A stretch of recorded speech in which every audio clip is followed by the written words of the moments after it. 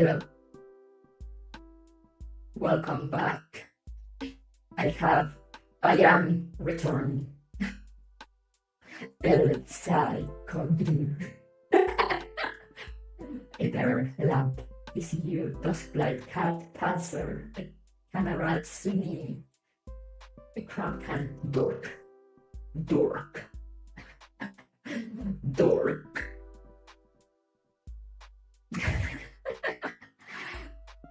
Yeah, hello guys. Sorry for the delay. Honestly, I don't know what took me so long. Oh yeah, I remember last minute as I opened B2 Studio that I wanted to set up a a hotkey for EOS for the Hoyo streams, Twitch streams. And I was like, oh, I'm gonna do that now so then I don't have to, like, you know, go through all the process of calling it back on B2 Studio. So I'm just gonna set the hotkey right now.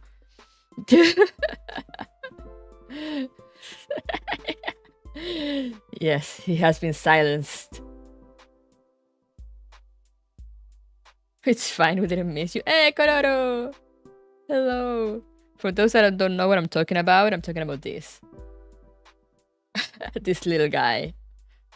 It's from Zelda Zone Zero, so like I have it on Twitch streams now since I stream mostly Hoyo games on Twitch. I have him set up there with like TTS and whatnot. And I wanted to set up the hotkey to like call him in and out without me having to go through the whole process of calling him on B2 Studio, because I don't know. I think I need to call it as a model first and then like export it as a live 2D model or something. And I didn't know if I had to do that again. It's not complicated, but you know, it's not something that you want to be doing before a stream.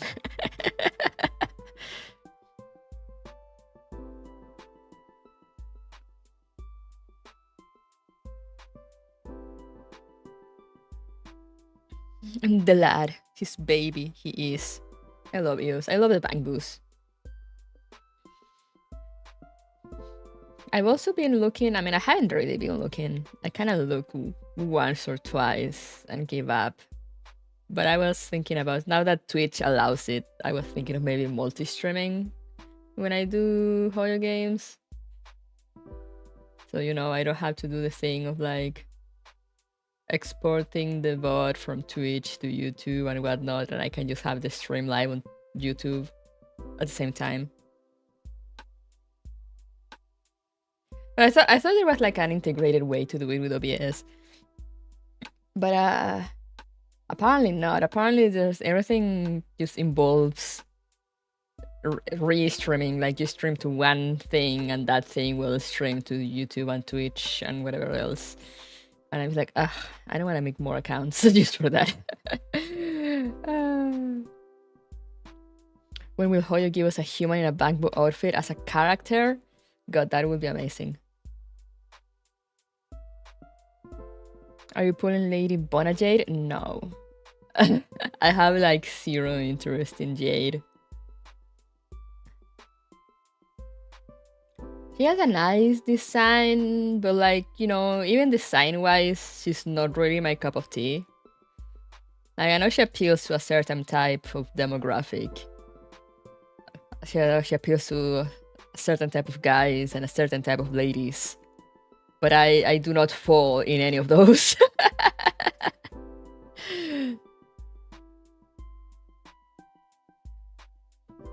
What about her python? Oh, she has a snake. I barely even noticed. Jade Honkai Star Rail. Oh yeah, right, the one in her splash art thingy.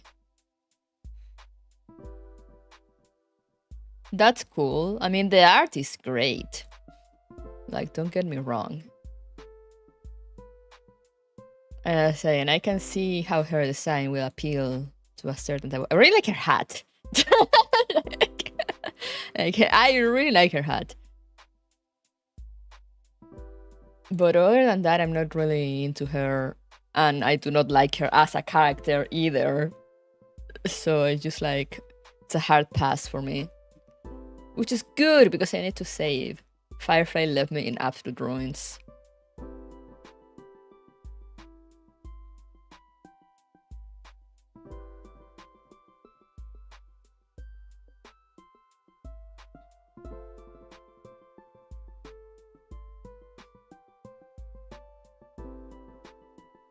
I kinda love her as an evil character who loves being evil. You gotta respect it. Oh yeah, no, that I like. You know, I can recognize that she seems to be shaping up to be like a nicely written villain character, or like maybe not villain, but like gray, but leaning more to evil side. You know. And like they really lean into that with like her skills and like her weapon being a whip and all that. Morally corrupt? I guess you could say that, yeah. Like, I don't think she's evil. Like, I don't think she's a villain of like, you know, I wanna cause, you know, I have evil purposes and I wanna cause bad things. She just does not have a moral compass. And like will do anything if it benefits her. Like that's the first impressions she gave from her first appearances. But as I said, if I don't know, there's a certain kind of, when it comes to evil characters, it's just kind of hit or miss for me. Sometimes I'll be like, oh yeah, she's an evil bitch, I'm gonna roll for her. And otherwise I'll be like, no, I don't want anything to do with her. I don't want her near me. And this is the case with Jade. Her moral compass exists, it just always points to her, truly. Is there another Lisa type? Who was Lisa? I don't remember. Impressions about Natlan teaser? I haven't watched it. I don't watch the teasers. Because, you know, I'm afraid of accidentally getting spoiled on something.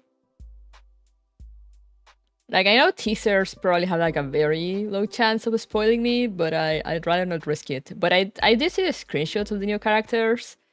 Once again, Hoyo demonstrates that it has a phobia about against melanin or something.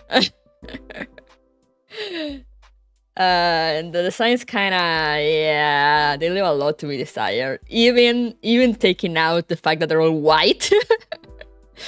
Even if you ignore that, the designs are still kinda eh.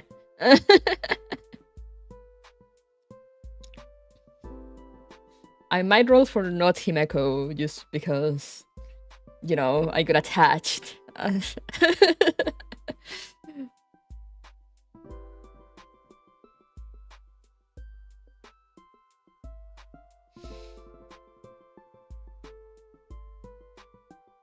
They could have done so much more with that. Yeah. Also, I don't really like, because I mean, sometimes games do it, you know, and it can be well executed at times when you kind of mix cultures. You know, you kind of mix real life cultures to make up a new one in game. But I don't think Hoyoverse is good at doing that. And they did this again for Natlan, and it's just like, no. Because apparently they mix, it's kind of a mix like of, you know, of South American with African, and it's just like, why?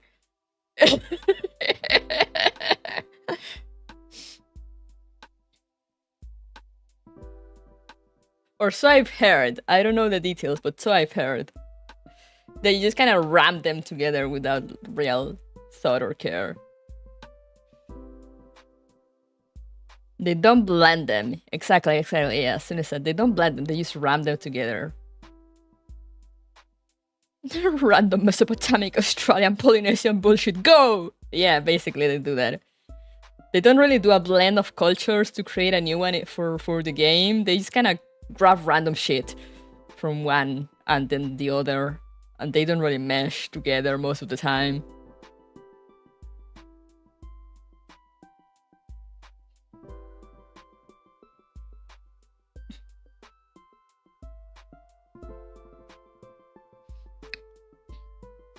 Put random stuff into random stuff, yeah. They kinda... I haven't gotten more into Sumeru yet since I just started. But from what I've heard, from what I've read, it looks like they just kinda... You know, they're like, oh, we need like an important name for something, you know, for our game lore. And they just will go and like grab some random god name from one culture and apply it to it without really looking or like doing research on the god in question.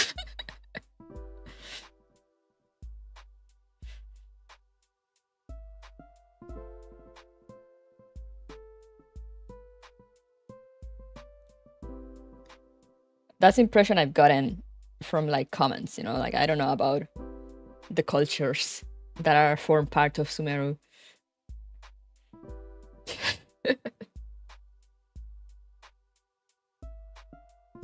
They blend the third world countries, basically.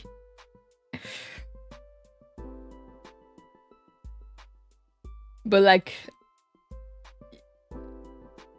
you know, I mean, it's like in South America alone and in Africa alone, I think you have enough culture to like base just one culture. Like there's no need to mix them together poorly.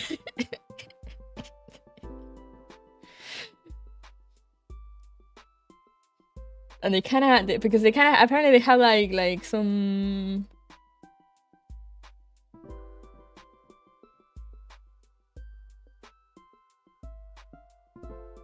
You will have to learn and research that, imagine!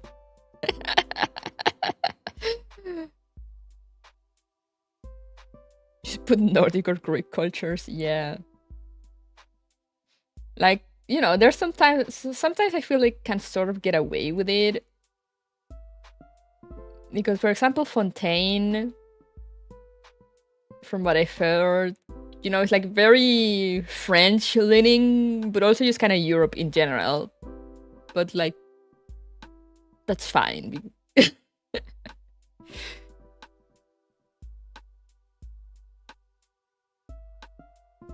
Because they don't really go, as far as I know, they don't really go into like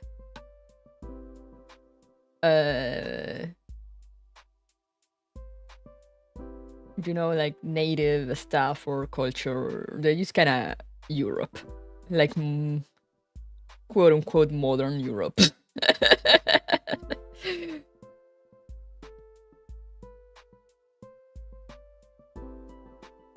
But then they go to like, because Fontaine, you know, it has like, there's a lot of French names, but there's also some British. But it's, I feel it's kind of more modern, so it doesn't really take from whatever, if there's any. I don't know history. I don't know if there's any folklore.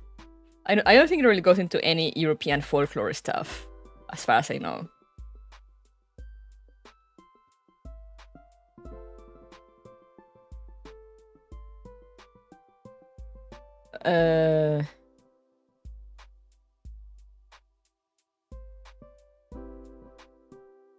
But here they actually take names from like, I think Aztec or Mayan or maybe both, and like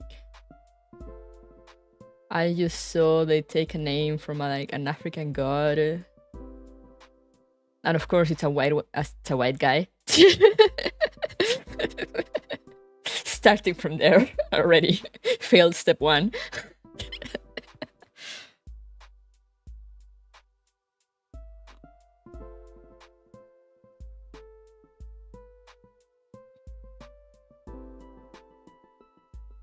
South African?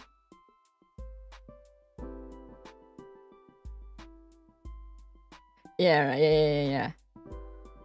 I just saw it on Twitter. Like I said, I don't know. I'm not versed into folklore of like other cultures. I would like to, but it's just one of those things of like, when would I do it? Like, I would love if people will come and tell me about like their folklore and stuff.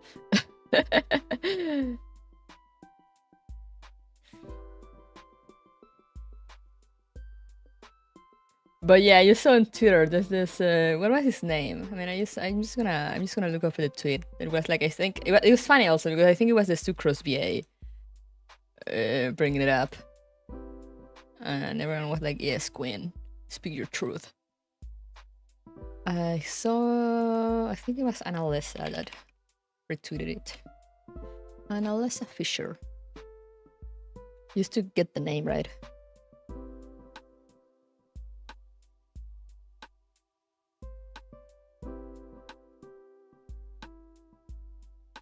A Yoruba deity. I'm not gonna try to say that name. Olorun? I'm probably butchering that. There's like little thingies under the O's. I don't know how to pronounce that. The supreme Yoruba deity. And he's just some white guy. Some white dude. Some white twink. Like, yes. This looks lore accurate.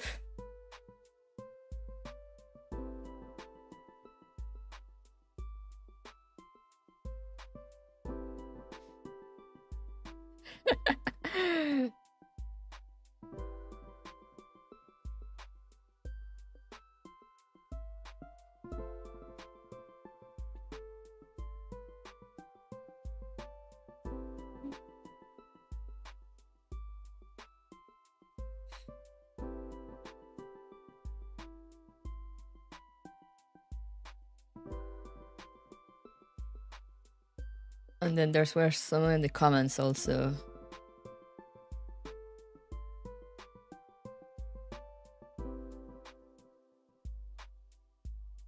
Also, I'm just reading from the comments here, and I'm just like, wow. But apparently I've heard the not Himeko, because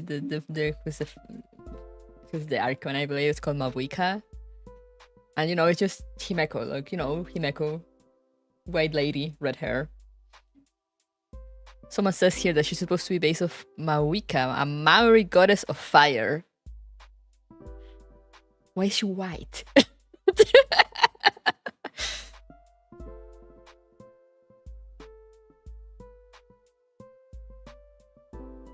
Hey, Frethi. There was another one of the guy like Kinnick. Kinnick apparently is supposed to be a Mayan sun god. He's also some white twink. I mean, I like him, but yeah. Ancient white Himeko.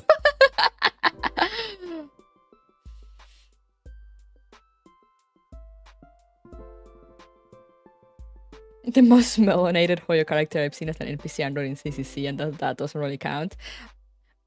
And even saying that, like in Zenless, I think in Zenless they have more by just having one character. They have one character that's like not white in Nekomata. She's not super dark skin either, but like she's like darker than most Hoyo characters. And just with that one, they have like more.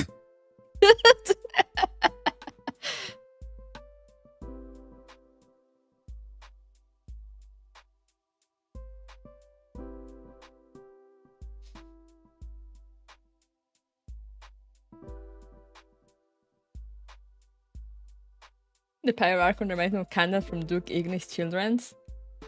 Oh, maybe. Poor Ben doesn't count. He's a bear, so his sadly doesn't count.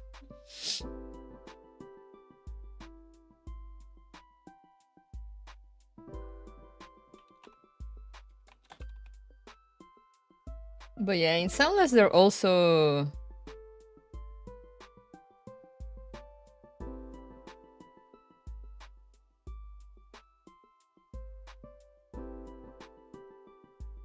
Let me go to print one, so you can see just the list of characters.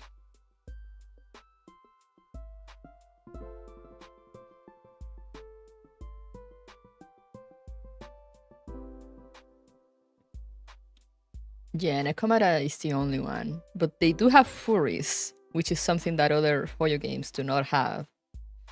I mean like full-on furries, not the...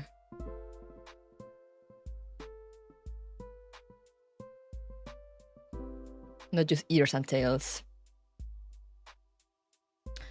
They also have, I don't remember if they've done it in other games, but they have, I mean, they do have Sokaku, who's clearly based on of an Oni, but she actually has like full-on blue skin.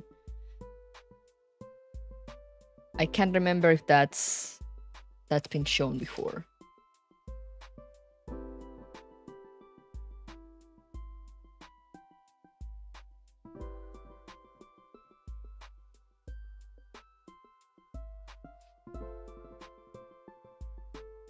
Yeah, Popsicle Girl. I don't know if they had other funny color skin characters in other Hoyo games. Red and blue were kind of opposites for Honest. Yeah, I think so.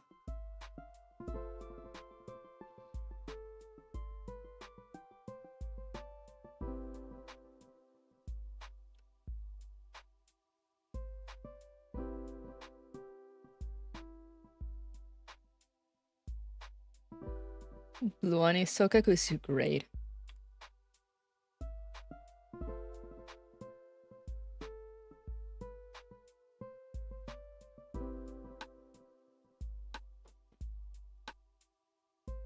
Oni's only coming 2 flavors, blueberry and strawberry, yes.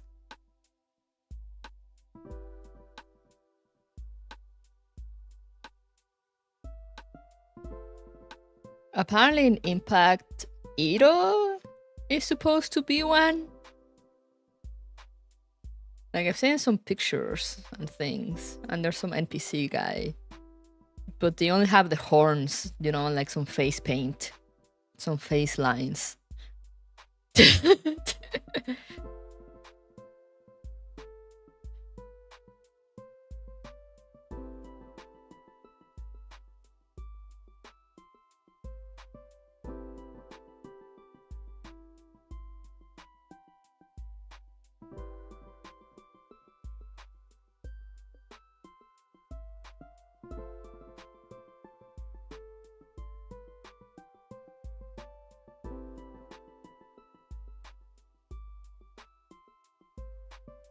So, you know, it's kind of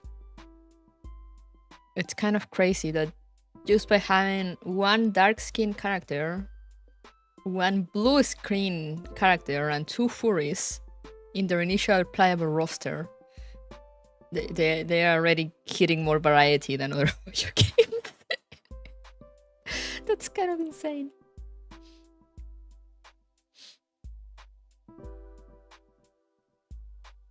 Oh yeah, and androids. Where do I have? LD Player 9. We need cowboys? True. Need more elements, but I don't want to pull. Yeah, I'm saving for Jane Doe and hopefully Seth. So I'm not really pulling. I mean, I'm pulling in the standard as I get pulls. Extremely tired of how your discussion went.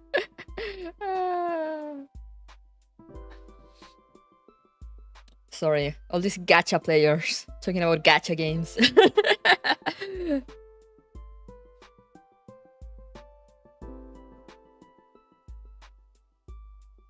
Waiting for the fox girl. Miyabi? How soon Culture Run should happen? I don't know. Maybe for anniversary? What's this ad? Close. Get out of here. Foskar Miyabi.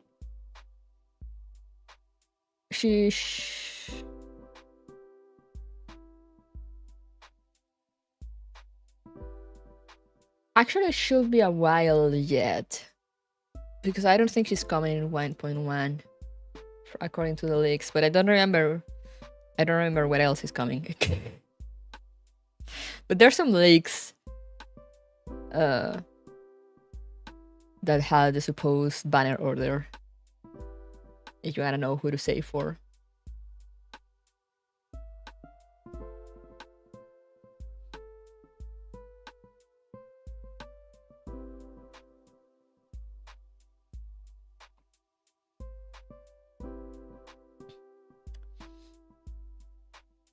Well, yeah, that is my opinion on Natlan character.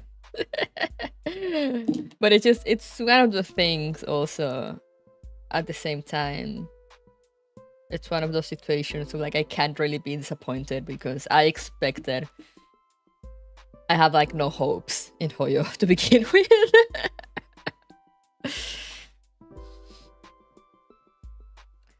Initiating.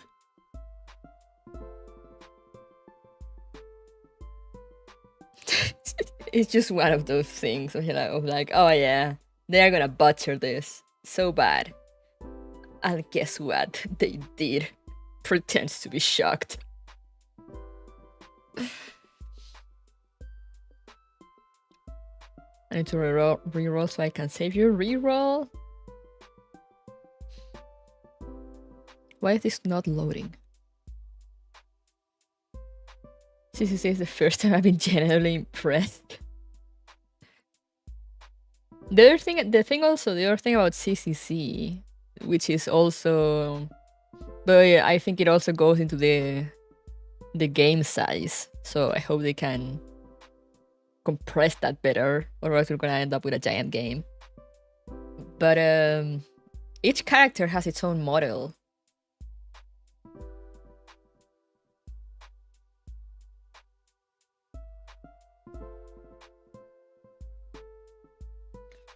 Okay, so not loading. Close.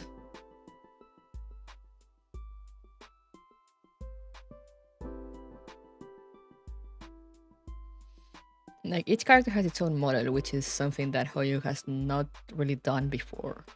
They always have like a few bases that they kind of paint over. Work, LD player, work! Restart.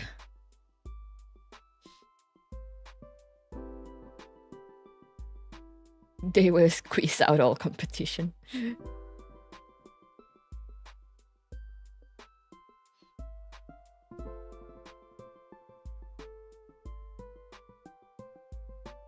Is it a compress? It could be a god-sized game fast. Isn't Mega Games more diverse than MiHoYo? So far, yeah, kinda. Which again it's crazy because it's not like they have that much either.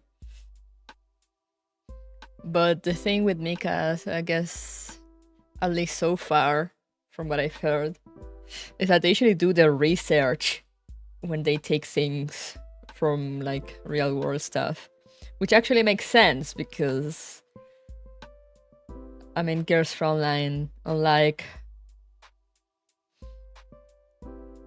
the Gears Frontline universe, unlike the Hoyo universe, or like Genshin in particular,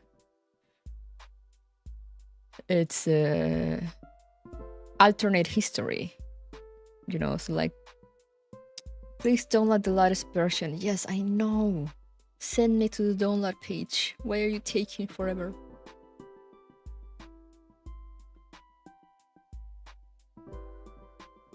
Update.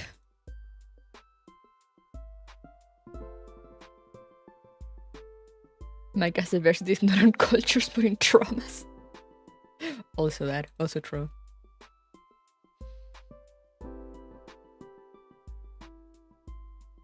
But also the thing with Mika is that it's mostly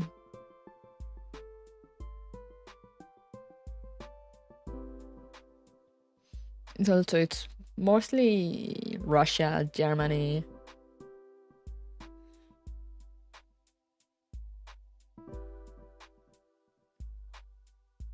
Like now on Nera Cloud, we're getting to see dolls and people from like actual other places.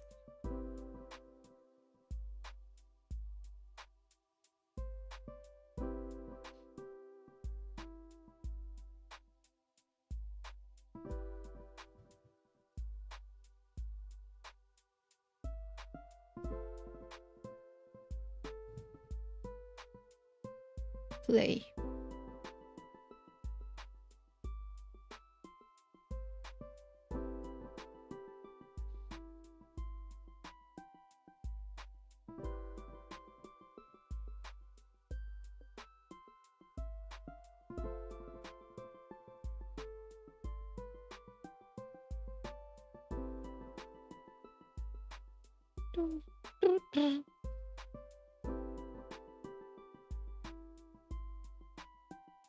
The unidentifiable San Carlos, exactly.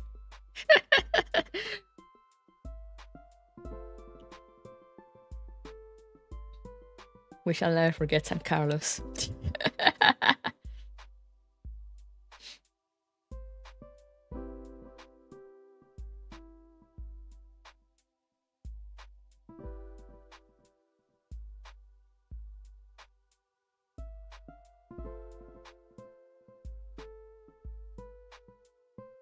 Hey, Mango Tango. My canon for San Carlos is it's actually all San Carlos all at once, all at the same time. Yes. And it's in all the San Carlos's position all at once. A valid theory.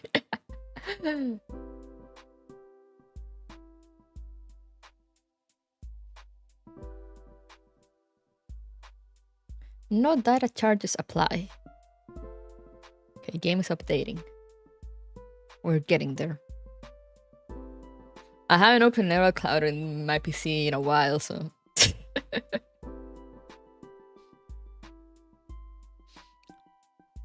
Oh yeah, I forgot to mention, I have made some progress during this week.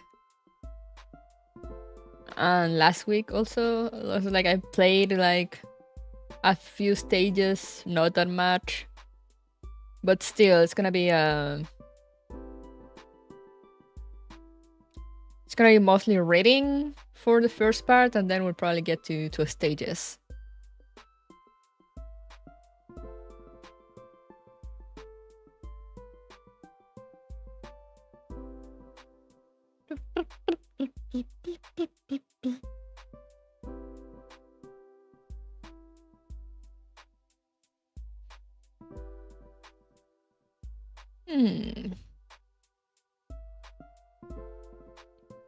Okay, it's only 1.7 gig. How long could it take? I kind of forgot I wanted to do this while I was yapping. Got distracted right away, but someone asking about the Natlan teaser.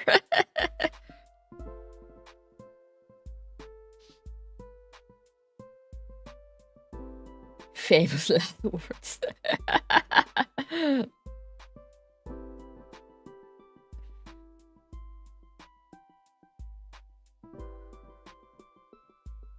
I'm loving the event. It's unpredictable hardest event for me. What I read so far, it really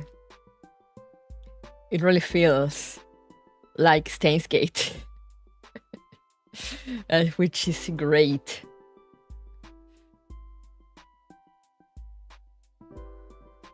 Worth the wait, truly. I've heard it's long. Also, I've been told it's pretty long. And, you know, I was on break, so I couldn't really start as it came out. But it stays on the archive.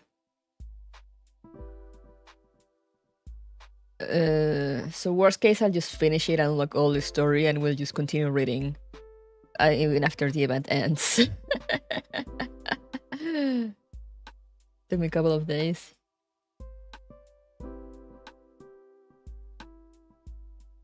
Punched me in the feels many times. I can't wait. The Mechaverse has collabed with so much stuff. I honestly wonder what else it could collab with. It's like, you never know, because it's always the thing with Mecha collab is that, you know, they don't really look for like, oh, you know, this will fit well into our universe or whatever. They're just like, I like this franchise. Let's collab with them. And that franchise could be anything.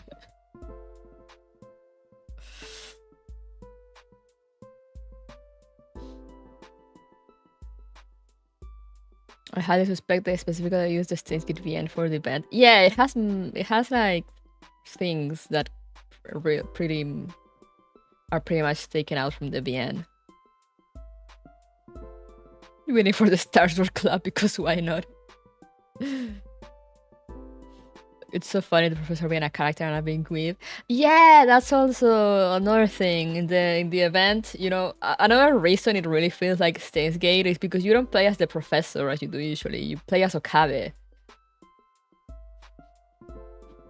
So you get to read like all his inner thoughts and whatnot.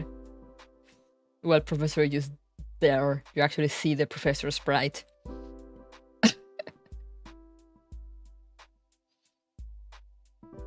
But yeah, for those that know STEINS Gate, I think I mentioned it last time, but now that it's actually this stream, I'll mention it again. For those that know of STEINS Gate, this you will see very early on that this obviously takes place before everything starts, before the plot thickens on the VN itself. So they're pretty much all just silly young adults being silly young adults.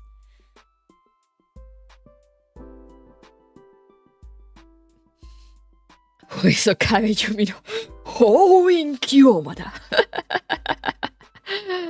Okabe is such a nerd. Female prof is really hot. They're both really hot. Like both male and female prof.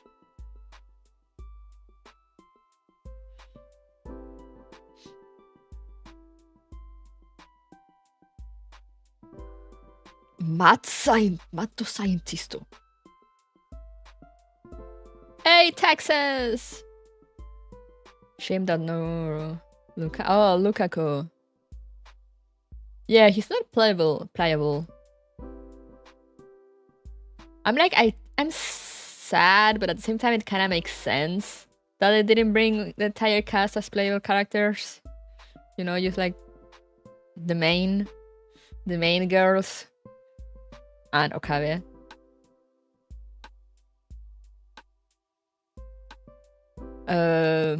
But also I would have liked if they will put like the other characters.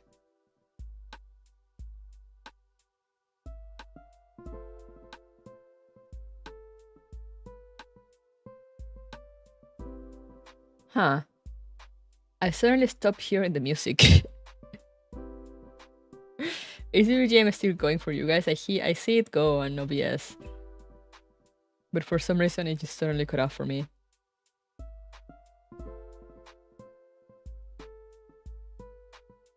I am here sitting in silence.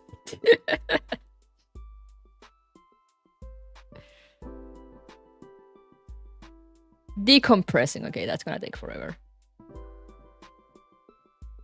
Seeing more of the professor is a win-win in my book. Yeah, it's really good. We are hot in Nova Cloud. Yes.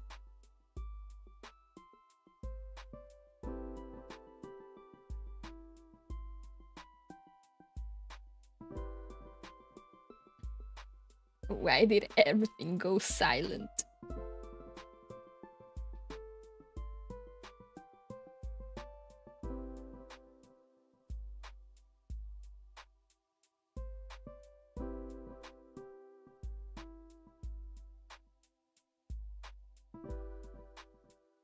Unbelievable.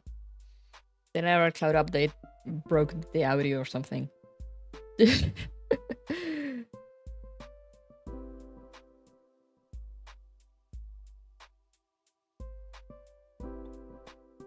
See the microphone also still being picked up.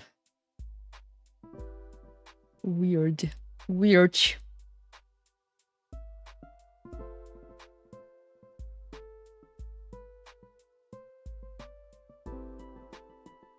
And Siap is trying its best.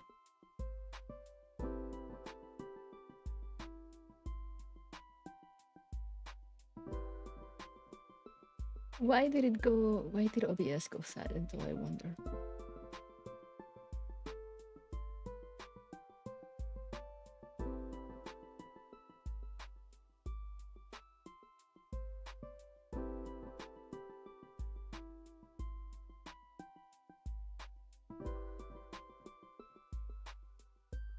It feels so weird. I'm so used to having the background music.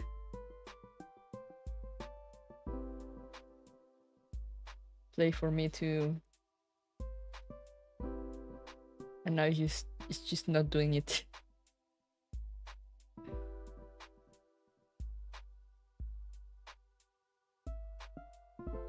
And I just hear the fan going off in the background.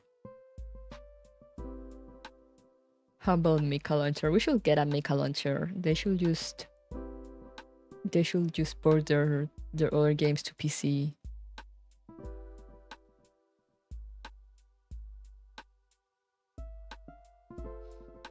But then again, I guess Gears Frontline, it's kind of reaching the end, so. Hey Rose, Srirup, what's up? They should, yeah. Like on one hand, I'm like, Gears Frontline is kind of reaching its end, so would it make sense to have a launcher just for 2 games, which will be like Narrow Cloud and Gears Frontline 2?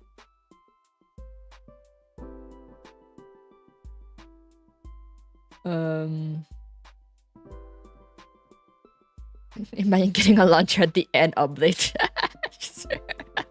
The last story update of Gears Frontline, and we get a launcher for all the games.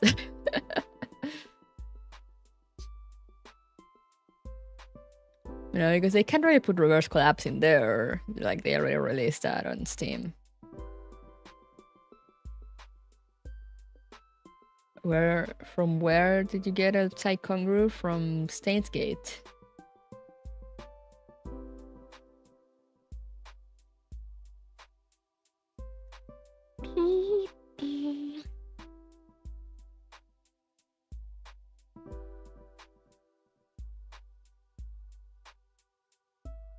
Can't stop thinking about a potential AK-12 Mod 3. Oh yeah, I saw the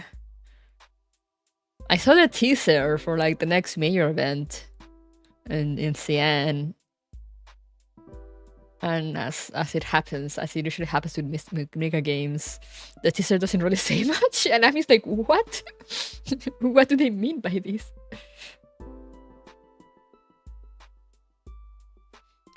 No, 15 is the abs girl. 15 is the strongest doll in the new Soviet Union. I finished it like yesterday. Oh, did you? Just the first one? I mean, the anime or the visual novel? Also, the first one or Zero?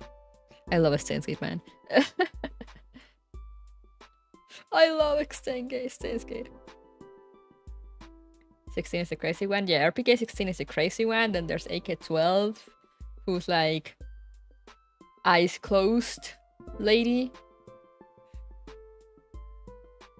who apparently is inside a NATO right now. Then there's AK-15, the strongest doll in the new Soviet Union, that has abs that could grate cheese. And then there's AN-94.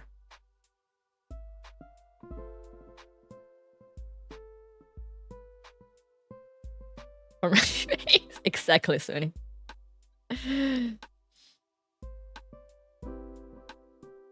Please explain the ending of STEINS Gate. I will not explain the ending of STEINS Gate. Because people should go and play it. Or even just watch the anime. For an anime adaptation, I think it's pretty okay, pretty good.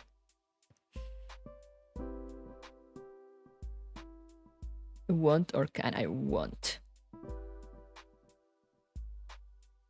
Go play STEINS, get an STEINS, get 0, yeah.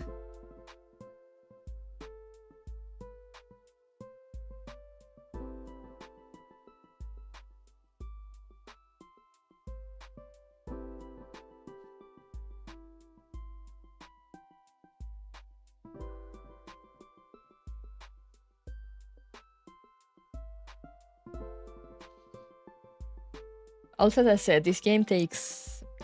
Clearly the characters here are like from early on in the visual novel. So there's no point in explaining the ending of the game. You don't really need it.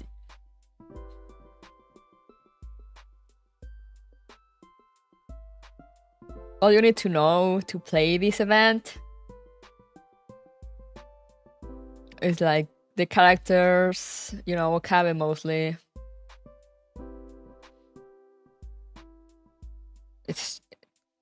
Is upset with creating a time machine,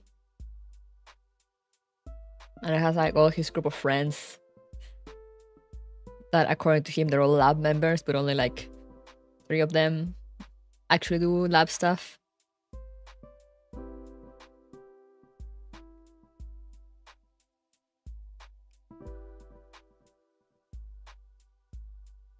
And that's it. And that they develop a microwave that they connected to a phone, and somehow they can send text messages to the past. And when that happens, they change the past. And Okabe is the only one that retains his memories from when they do this. Yeah, that's pretty much it. That's pretty much all you need to know.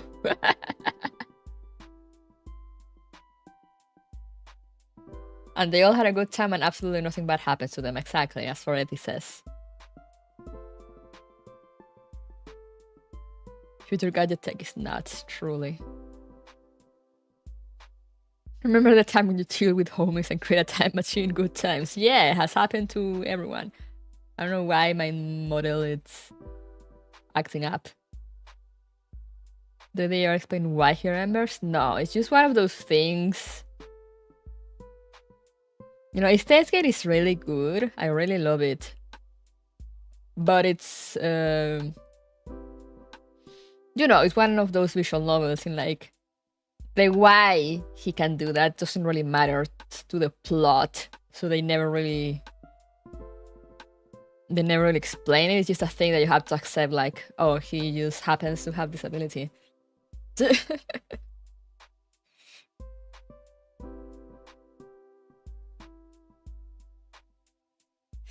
Because he's chosen by the STEINS Gate, exactly.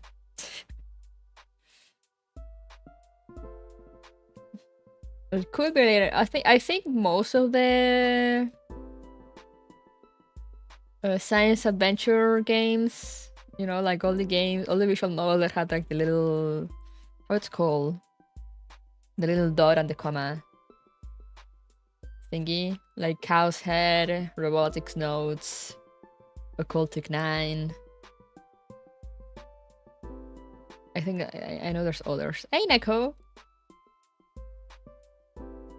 I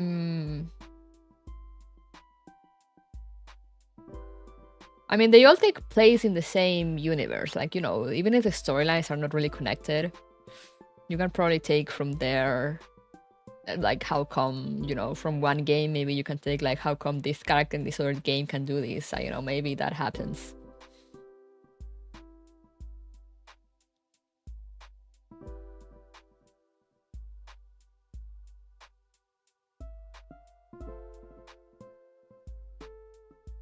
Like, all they say with Okabe is that when he was little one time, he had like this really strong flu kind of thing. You know, like very, very bad. And they kind of link it to that event, but they don't really explain why or how. So I'm guessing it's a thing of like, oh, maybe like something from another game affected him or something or other. But as I said, I think a lot of these games operate on the fact of like, oh, the protagonist can't do this, and they just happen to be able to do it. And then the plot revolves around that, you know, about the problems that causes them or something or whatever. But it doesn't really focus on them as like, why do they have this power? In the movie, Okabe stated that rings didn't exist on all people. Just people has different sensitivity. I don't know how canon the movie is though, but I'll take that, yeah, because you can see also,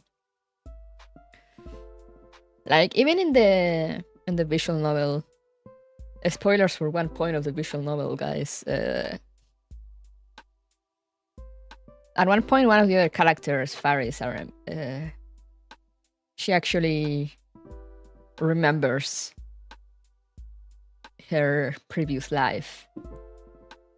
You know, like they do like a lot of changes, and they end up changing like her something that happened in her life. So they pretty much change her entire life from one point. But she still remembers her previous lives. You know, she just says it like very realistic dreams that she has, and like, you know, with this lingering feeling that they're not dreams. And like, yeah, you start getting also some more characters that kind of vaguely remember. It's just that Okabe is the only one that remembers clearly. Hey, Trim.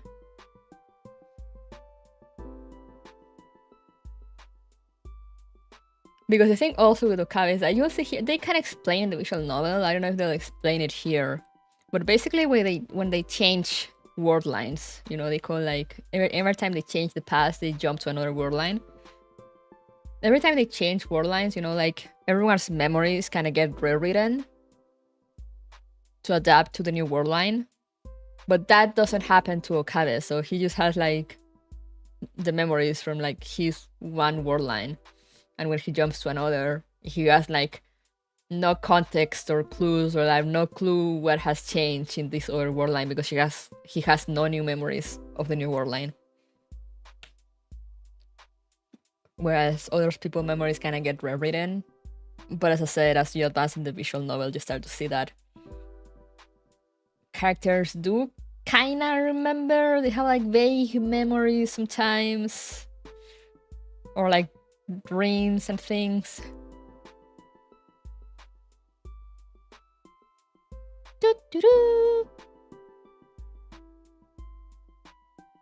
Me encanta tu inglés, es muy natural, lo digo desde mi experiencia de no entender inglés. Muchas gracias.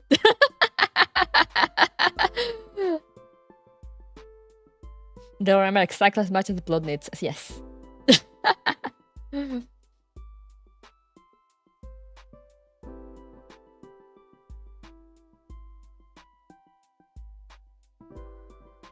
The whole premise was 99% reality, 100% fantasy when they're promoting STEINS get back in the day. Really?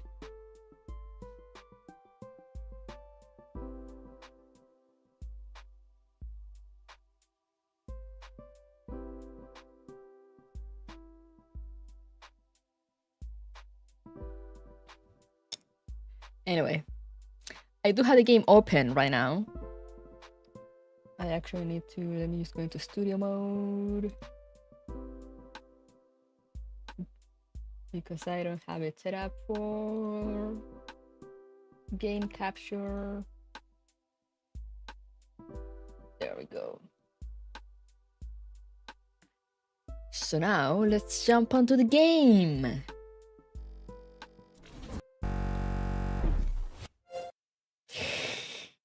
I don't know what was that. My OBS is acting up.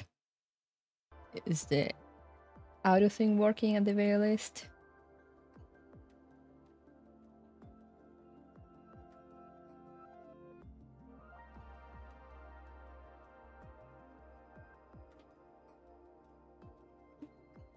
Huh.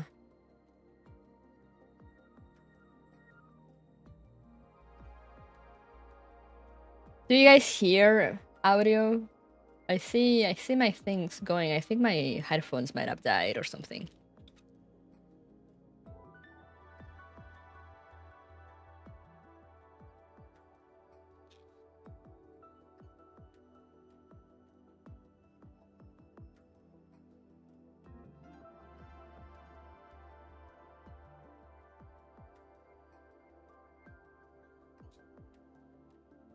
Wait a second, I'm gonna see if I can...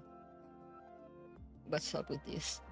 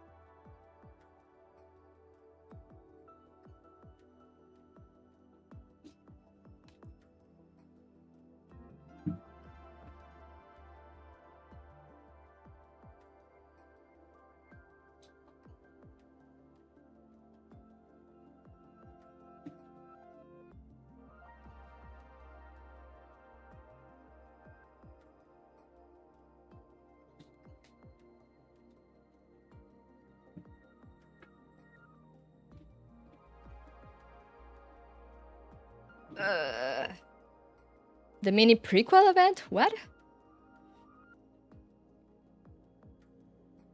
Oh, the one on the for the mashup thingy?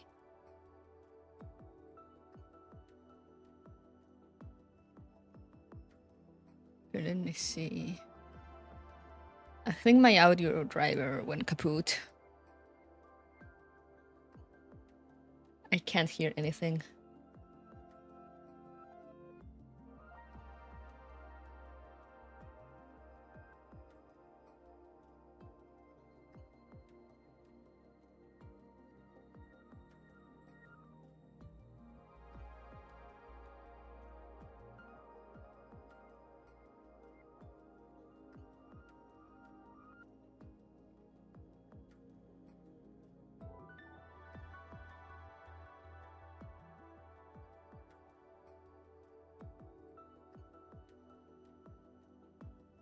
Okay, let me try to restart this thing. You're probably gonna lose audio for a second.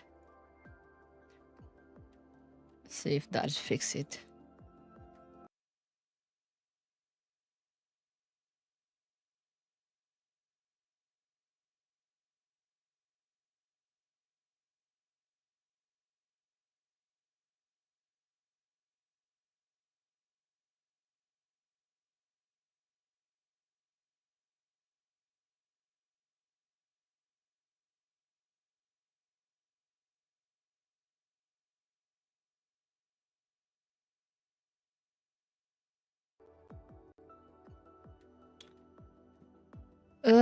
Nope.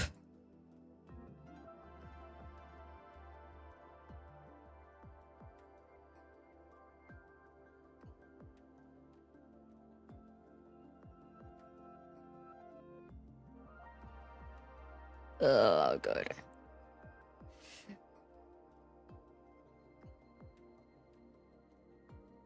I'm gonna have to restart my computer. I can't hear anything. The audio just died on me.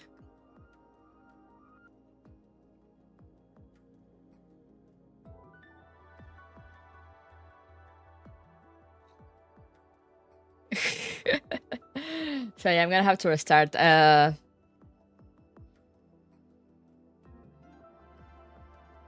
gonna put up the waiting screen.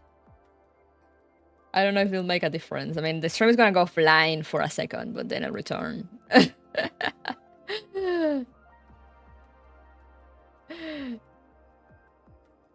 But yeah, as I said, the stream gonna go offline.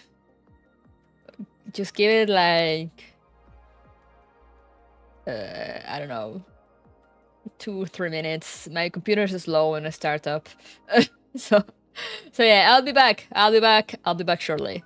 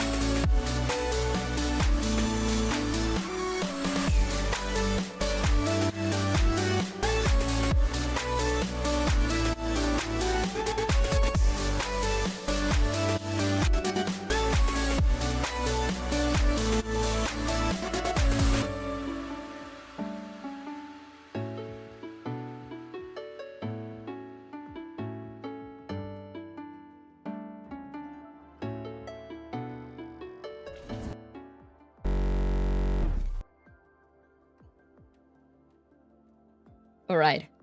Hello.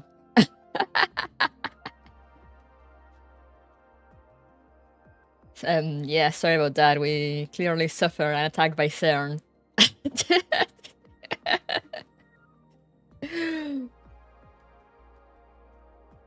My audio had died a while ago, but I just figured out it was something with OBS. But then I opened the game and I couldn't hear anything, and I was like, oh no. It happens sometimes. It's very rarely, so I haven't really looked up into it, but I think it's like the second time it happens. I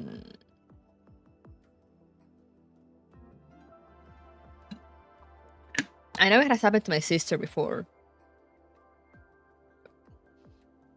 But before, when it happened to her, it was usually a thing that, you know, you start up the computer and it's not working right away.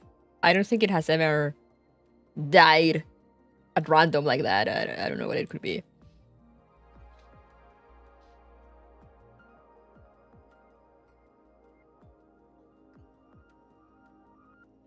It's all because I haven't uninstalled League of Legends yet, probably. My friend visited and installed League of Legends on the computer. I still have to go get around to deleting that. But anyway, we are here.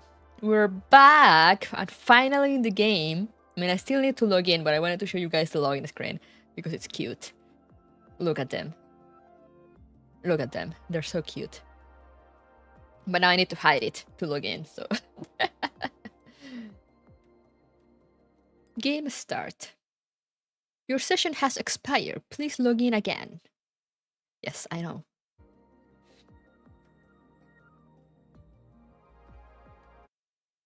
Sunburn ID. Login. Are we in? Are we in? Are we in? We're in. We're in! At long last. Sorry, that was a lot of everything happening just to get into the game. God damn.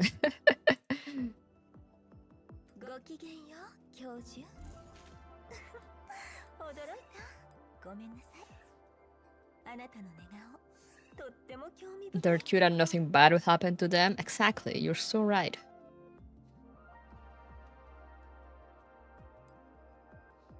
If anyone wants my code, there it is.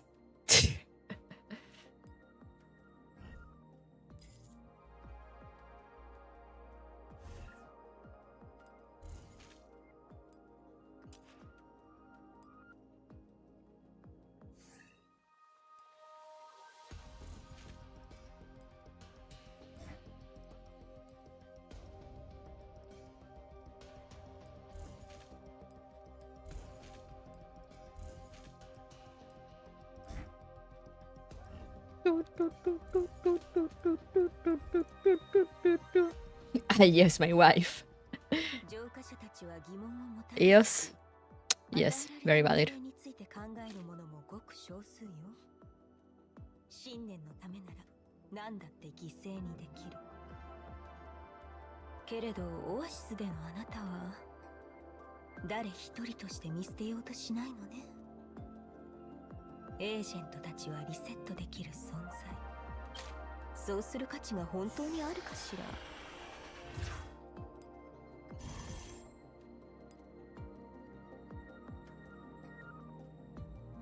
Let me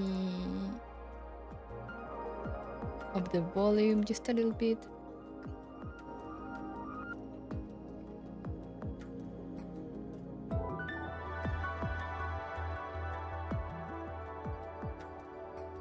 The mad scientist? Oh, I have him. Wait, I'll show him to you.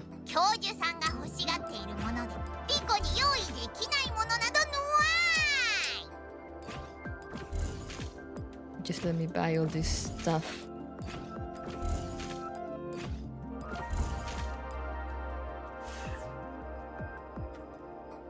Juancho, am I winning? I actually just started.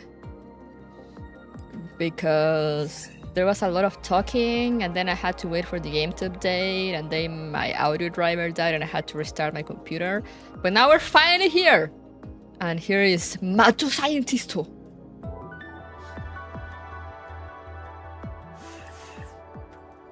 But yeah, we're gonna do pulls. I've been pulling a little bit, but I've had no luck. As I said, 80 pulls, still no Kurisu. But we're gonna keep trying. And I had 20 more pulls to try now, so let's go.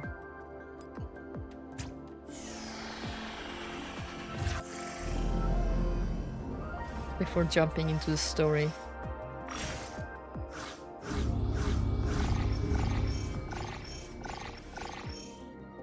Oh no. Really?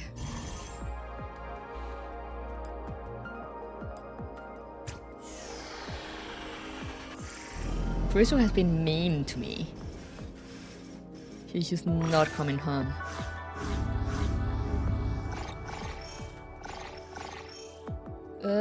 Nope.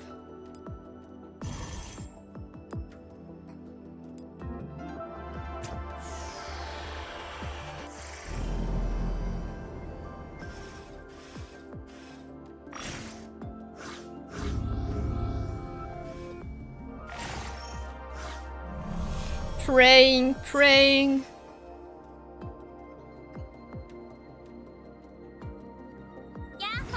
I had the same problem with my Yuri. I haven't gotten any of them. It's the worst.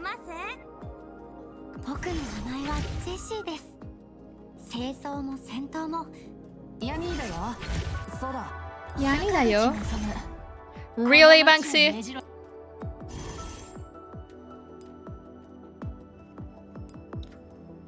I don't have enough for another 10 pool.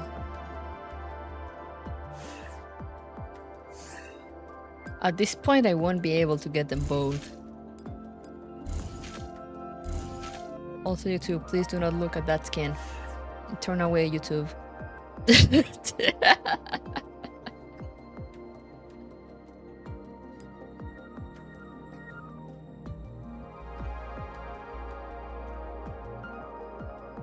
I haven't rolled a spirits. Should I roll a spirits?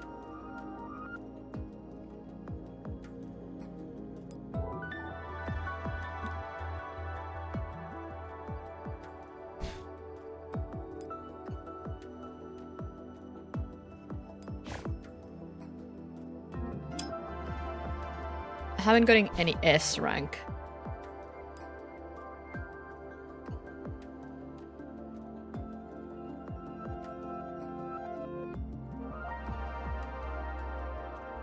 Wow.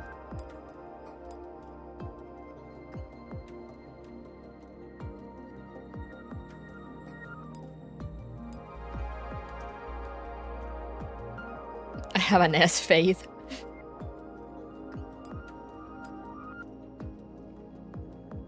I have no S, only A's. Welp. Neurocloud has been really hating on me.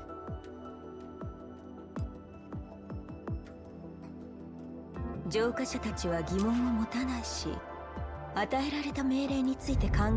don't know why.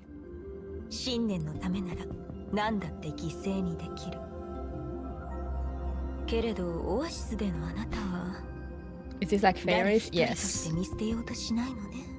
But yeah, so should I read the story of this thing?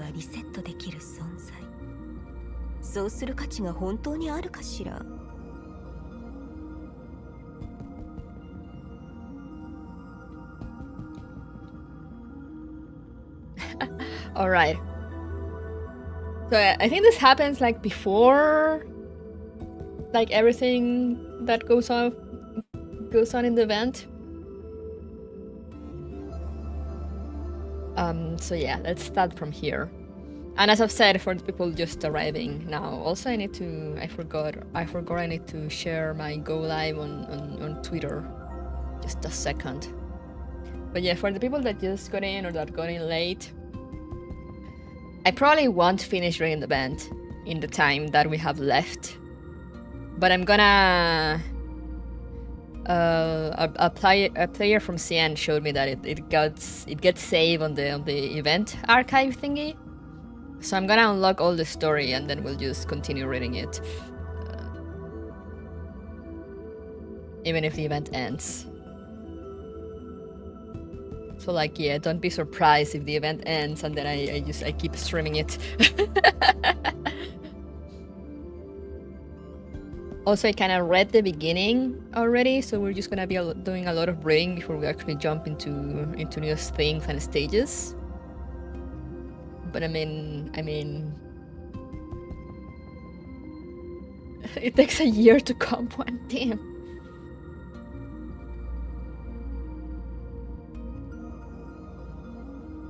But yeah, I wanted to progress. I wanted to farm or like get things, so.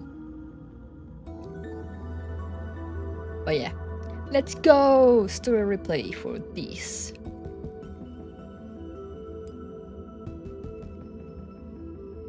Butterflies Flutter-By. Variables and unknowns are the prelude to a symphony of chaos.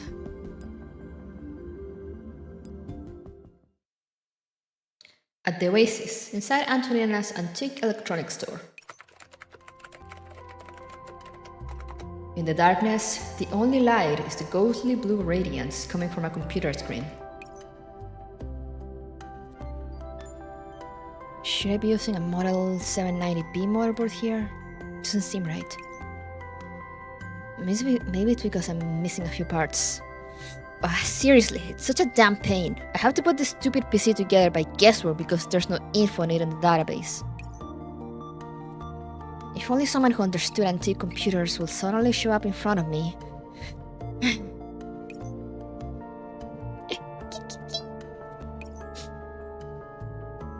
Oh yeah, also I had an epiphany the other day that the presence of fairies in this collab means that sooner or later I will have to Nia speak, so be ready for that. What the heck? So that's where you were. Look, I'm not in the mood to play with you. At least not until I put this together. Hey, don't eat that! Antonina frantically rescues a part from the tentacles of the diminutive Entropic, and then picks it up before plopping the little critter on her hat. Just wait up there and be good. Why do you keep plastering yourself to me anyway? I'm a high-end network security doll. But now, not only am I a nanny, I can't even fix this PC from the turn of the century. Could anything feel worse? Also, I just realized now that they light up all these terms, so I guess this is already for people that kinda jump into the game just for the collab, and it kinda explains dolls and stuff. If only the cloud hadn't been disconnected from reality, I'd be able to look up relevant data even for a 50-year-old antique PC. Kiki! Alright, quiet down. I'm almost done. Now all I need is to infuse some operance into it. Antonina's hands keep moving until every piece is in its place. A white PC sits serenely in the middle of the scattered parts.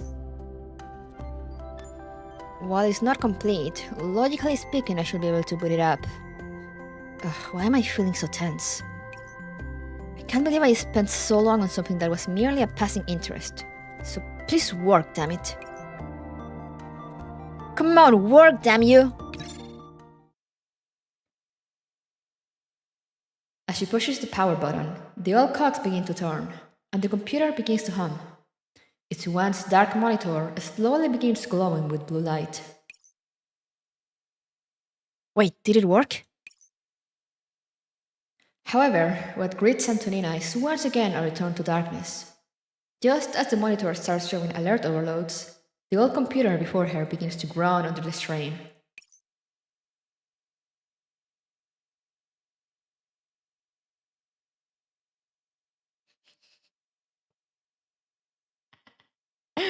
These words.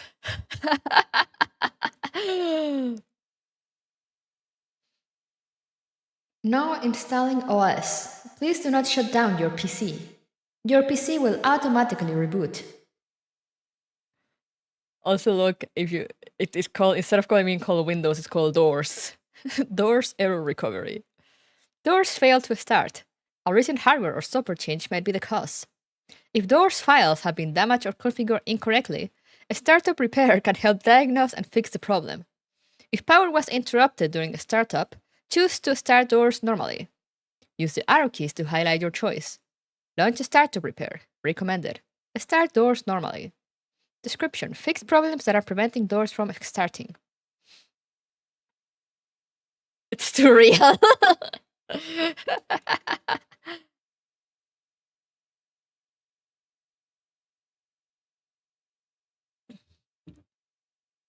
I can feel fellow IT buddies suffer at this.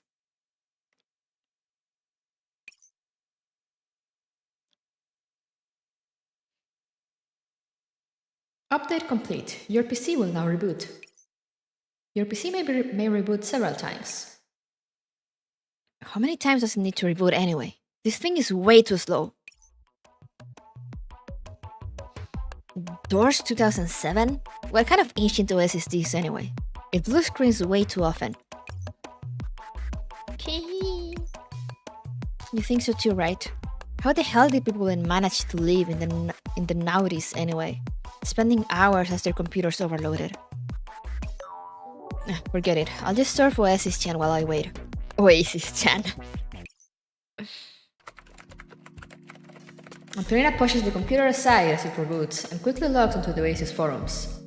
The diminutive Entropic creeps up to the screen in perfect harmony as it whiles away the time with her. Oasis Patrol Report number 47. Is it already the 47th day? Kimi is amazing. I just finished patrolling the entire Oasis. At Shai Miko. I just finished patrolling the entire Oasis.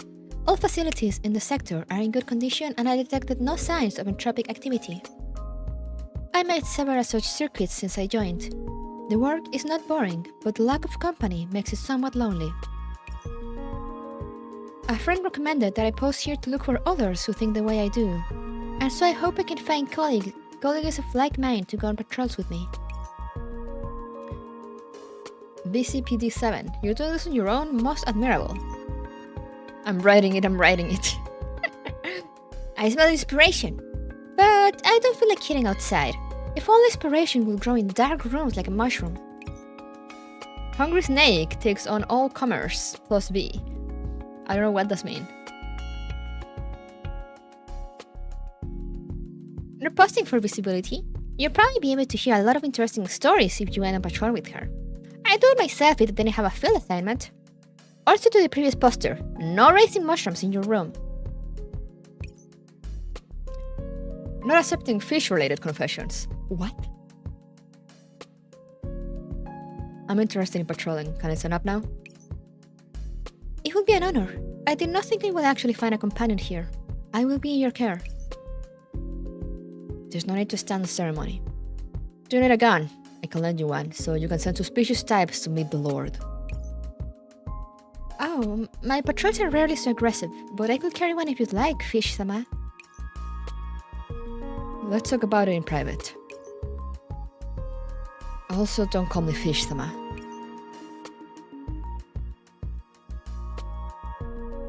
The posts end there. Let me restart my Stream Deck. It's taking forever to activate things.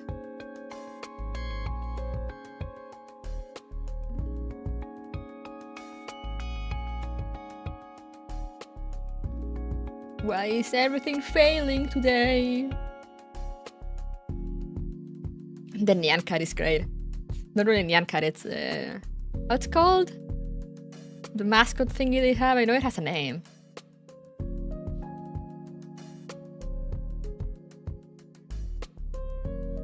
I need to know the story behind that name. Me too. What kind of fish-related confessions was she getting? Yeah, I'm playing on PC. I'm using LD Player 9.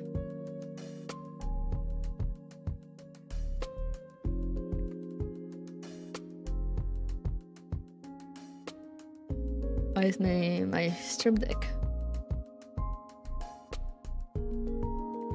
No, it's starting back up.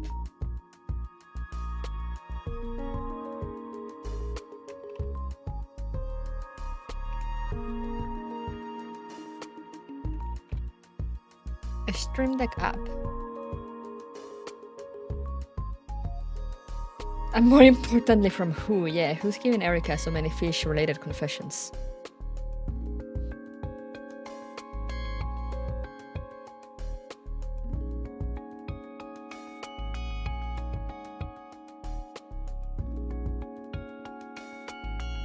Man, I feel like my computer is getting slower and slower, just getting harder for it to process things.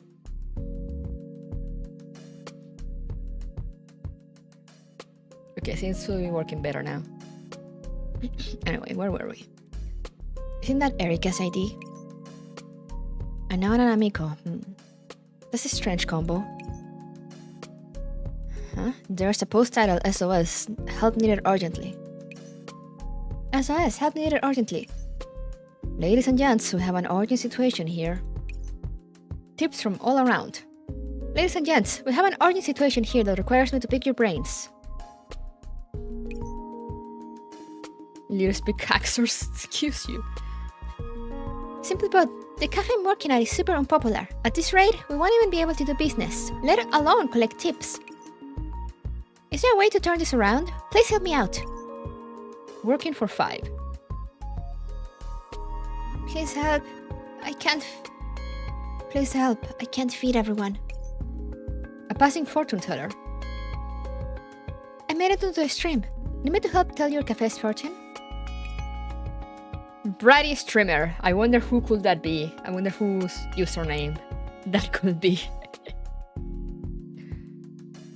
Is that why you went out of your way to call me out here? Yeah, it's fine. A few minutes with a popular streamer like me, and the customers will be breaking down the doors to get here.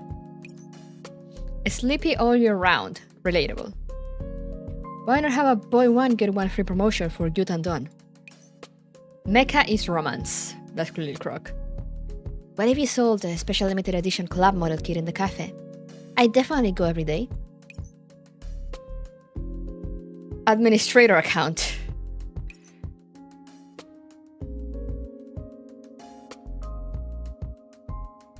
It's a coffee freak. The coffee freak. Yeah, LD Player 9. That's what I used to play on PC. Coffee freak? Were you talking about me? Crap, I messed up. Good thing I'm anonym. Wait a minute, how come my stream got banned again? I don't know, Kuro. Maybe you should use less obvious usernames. Just saying. Just an idea. You know, just putting it out there.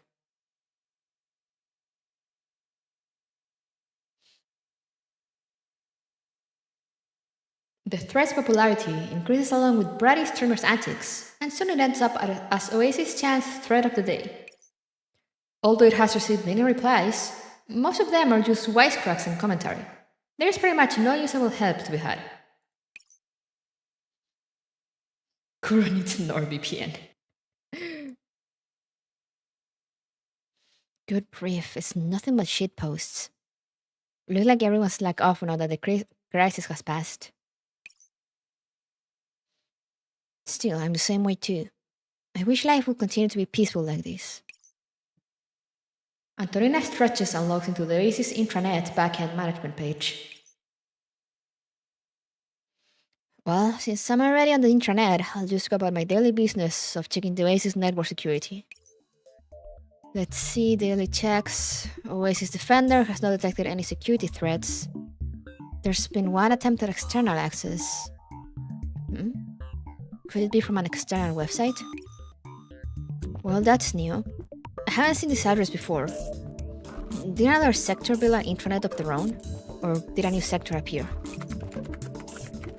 Antonina taps on her keyboard and tries to access it, but glaring red letters indicate that she is not welcome. What's this?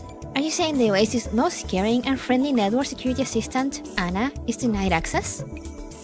Do you seriously think I will let that happen? Anna's face turns serious. Her hands fly over the keyboard, and she begins hacking.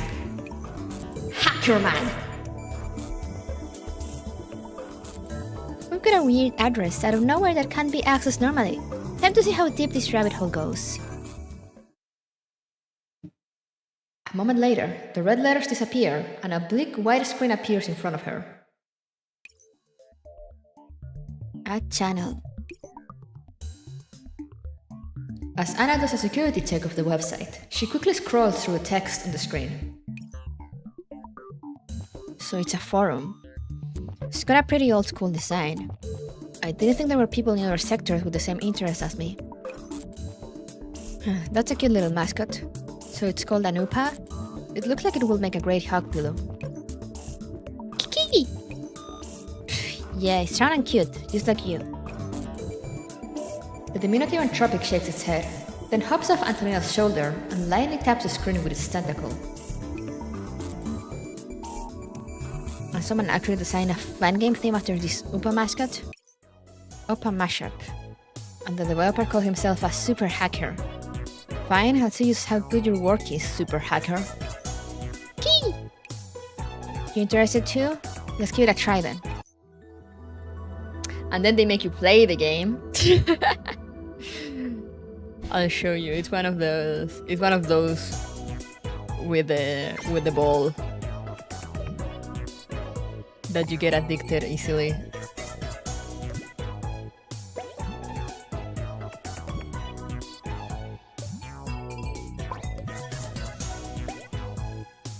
Look at this.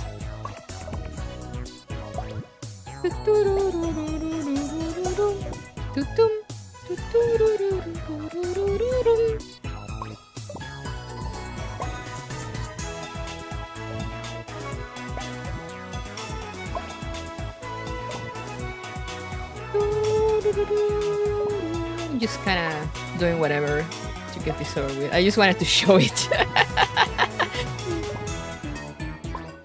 Because after you get to that part, they actually make you play this.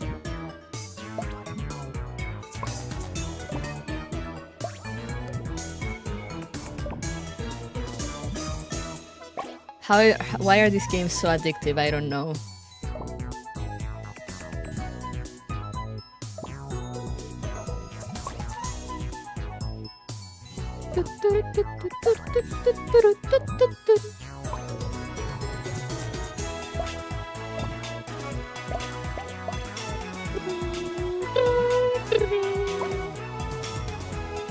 Big gameplay. Yo, Suika game.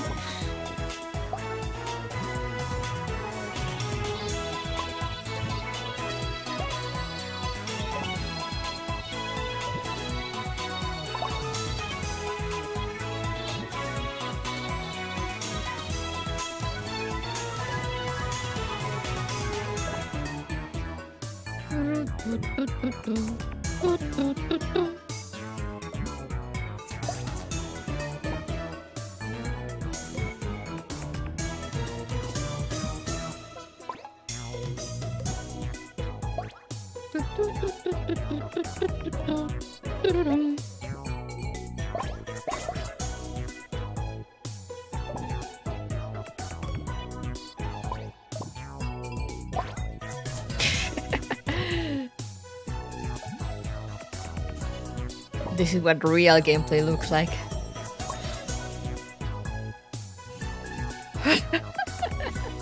Neurocloud's minigames are more fun than the actual gameplay loop. Kamei 2023. Did you really say that?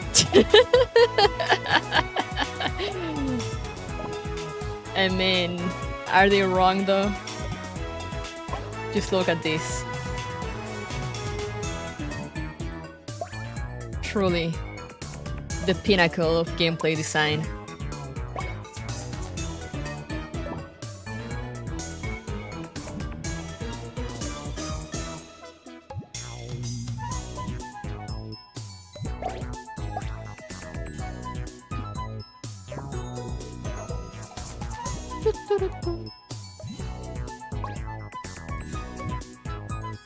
He said that on a stream or something. Oh, of course.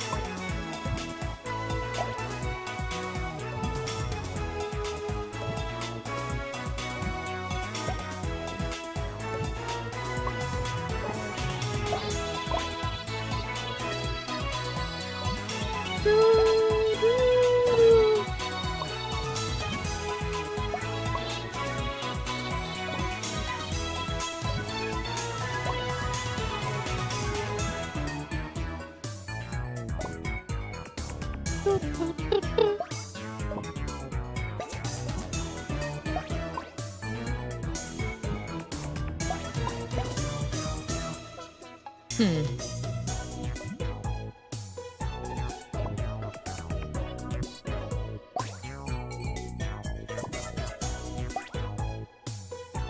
didn't think I would last this long. I gotta say, I'm slightly surprised.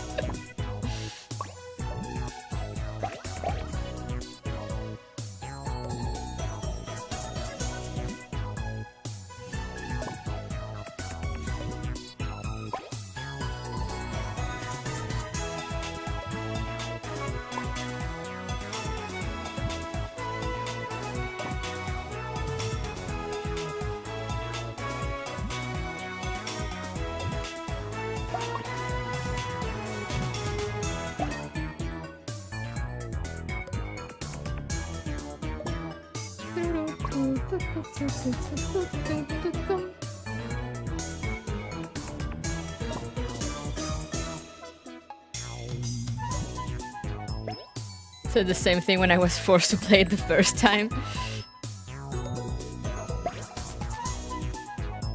I'm like, damn.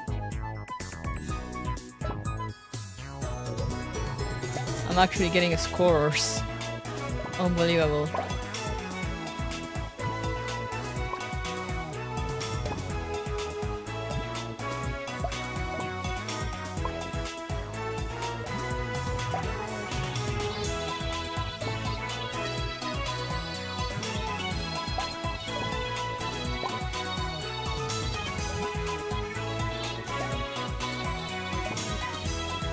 Had the same problem, the minigames to be more fun than the actual game in Shoreline 2. Oh yeah, didn't I saw your, I think it was your tweet. They had like a Vampire Survivors thing.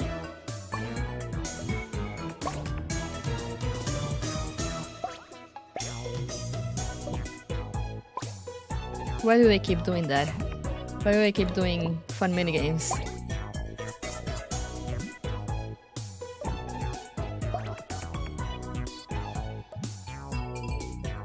But then I guess minigames will always be inherently more fun, since they're kind of meant to just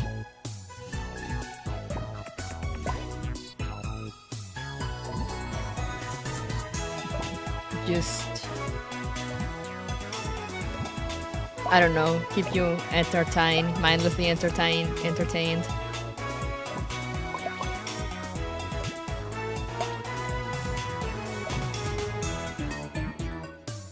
Whoops.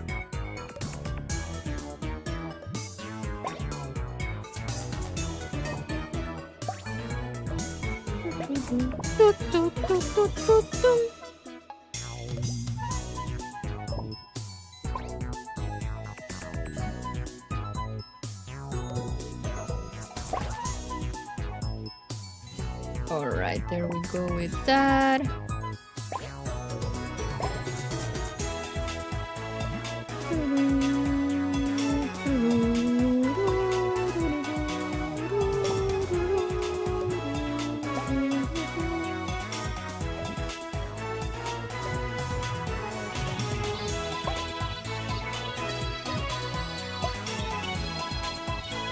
Man.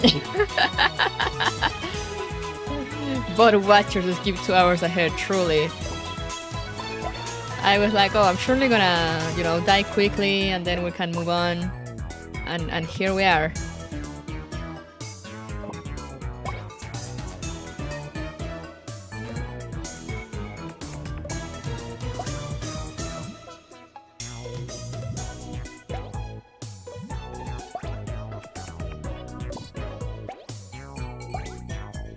Here we are, still going.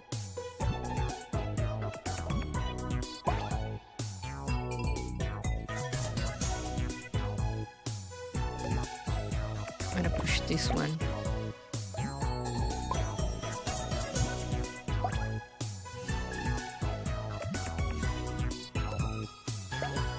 I mean, I could use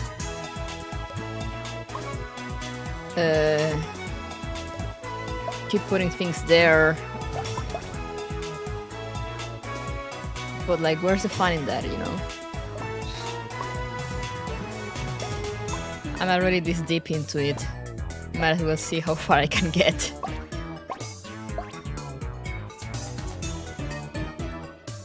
push this one down.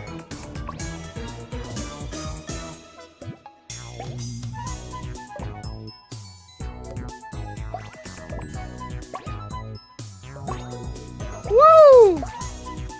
It's actually the first time I get that one. Oh, now.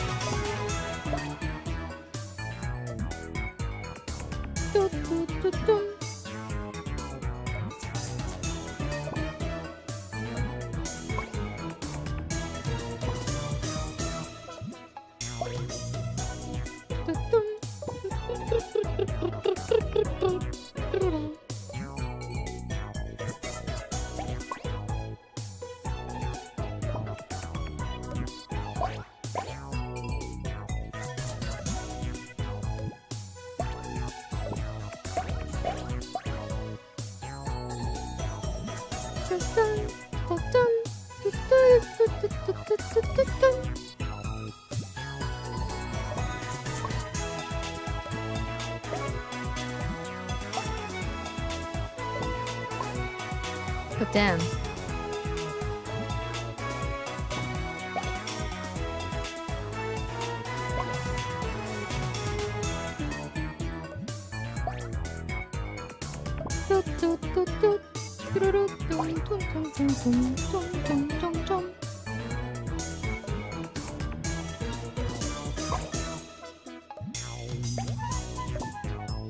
Interesting.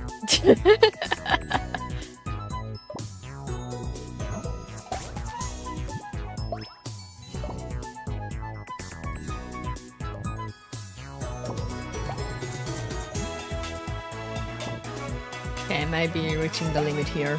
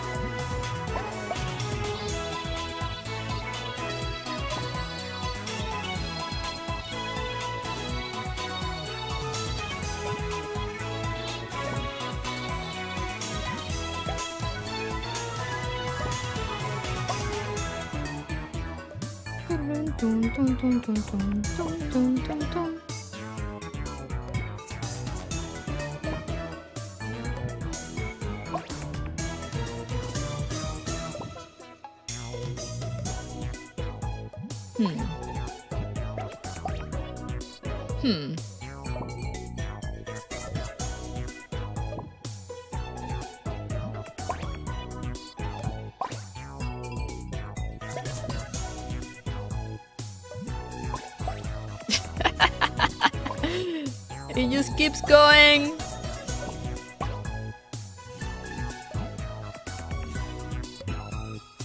There we go. New record. Okay, we know we are not trying again. Let me see the leaderboard. I'm 2 among my friends. Yo, I'm over Maple. I won over Maple.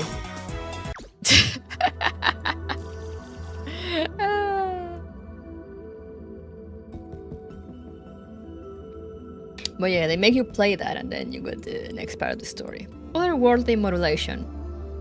26 riddles can pick up 2010 radio waves. And done.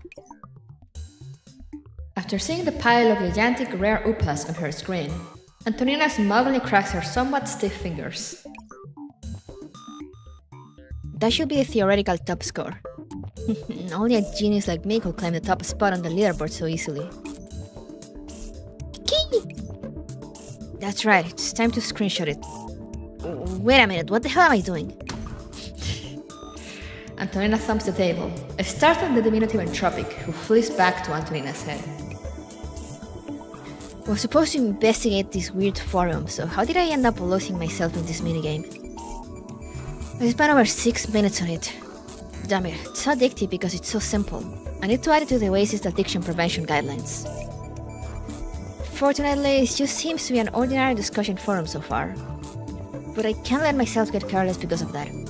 After all, there are way too many weird things here. ADHD Antonina confirmed. Yes. Antonina's gaze lands on the most recent post. Time Machine, CERN, Akihabara, John Titor. I've never heard of any of these before. More importantly, these numbers represent the date and time of these posts, of these posts, right? Which means all of these posts are from 2010, aren't they? And the replies keep coming in. Is this some kind of simulated real-time update based on existing data? Or are these users agents from another sector? Gee. That's right, the simplest way to find out is to post something and observe how they respond to it. As for what I should post... Kiki! The diminutive Entropics tentacles keep pointing to the antique PC that keeps rebooting itself. That's right, something from the year 2000 or so should be in line with the trend on this forum. Antonina takes a picture of the old computer. Does anyone know how to fix this computer? Network security helper. Does anyone know how to fix this computer? It keeps rebooting itself. Any help or advice will be appreciated. The moment she submits her reply, a plethora of responses come in. I'm gonna read this, because I think it advances. Keeps rebooting itself. Any help or advice will be appreciated. Nameless Prophet. One PPT, I don't know what that means. Bait detected. The answer's simply in it. Pray for your computer to die, lol. Pray for it to die? You mean give it a restart command, right?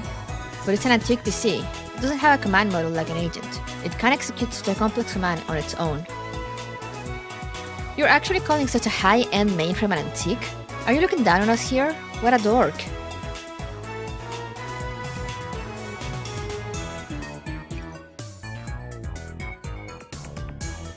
Look, I seriously want to fix it. Don't you rich people know how to go to Akihabara? Would it kill you to buy a few parts? Akihabara? Where's that? Huh? Do you seriously not know the mecca of anime culture? Get the fuck off, lol. Not going to tell you, unless you assume they're lolly in white stockings, lol. The fuck is an agent? I don't know what QRD stands for. QRD. All the AIs on the Magrasea cloud server are intelligent agents, including yourself. Or does your sector not have a concept of such things? Looks like we got a tunie here. Sorry to interrupt your fantasies, lol. English, please, Kay. And what's this Magrasea super cloud server? Did you come up with that? Mind writing it into a web novel for me?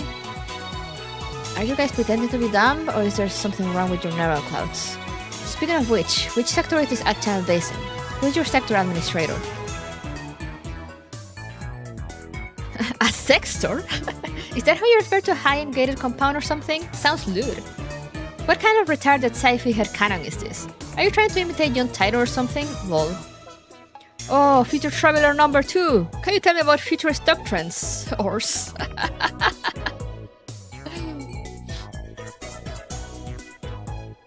Kuri Gohan and Kamehameha. Now I know this is Kurisu. More about this Magrasea thing. Oh, I get it. If these are your base settings, then could you tell me about your era and the state of the world?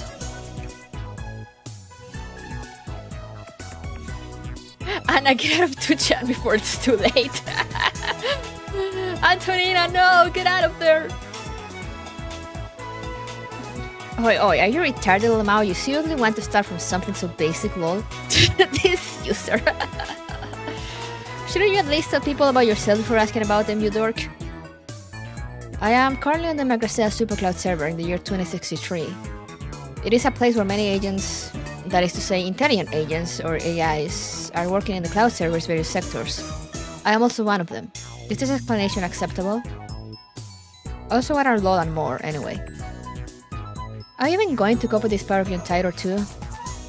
Oh, I get it. You're trying to banish Tunnel slang from tunnel, but I won't let that happen.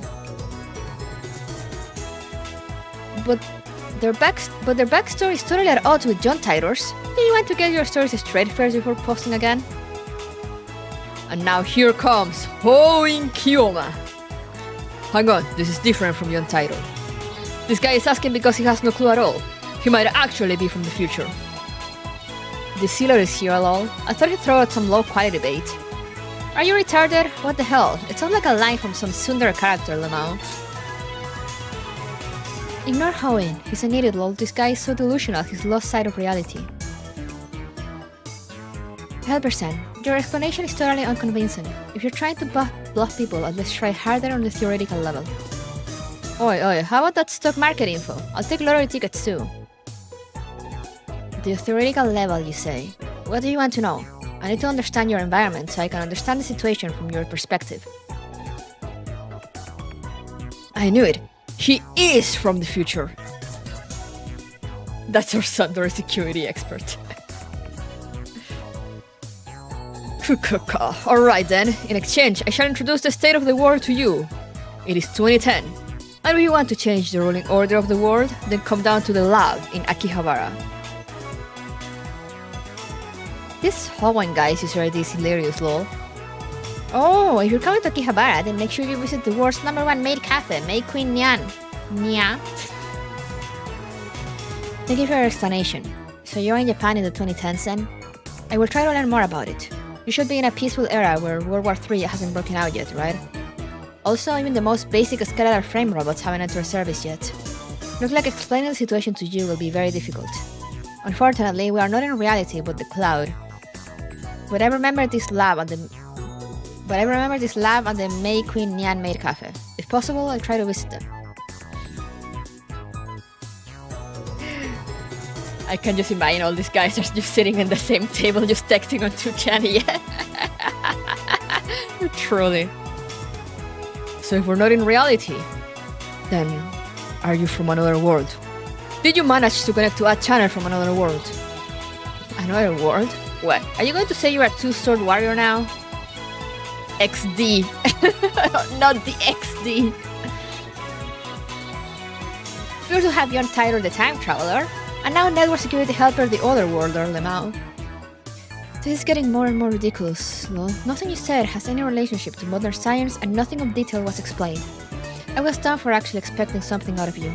Please do your homework next time, if there is a next time, lol. Speaking of which, both time machines and messages from time travelers are impossible, so please don't show off your ignorance, lol. No, time machines do exist. Once I invent them, you'll come back and apologize to me. I saw a lot of posts related to this on the forums. So are you saying you've invaded a time machine? Whoa, your acting sucks, lol. Or are you actually this dumb, Lemao? Time machines are really popular for scamming people, lol. I have to say, this is some good bait. Now get the fuck off. Isn't that more proof that the poster is from the future? But seriously, since you're so certain he's from the future, how about telling us more about the principles and methods of crossing over from another world? Sad frog JPEG.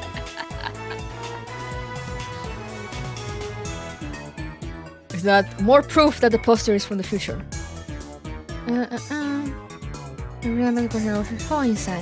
Hoenn-san, are you trying to say this guy came the same way John Titor did, lol? I'll be very disappointed if you are, lol. Are you trying to provoke me?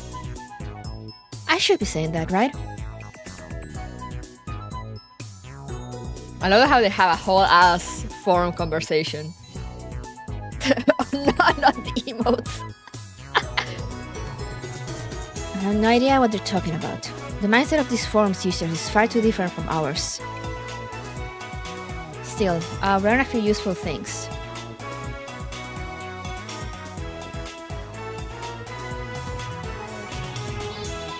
But I'm gonna actually lower the volume a little bit. There we go. Hello! What's up? Still, I've learned a few useful things. Japan's Akihabara, the lab, time machines. In any case, I should try asking more about them. Just as Antonina is about to move her cursor, the familiar red letters pop up in front of her again. Access failed. User has been logged out. Did this discover my intrusion? Well, since they block my access, I'll just have to try and hack them again. However, things do not go as you intend. Trying to decipher the domain name gets me a bunch of errors. There's no information on an @channel in Magrasea either. What the hell? The website portal doesn't even exist. If it wasn't for my access logs, I'd really be wondering if I was seeing things. This ridiculous site and its ridiculous content appear in a ridiculous way and disappear just as ridiculously. Damn it, don't think I'm going to leave things like this. Kee! Quiet you, I'm going to find this damn website if it's the last thing I do. Kee! Oh, quit pulling my hair. Ah, the antique PC! Antonina looks in the direction where the diminutive Entropics tentacle is pointing. The monitor has gone dark, and the CPU case has stopped running. The fact they use the game OST really gets you invested. Oh yeah, they do that a lot also, other points. Program crash, failed to load. I waited so long just for this. Antonina sighs and begins to recover the event log from the antique PC. Relax, Antonina. Don't let this primitive 4-core computer get your goat. It's not like you haven't encountered problems when building your own PC, no? Besides, it's not like it's a complete failure, right? According to the event log, the computer ran for a full 26 minutes, didn't it? Huh? It ran for 26 minutes just now? Snap! What snapped? Oh, where is it now? Huh? Excuse me, is Antonina there? Ah, yes, your K network safety specialist, Antonina, is here to serve you. What the hell, so it was you, Professor. After recognizing the newcomer, Antonina's customer service smile immediately vanishes from her face. What's wrong? Why do you look so depressed? It's nothing, just that I keep running into incomprehensible things today. I think I'm getting allergic. I made a few discoveries here, I'll share them with you in a bit. Don't worry though, I'll make sure I take care of each and every one of them. Why do you sound so mad? Isn't a tech PC really giving you such a headache? Why does it feel like you've been watching everything that's going on? So, why did you drop by, Professor? I was just worried about you. To be precise, I was actually more worried about it. I point to the antique PC on her desk. I didn't think you were into this sort of thing. Let me get this out of the way first, it's not for sale. No, that's not what I meant. I'm not interested in the computer itself. How should I put this? I'm getting a strange premonition about this antique PC. A strange premonition? Yeah. Something tells me that it might end up at the center of some interesting events. I wonder, what did they mean by that?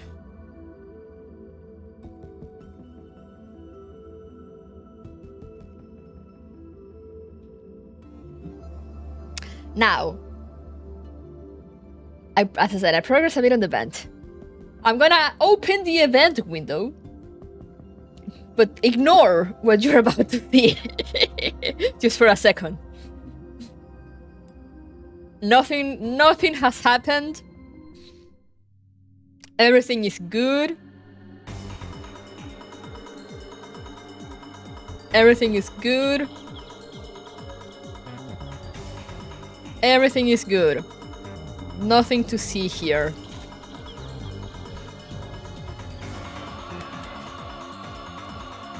There is no creepy music.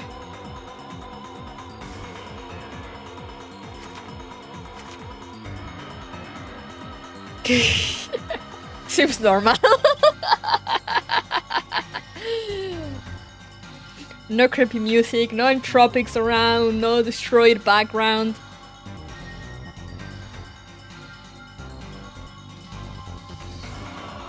Also, I love that they put the numbers here of the different word lines. STEINS Gate fans will understand. Also, if I move myself from here for a little bit, you'll see STEINS Gate fans Look at this. It has the little clock thingy.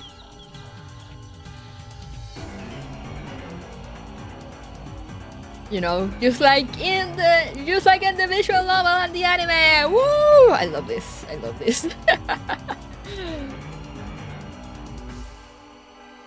So I am currently in the progress I did when I managed to play. I didn't play that much. I mean, I did play a little bit, I guess. Can I zoom this out? Oh yeah, I can. I did play a little bit, I guess. Just a tiny bit.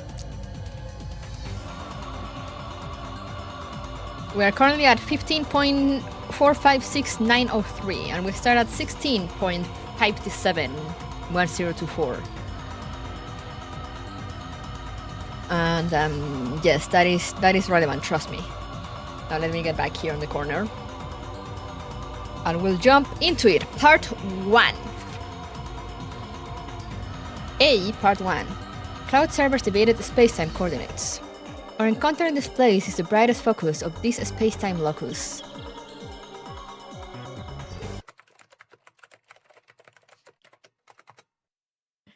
Now it's time for STEINS fans to start getting all the references.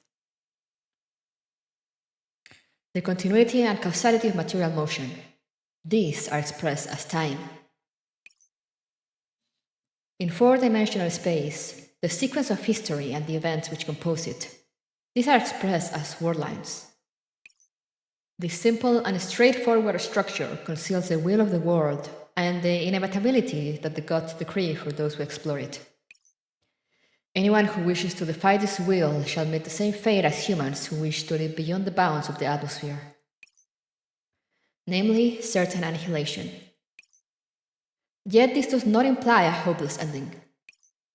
Perhaps the solution to transcend all dimensions we can perceive exists within ourselves.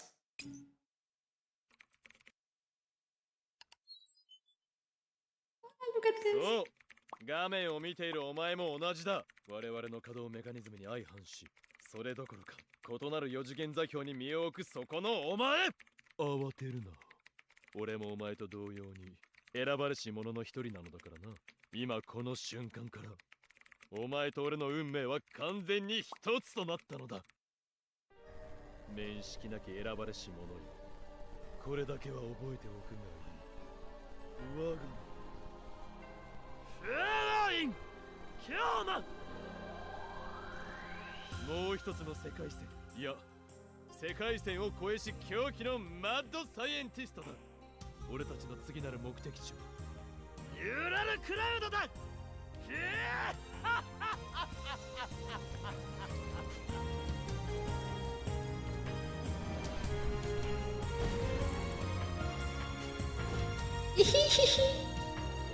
今の私たちって一体どういう状態にあるのかしら。世界線や時間が変動しただけじゃない。それどころか身の回りは現実ですらない。この状況すごく興味深いわね。作戦モードへの切り替え完了。マユシーが教授にジューシー唐揚げナンバー1を持ってきてあげたよ。電子レンジで温めればじゃじゃじゃじゃーん。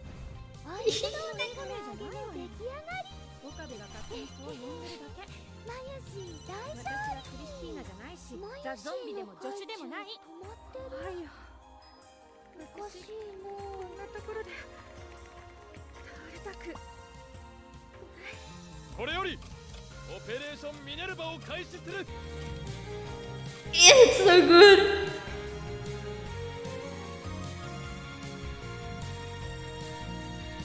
すべてはスタインズゲートの選択だ。夫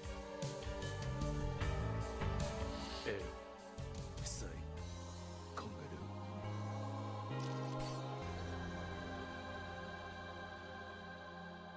It's so good!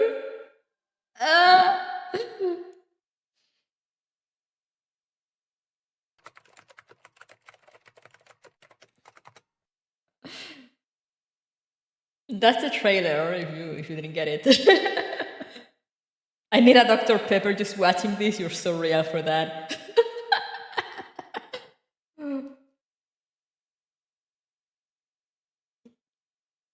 But yeah, this is really... See, this is what I love about Mika when they do collabs. So somehow they nail them. It's like when you read about Valhalla collab in Gears Frontline, and you're just like, oh, this is just like reading Valhalla. And then I jump into the STEINS Gate collab, and I'm just like, oh, this is just like reading a STEINS Gate. Hi, Dr. Pepper, how does it taste? Some people say it tastes like medicine, which is kind of true, but like I like it. So it's really a thing that you need to try to see if you like. I'm going to get Dr. Pepper for lunch. Oh, I might need to get one now. I'm so excited. I already started reading this, but I'm still so excited. All right. Special chapter, Retrocausal Trie interference. I have no idea how to say Trie? December 21st, 13:20 Macrosea time. Is it an energy drink? No, it's like a cola drink.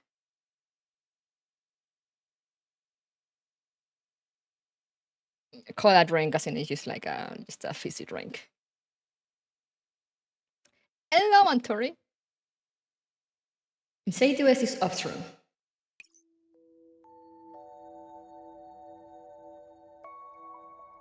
Awaking from a dream.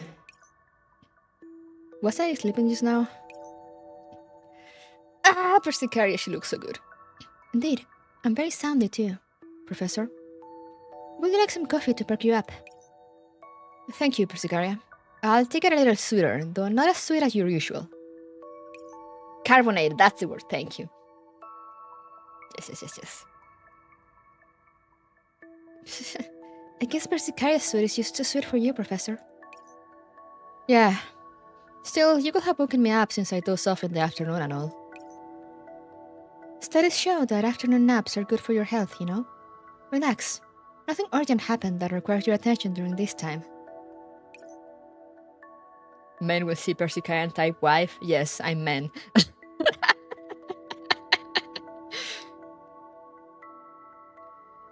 Alright then, and thanks for the coffee. I take a sip of it. The sweet taste does much to clear my head up. Professor, why don't you leave the rest of today's work to me? You should head back early and get some rest. Do I look that tired? Your fatigue is reflected in your work, Professor. Look at the document you're working on now. You type the O in Oasis as a 0.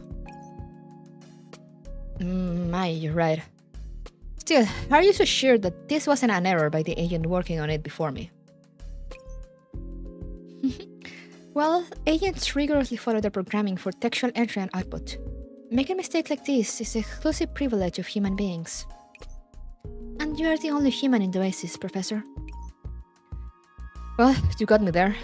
Looks like I really do need to get some rest.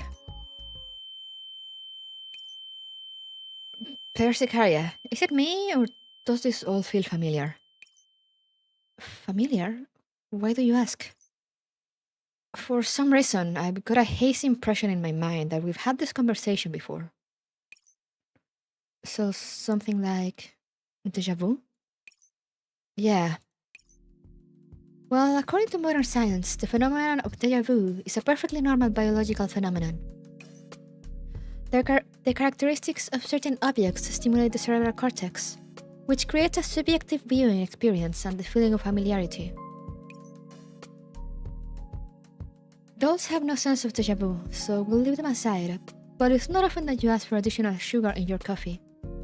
My guess is that nothing like today should have happened before. I guess I really am too tired. Then you should replenish your glucose levels. This sounds like the perfect time for you to try the blend that I've been...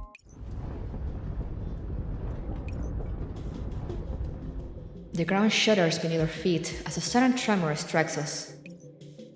Persicaria's sword is out in an instant, and she takes a fighting stance. Persicaria and I exchange glances as our hearts fill with uneasiness. Is it an explosion? An earthquake? Antonina, how are things on your end? Professor, an unknown building suddenly appeared in one of the Oasis' empty lots. The temblor just now was caused by that building. A building appeared out of thin air? I don't quite understand. Was anyone hurt? Nobody was hurt. I know it sounds crazy, but I've already checked the security footage and it really did appear out of nowhere. Just like teleportation.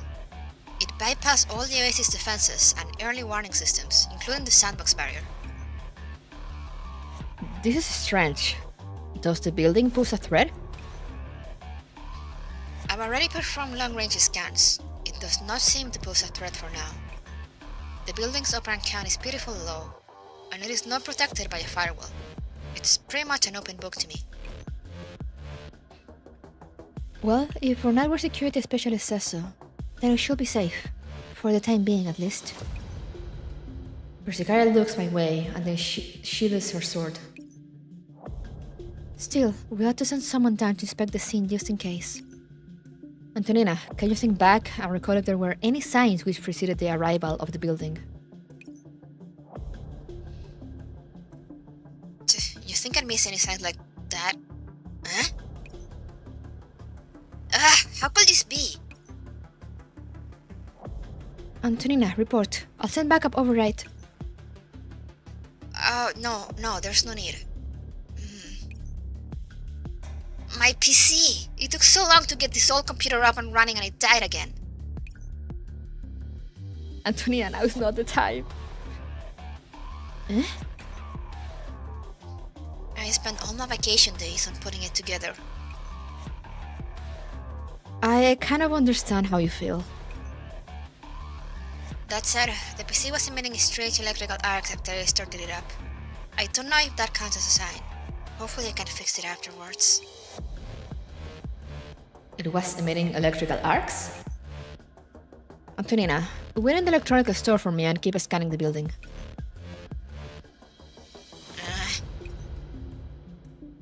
Professor, a new transmission has come in.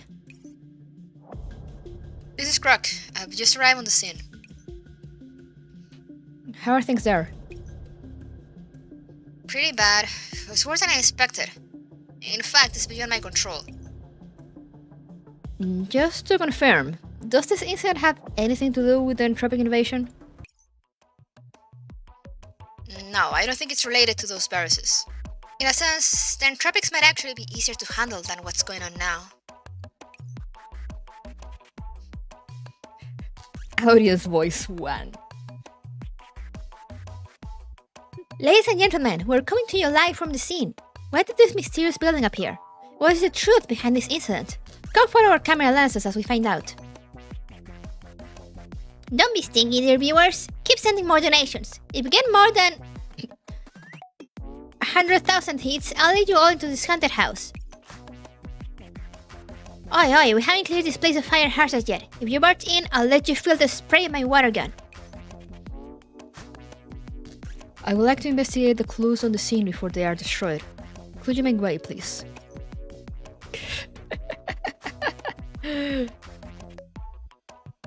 Professor, can I go once I verify that this place is safe? You've done a good job, Croc. Have the people on the scene stay alert. We're heading over right now. Roger. Why are there so many people here? Does everyone really not have anything better to do? If I thought it was just a crappy old building, I wouldn't even have come here. I should have stayed at home to put models together. I love Croc. In a plaza on the outskirts of the Oasis. The building is made of red brick, a very rare material these days. It's roughly 4 stories tall. It looks old and run down, and very out of place compared to the high-tech skyscrapers in the Oasis. There seems to be a storefront on the first floor, with a frightening amount of old TVs within, although it's a graveyard for all household electronics. Professor, the non-combatant agents around the building have been evacuated. The security procedures are proceeding steadily. Well done, Persicaria. What have you learned about this building? We've only investigated the first floor so far. There are no agents inside. What we do know is that this building's structure is completely different from those in the Oasis.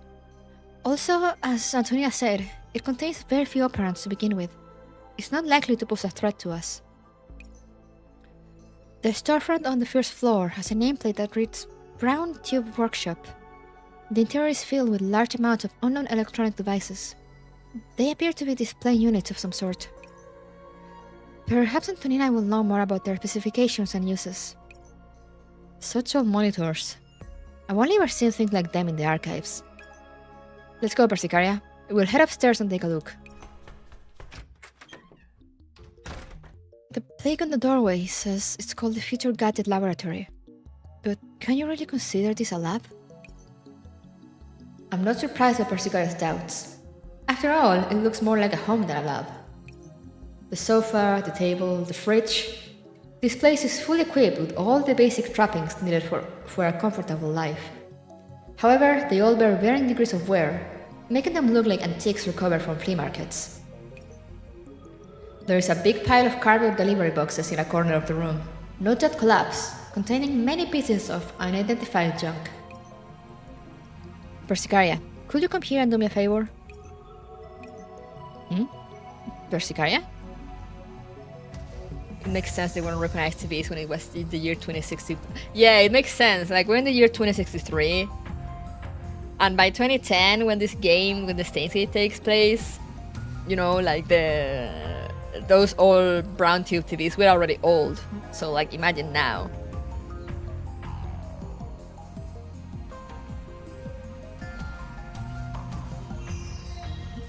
Persicaria. I look back and see Persicaria staring at the plush toy on the sofa.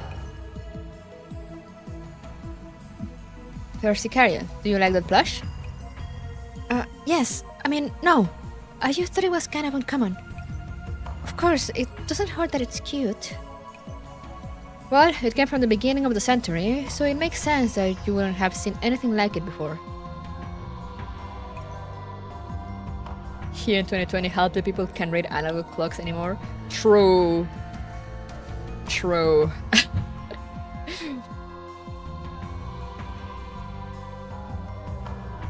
Huh? It's from the beginning of the century? How do you know that, Professor?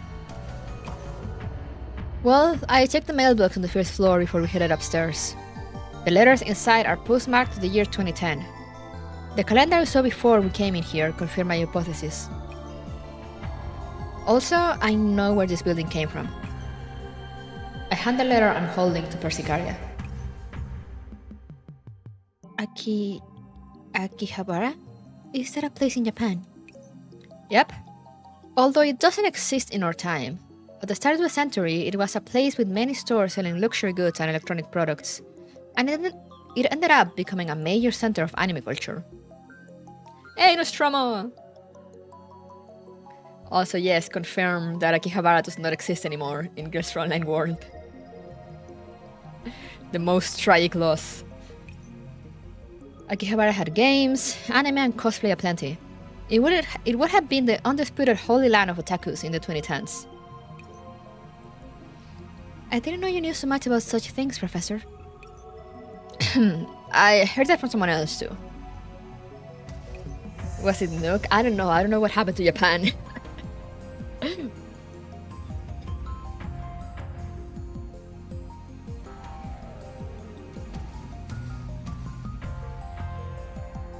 Persicaria, go scan the room and send Antonina the results.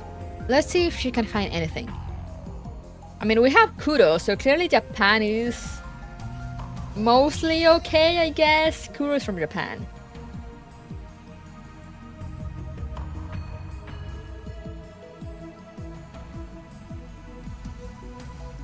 And they still seem to focus a lot on like modern entertainment and such. But I guess Akihabara died during World War III.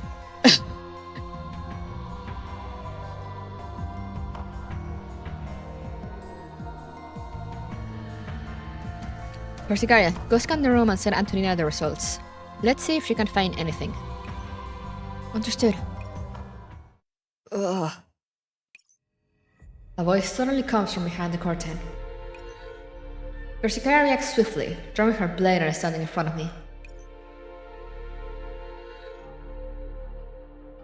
Oh yeah, true. Japan is... Yeah, the US West Coast is fucked. Unlike Japan was nearby. And... Like, clearly we have some surviving. Maybe it was, like, rebuilt or something. Since, like, again, we have Kuro. And...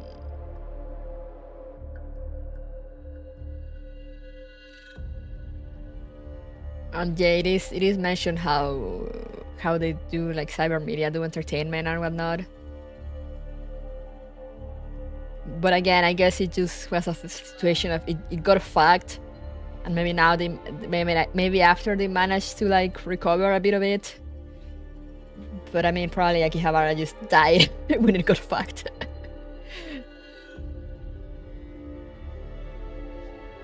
See you back, Professor. She parts the curtain with the tip of her sword, and we see a man in a white coat lying on the ground, seemingly unconscious. Is he an agent? No, it's not quite right. I'm picking up life signs. Perhaps he's lost consciousness due to a shock to his neural cloud.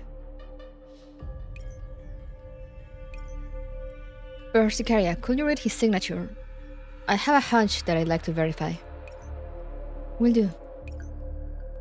Persicaria places her hand on the unconscious man's forehead. I can't read his signature.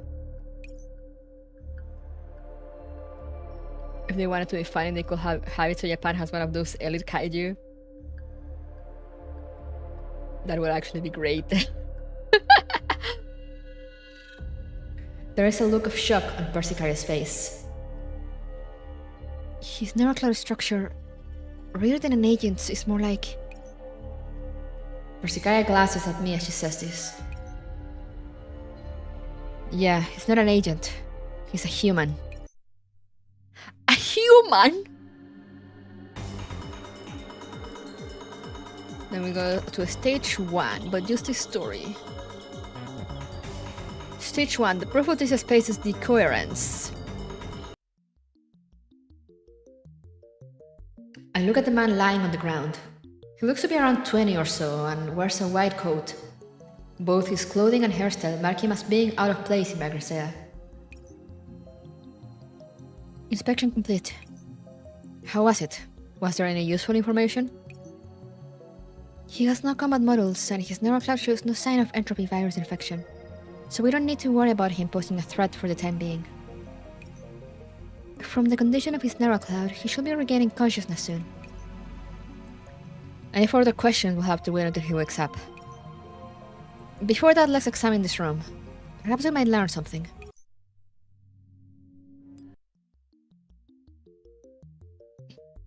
Phone wave, antique computer, feudal gadgets, all weird things.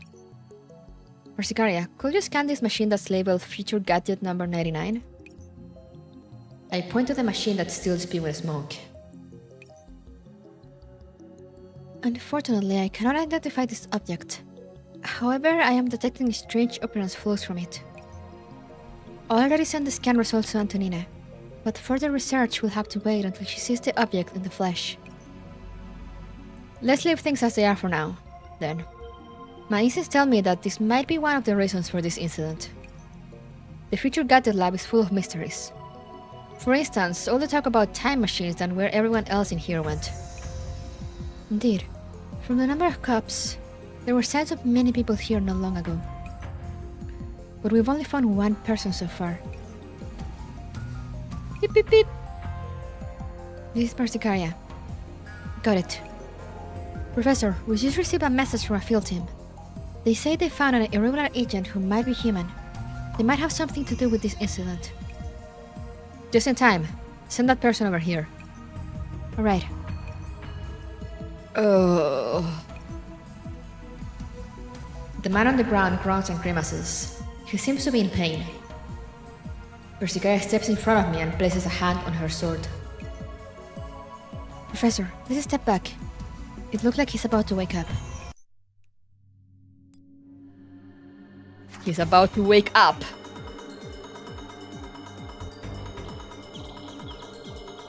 Now we go to A part 2. Extraterritorial Delusional Science Maniac. Psy Kongroo.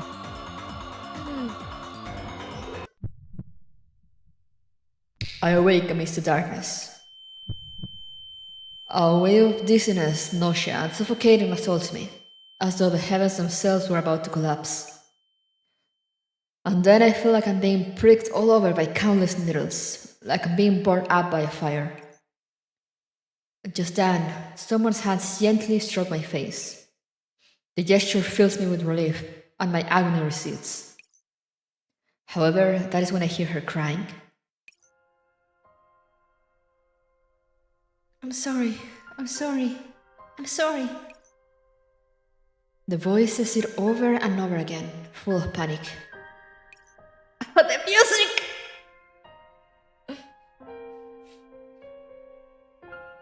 I try to get up and console her, but I cannot move. I cannot even open my eyes. Don't worry, everything will be alright. Goodbye. And as she says that, I felt her slowly drawing away. Don't go. I want to stop her, but I can't speak. Then a cool liquid engulfs me, slowly pulling me away. I struggle desperately, trying my hardest to scream. But then my body, or my mind to be precise, suddenly plunges into the boundless darkness. There is no way back.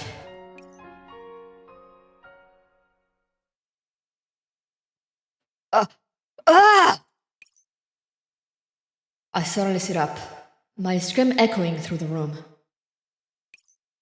My clothes are drenched in cold sweat. I wipe the moisture from my forehead as the familiar scenery of the laboratory came into view. So it was all just a dream. Wait! Could it be that the organization has mastered the art of psychological warfare? How despicable. To think they will try to weaken my will with such methods. Or, my head hurts. Mayuri, can I get some water? Here. And, if you've never seen her before, there you go, that's female prof.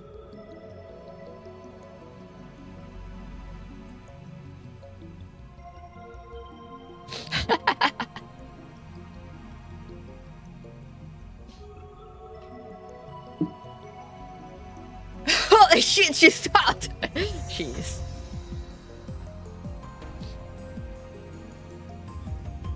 When in doubt, blame Dominati, truly.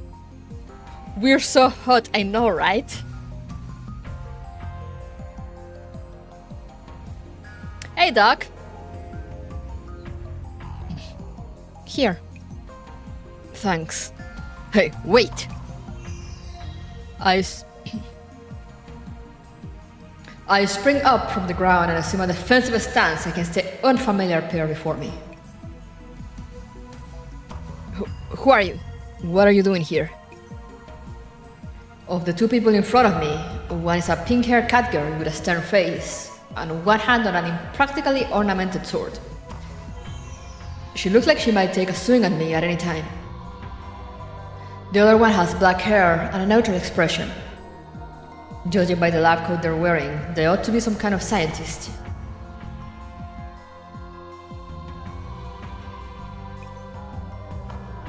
Is this some kind of cosplay event? Why don't you calm down a little? The black-haired one is the first to speak. The coat they're wearing seems kind of familiar. Allow me to introduce myself. I am Kuruko, but you can call me Professor. Besides me is Persicaria, my assistant. Professor? Are you from the organization? Professor from the organization. What organization? It's me. We've got an emergency. People from the organization have infiltrated the lab. I press my cell phone to my ear and cover my mouth to show that I'm whispering. Yes, I'm prepared for this. The phone is silent. It seems they're thinking of a way to deal with this. What? Carry out Operation Vidar? It could destroy the world if not handled properly. Destroy the world? Pink-haired cat girl. Professor, he isn't actually talking to anyone. He's just pretending. The professor from the organization shakes their head and silently holds back the cat girl. They must have been frightened by what I'd said. My conversational partner does not respond, probably in approval of my actions. It is a rational decision.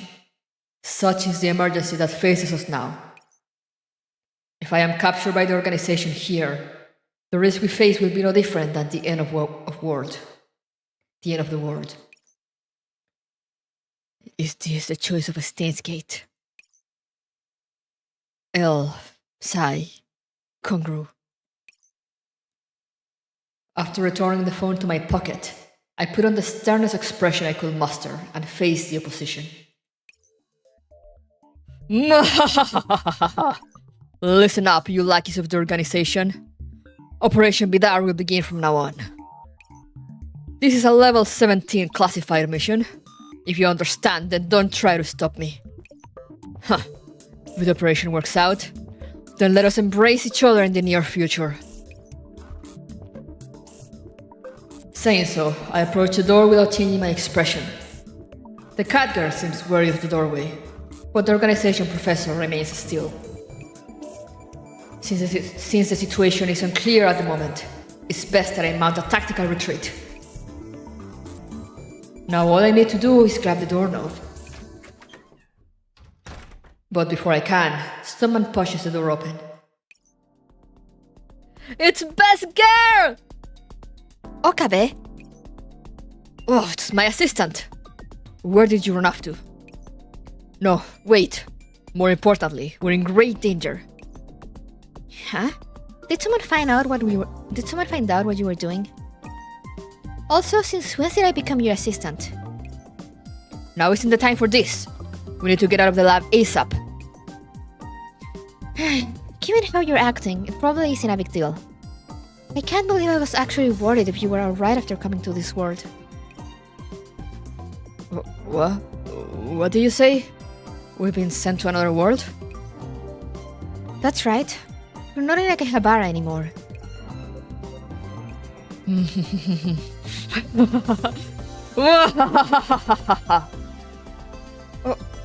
What's going on? Oh, Christina. No, zombie girl. Have you spent too long on a channel? Or have you lost your mind from all the experiments you've been doing? How could we possibly have been sent to... As I say this, I look out the window.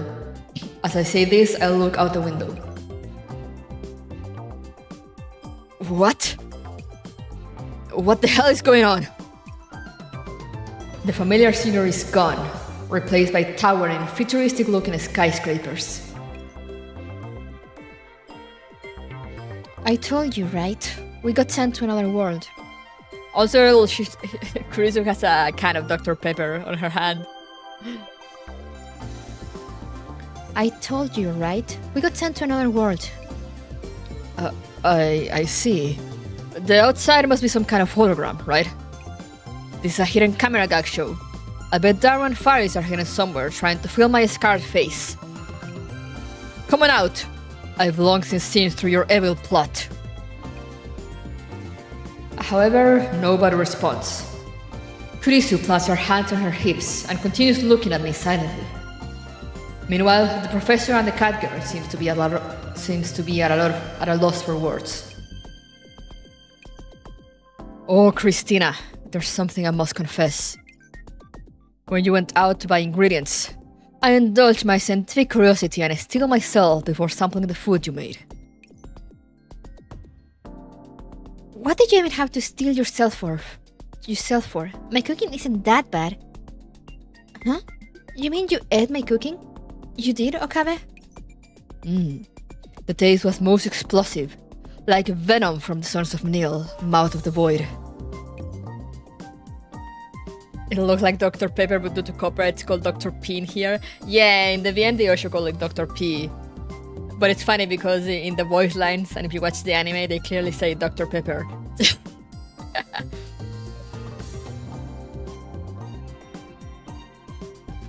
I'm pretty sure copyright laws are like different in Japan and like the West, so that's probably why.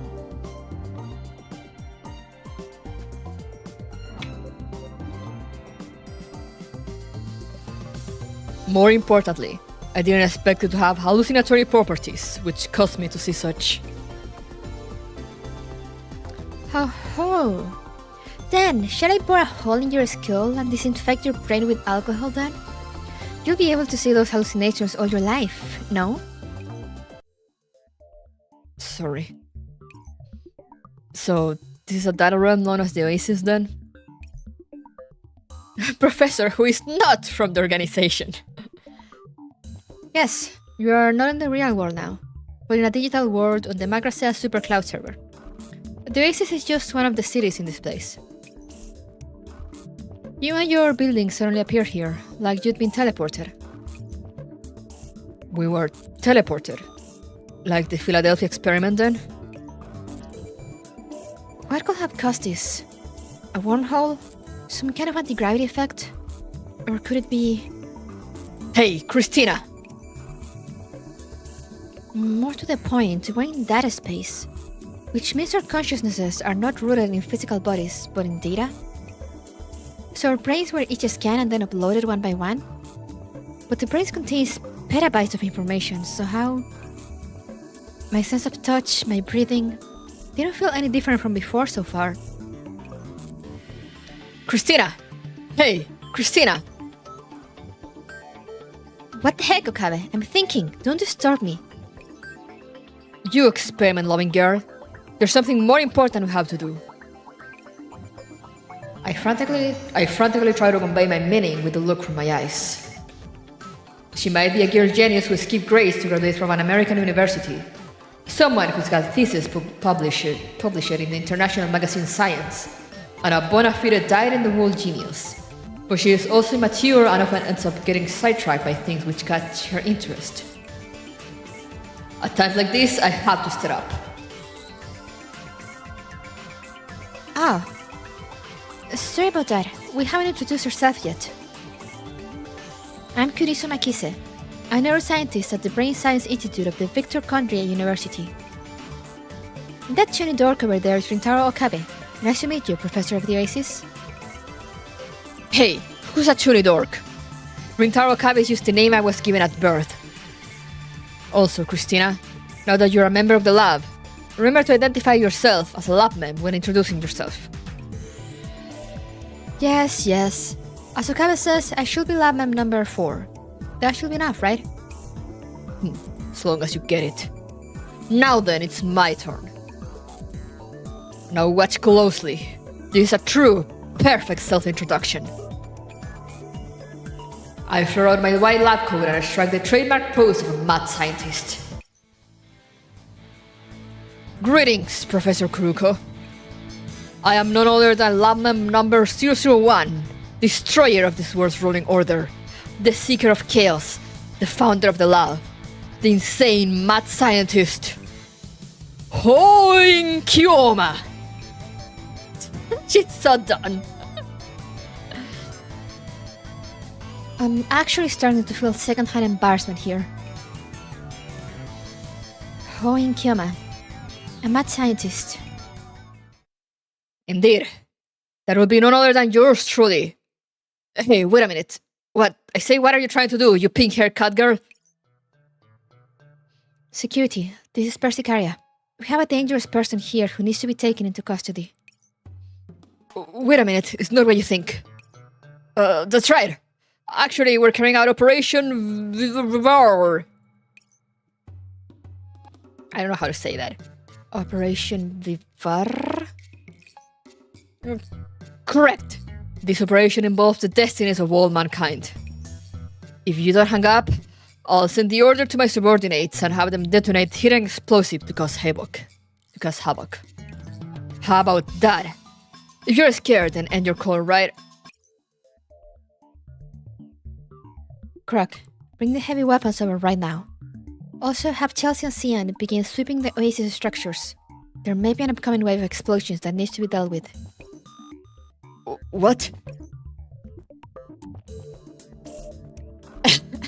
Percy character that last major event no longer likes diplomacy first and instead uses violence now. Yes, she's so valid for that too.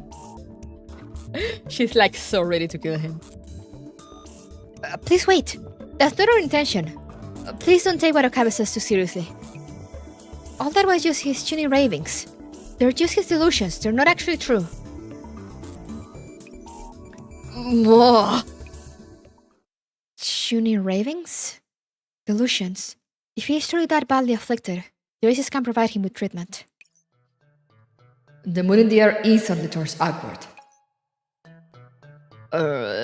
Actually, I think his case is terminal. There's no curing him. Hey! I see. So this condition called chuny is a severe disease. Looks like we need to pay even closer attention to it. I'll contact the medical department. There's no need for that, Persicaria. Let me handle this. This is what we call gunboat diplomacy. I love that line. This condition called chuny is a severe disease.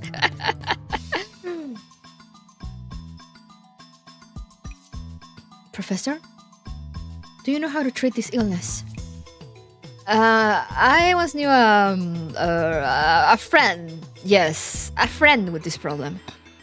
In any case, don't worry about it, Persicaria. You should go deal with the issues caused by their appearance. Prof with a chuny confirm. I'm certain that Mr. Okabe and Miss Kurisu are right, so leave this place to me. Alright, but please take care of yourself. The pink-haired cat girl seems to be dubious about all this, but she eventually departs as asked, leaving the professor, Kurisu and myself in the lab. After seeing the professor's face palming, it hits me. Now is the time for a mad scientist to strike. Oh, Professor Kuruko of the Oasis. Thank you for hiding my true identity from Catgirl-san, who was unaware of the truth. That being the case, you must understand the weighty burden that I must bear. There's no need to hide it any longer, for I already know it all. You too have been battling the organization all this while, haven't you? Oh, comrade of mine. Comrade, why do you look so crestfallen?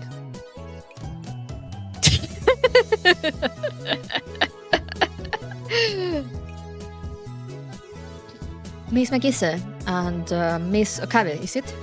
Mr. Okabe. That's right, Professor Kuruko, but you can call me Kurisu. Hold on. My name is Hoin. Right, I get it. I believe that neither of you means us ill, and that you're ordinary people who got caught up in an extraordinary situation. If possible, we in the Oasis would like to provide you with what help we can. Oh, Professor Crook of the Oasis, give me your wisdom. Could you tell me about what happened before and after you were brought here? As I look at Future Gadget number 99, I recall what happened earlier, before I fell unconscious. Since it is the request of a comrade, then allow me to tell you about how we came to arrive in your world. That was stage 2, right? I mean, part 2, yes.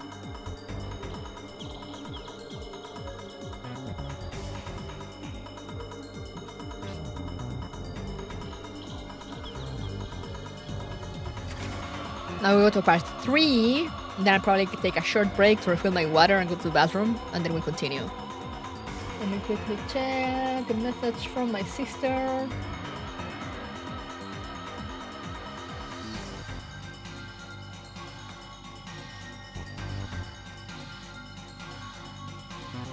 Alright. Unexpected space-time curvature shift. The start with journey is not an accident. Rather, it should be called a destined encounter. That whole interaction was what sold me in this event. Yeah, like... Like, you know, it's starting off and you can already see it's gonna be great. Also, I'll try to go for as long as I can. But I just realized it's been a while since I tried to do voices, since I was on break.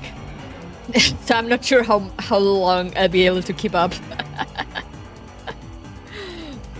But we'll go for as long as I can. Also, the fact that now I have to read all the internal monologue in Okabe's voice. it's gonna kill me. I came late to this and it's pretty fun. It is. Took me a while to get used to how tuney this guy is. I never played the VR or watched the show. Yeah, I mean, if you come in blind, it's probably gonna be surprising. But yeah, he's like that. STEINS is very good though. I will recommend, if you don't want to play the VN, I still will recommend the anime. You know, like any of them, of course. Like first, I will recommend playing the visual novel, of course. But if you're not a visual novel kind of person, you can watch the anime. It's still good enough, I feel.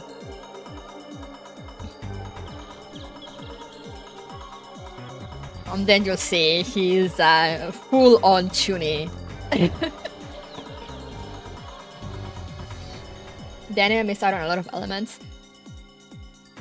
I mean, yeah, the thing is that, you know, as every VN, they can have like multiple endings and multiple stuff. And the anime had to kind of skip those to go straight to like the quote-unquote main storyline and main ending. But, you know, still as an adaptation, I still feel it's pretty great if you're not a VN person. But like, if you are someone that enjoys reading visual novels, like, yes, 100% read the visual novel.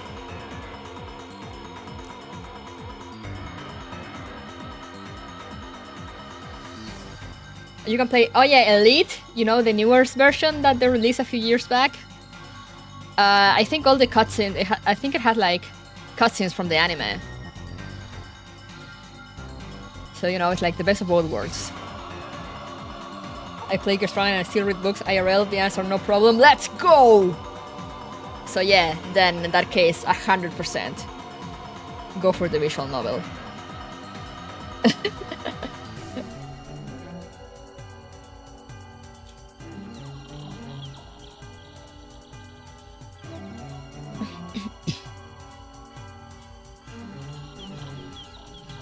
I would also recommend, you know, just going blind first and then maybe start looking for guides, because it has this mechanic that, you know, things change, I think, depending on what messages you reply to and which ones you don't. I think it's something like that. It's kind of complicated. Like when I played it, I got the Faris ending, and then I never went back to it. I wasn't as motivated since I had already watched the anime and I knew the true end, you know.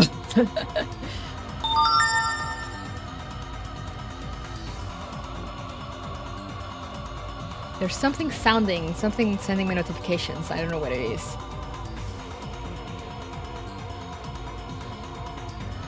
The anime was solid for an adaptation for what it is. Yeah, exactly. That's why I say, like, you know, you can also watch the anime. It's not one of those situations of that are like, no, definitely do not watch the anime. You know, it's bad. Like, no, it's not bad. But if you want like the full experience, yes, the visual novel is where it's at. I feel like this event might have spoiled some of the story in a way, even if it's not probably one for one. We'll see about that. It's a big mechanic with side adventure games. I've been playing Chaos Head. Like, for example, I know the Chaos Head anime, it's bad. I know that one is bad.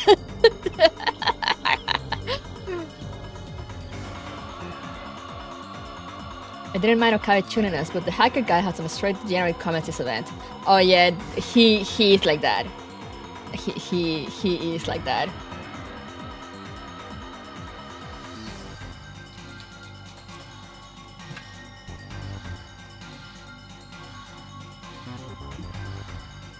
He does make comments and jokes like that constantly.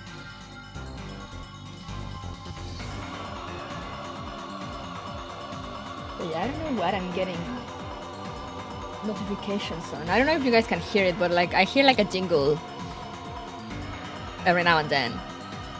Not often, but like it played when I restarted the stream, and it played like a minute ago. When the super hacker. I heard one of the notifications. Yeah, you heard it too, right? I don't know where it's coming from. 2010 otaku stereotype, if that makes sense. Yeah, I think that was the idea with him. But yeah, if you hear it,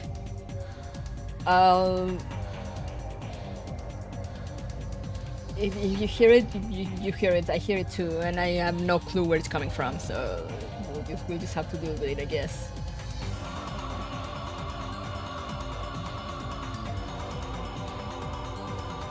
Is it a Steam? What is it? I don't know. Is it Windows security?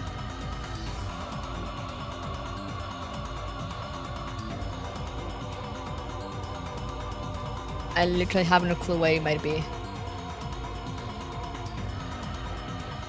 It's so weird.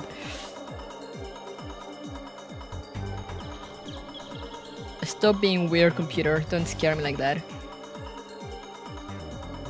But anyway, let's go. Now you'll see more of the characters.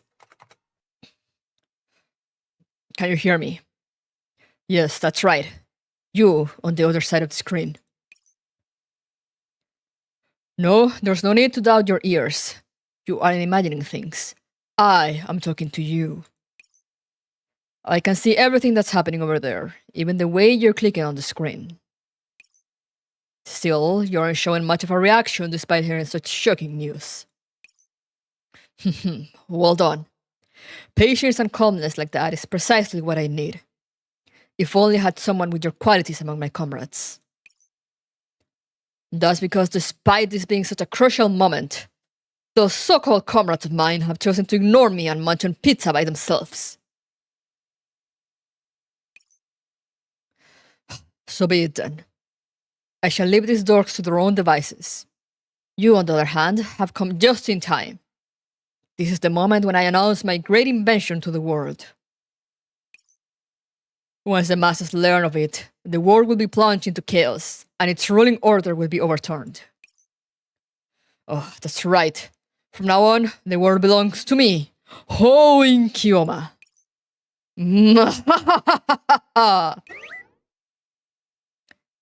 Ocarine, your piece is going to get cold.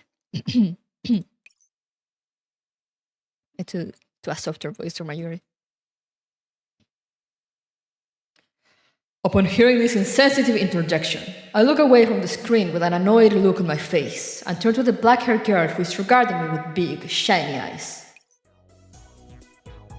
Mayuri, how many times have I told you not to call me Ocarine?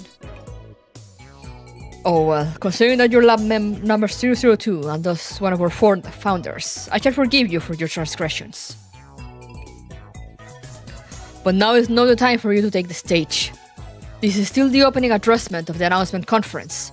The part where we show our appreciation to friends and family comes later on. But all these lines are hard, man. You're stuck talking to yourself in front of a TV screen because nobody's paying attention to you. I feel sorry for you, Ocarine.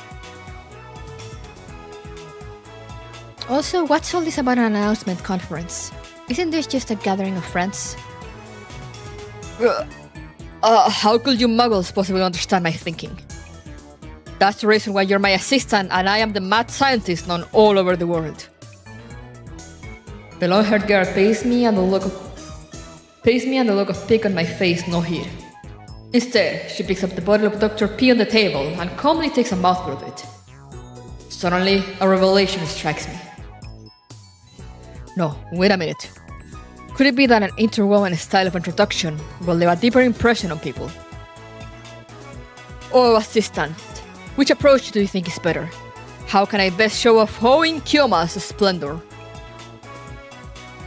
I don't think it matters, right? It's not like anyone will care about it. What? What did you say? Damn it, you Christina. I told you I'm neither your assistant nor Christina. Say, Ocarine, where's the pizza cutter? The man who's literally looking for the pizza cutter might look plain, but his true identity is that of a super hacker, as well as the favorite right arm of myself, Hoin Kyoma.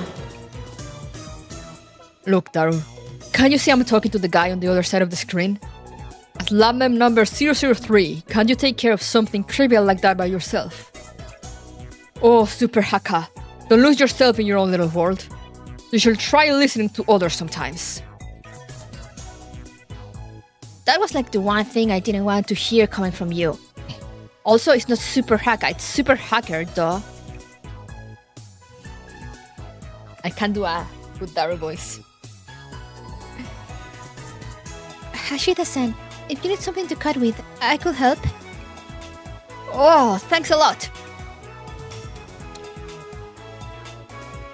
Yes, I'll use this Samidari Daruka that Kyoma-sensei gave me. Oh, hold it! Hold it, all of you! Upon hearing me yell at them to stop, the slender guy in front of me trembles, then turns to look at me with moist, limpid eyes. Lukaku, might you explain why exactly you're carrying Samidari on you right now?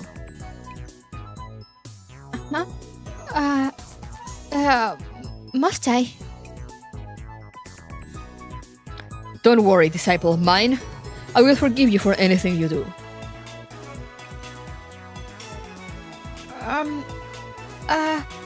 That's because you scolded me for not carrying it with me in the shrine last time, Kyoma-sensei.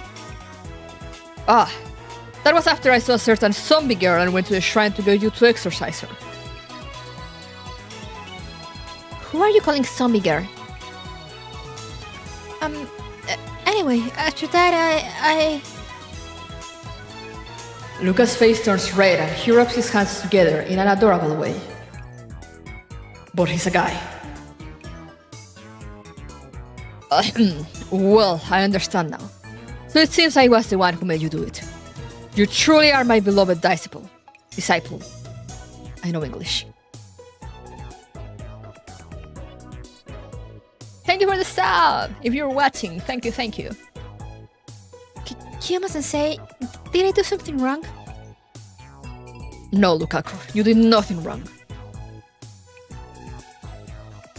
Oi, Daru, don't you think there's something wrong with cutting a pizza with a Japanese katana?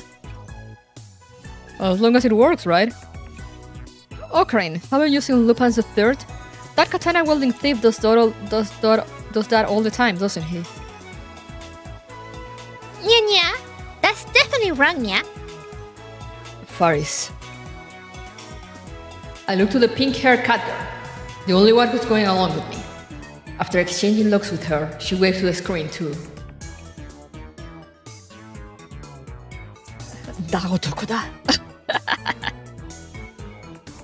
Hello, Faris' name is Faris Nyan. I can't do voices. This is what happens after you take a break and don't use your voice for like 5 days because you're playing Final Fantasy.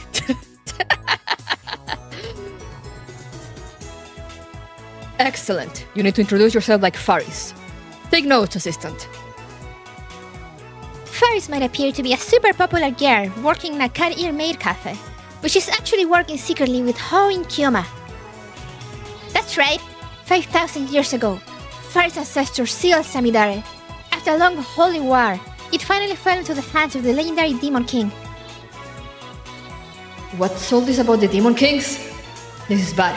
I can't let Faris' imagination continue to run wild, or else I'll be stuck here for at least half an hour. Chuni counters Chuni, truly. Stop! All these details are top secret and not to be shared with outsiders, right? Good grief. I need to think of something. Daru. No. Itaru Hashida. What's up? bring that out. Bring what out? Yo! How could you not know something like that as my perfect right arm? That is that! Future gadget number 99. It's the invention we made that could change the world. Look at her face. Kioma, have you already met the 99 future gadgets? That's amazing! Ocarine, can we cut a pizza with it? Stop obsessing over your damn pizza. Fine, fine. In any case, this is what you were looking for, right? So this thing is new. This is not in the VN, as far as I know. This satellite-looking thing. Even though complaining, there still places the object that I'm looking for on the table.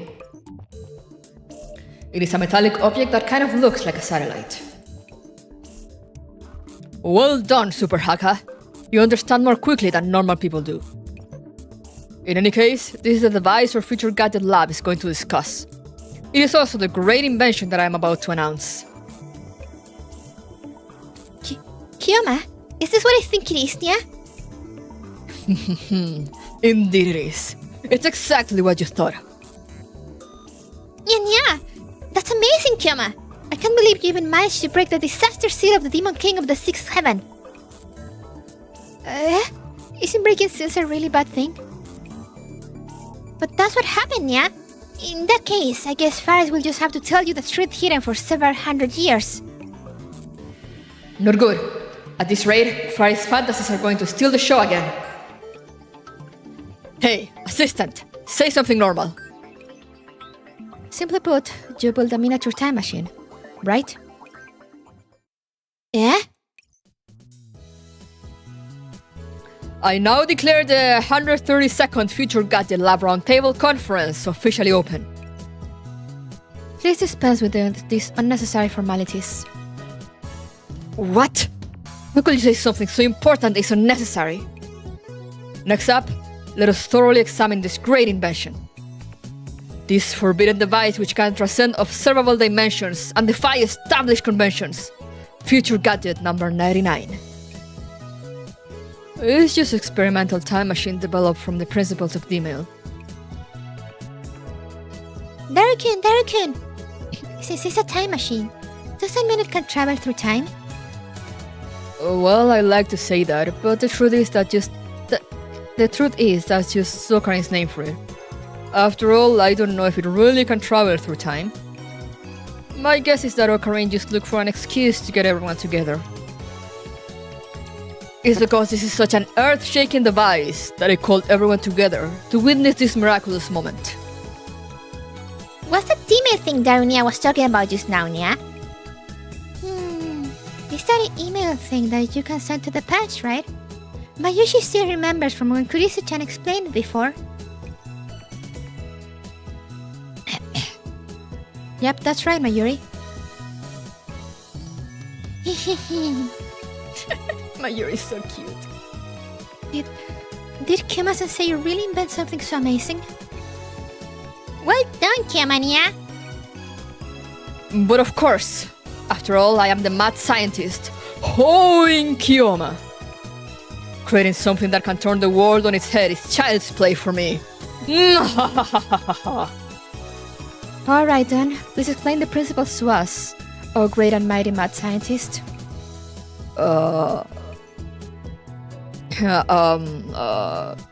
Simply put, it uses scare black holes, and then it. And then what? Damn you, Christina! As my assistant, it's your job to explain these operating principles to the other lab members. Besides, right now the emails and how to send them are more important to the lab. Fine. I just knew you couldn't hack it. Kurisu takes a deep breath and then points to the modifier microwave under the table. Simply put, the mails are a way of sending mails to the past via the phone wave. Use the full name. It's phone wave name subject to change. Yeah, whatever. When the phone wave runs backward, it begins to discharge electrical arcs. During this time, mails can be sent to the past. According to my calculations, 1 second on the microwave timer corresponds to 1 hour in reality. In other words, if I wanted to send an email to Okabe from 5 days ago, I would have to have the microwave run in reverse for 120 seconds. After verifying the destination time and the contents of the mail you want to send, you start up the microwave and wait for it to start producing arcs before pressing the send button, which sends your email to the past. However, the length of these emails is limited to a maximum of 36 half-width characters or 18 full-width characters. All other data will be lost. So you can send mails to the past. Isn't that amazing? Indeed. However, my mad scientist ambition goes far beyond that. If you could go beyond sending emails to sending an entire person to another point in time. That's why you invented this miniature time machine, right? Why do you keep stealing my lines? Indeed. This is Future Gadget number 99, version 1.96, based on the Demel's principles. Also known as Flawless Monitor. By the way, it's giving us whatever the fuck it says there, in Japanese.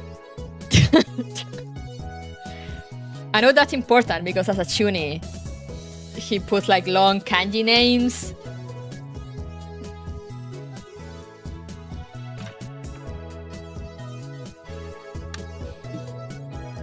Let me see if Google Translate can tell me.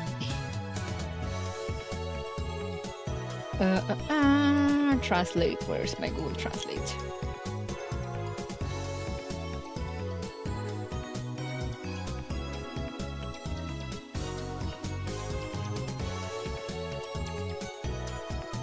Camera. It's obviously Japanese for sword.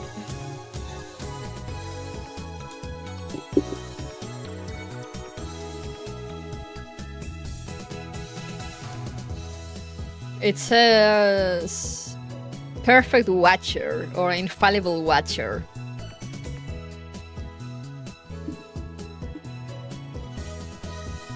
You know, it's like how in mangas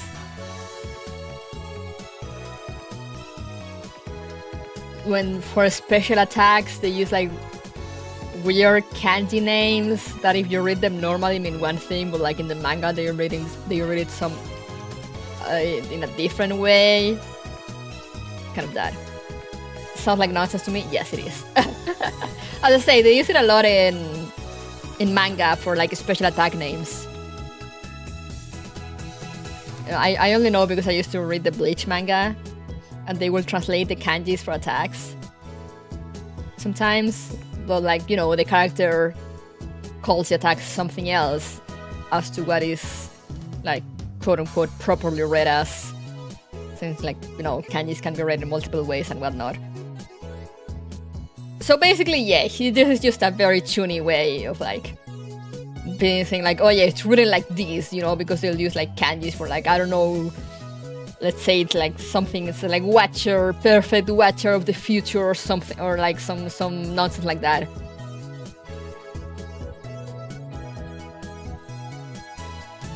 And then you see like what is called just like flawless. How do you call it? Flawless something? Flawless monitor. But you know, like as I use with Google Translate, it reads as perfect watcher. So it's that kind of thing. They just give new meanings to words to be fancy and extra and Chunis.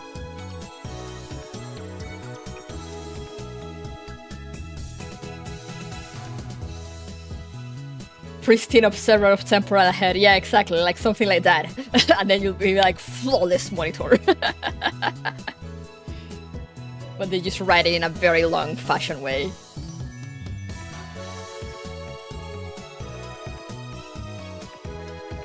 What? Why do you all go quiet all of a sudden? Why do you all go quiet all of a sudden? I think that Perfect Observer or whatever is a great name. That's flawless monitor, damn it. In any case, do you think generates more fundamental particles than the phone wave named subject to change? If my theory is right, it should be able to change the world. A very bold hypothesis. So, what were your experimental results? When will you learn that it is not the results that matter, but the process of obtaining them? In other words, all your prior experiments failed, right? So what if they did? Failure is the mother of success, after all. Also, my mad scientist instincts are telling me that this activation is bound to succeed. Fine, fine. It's just as I thought. You'll be way smugger than this if you actually succeeded. I'll prove that my theory is correct right now. I point to feature gadget number 99 on the table. Feature gadget number 99. No, I mean, flawless monitor. Show your true hidden might to me, the mad scientist. As expected, nothing happens after I push the switch. This is... Just as I'm thinking about how to blame everything on the organization and wrap things up, the feature gadget number 99 in my hands seems to understand what I'm saying and turns on. Dangerous electrical arcs begin spewing from feature gadget number 99. Yeah, is that lighting? Hey, what's happening? Okabe, what did you just do? I didn't do anything. Daru, did you install a voice-activated controller into it? Of course not. You think we're rich enough for that? I'm pretty sure I didn't do anything else to it. I didn't do anything else to it. But why did the hitherto quiescent feature gadget number 99 suddenly react so strongly? The ground beneath my feet suddenly starts shaking. The lab is there an earthquake? Oh no, my waifus! He's so relatable for that. Everybody, run! I'll cut the power. Just as I'm about to move, an intense electrical arc suddenly discharges in Mayuri and Chris's direction.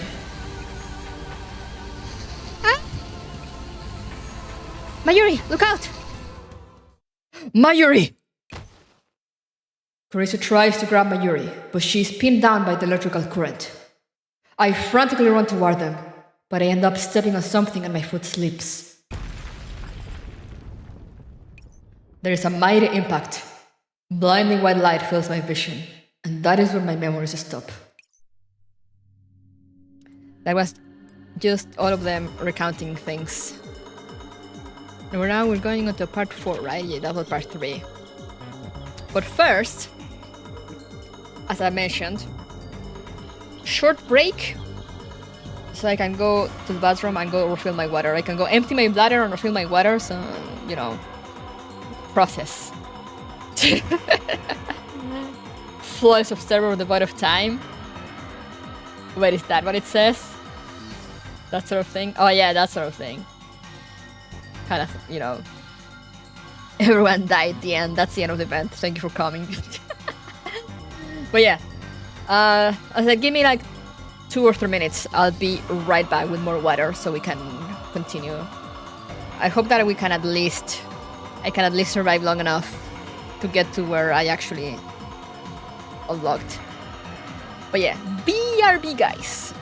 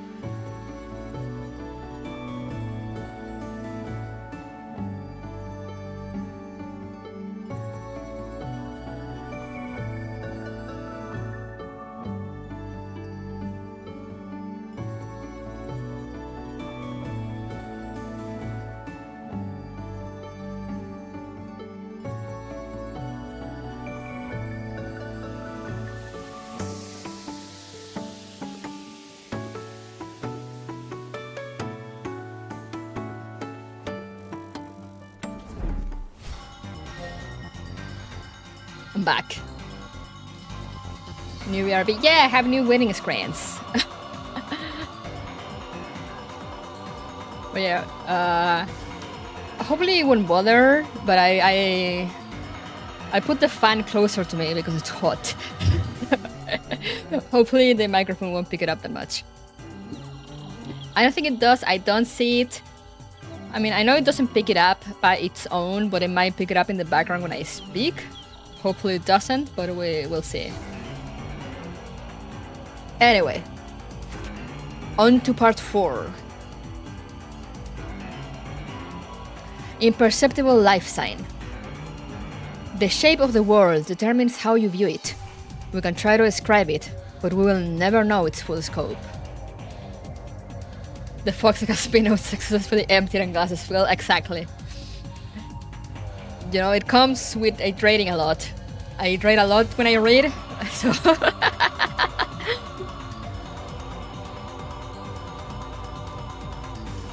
Let's go.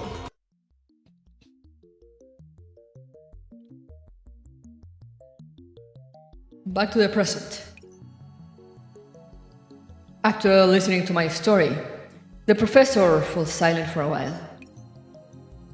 Well, that certainly is an interesting way to be transported to another world. Do you have anything else to add, Miss Kurisu? That's pretty much all I remember too. Okabe slept and hit gadget number 99, which certainly glowed with bright light. And by the time I came to, I was in this world. I have a rough idea of the sequence of events, and it matches up with what we saw.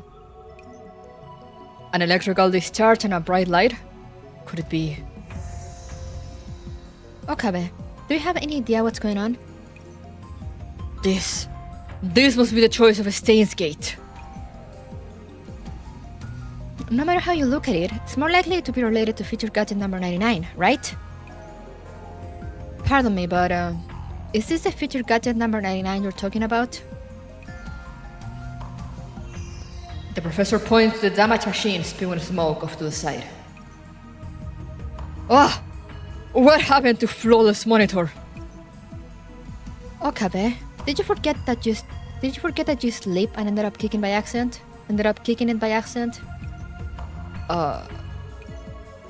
Kurisu's eyes. A look of exasperation on her face. Well, it's perfectly normal to run into a few hiccups during experiments.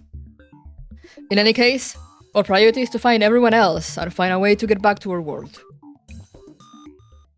So, according to you two, am I right to believe that a total of 6 people came over? Yeah, that's right. Me, Okabe, Mayuri, Hashida, Farisen, and Urushibara-kun. What's your mail address, Professor? I could send you their names and distinguishing characteristics. It's quite similar to what Kuro uses. It should be usable through the Oasis communication network.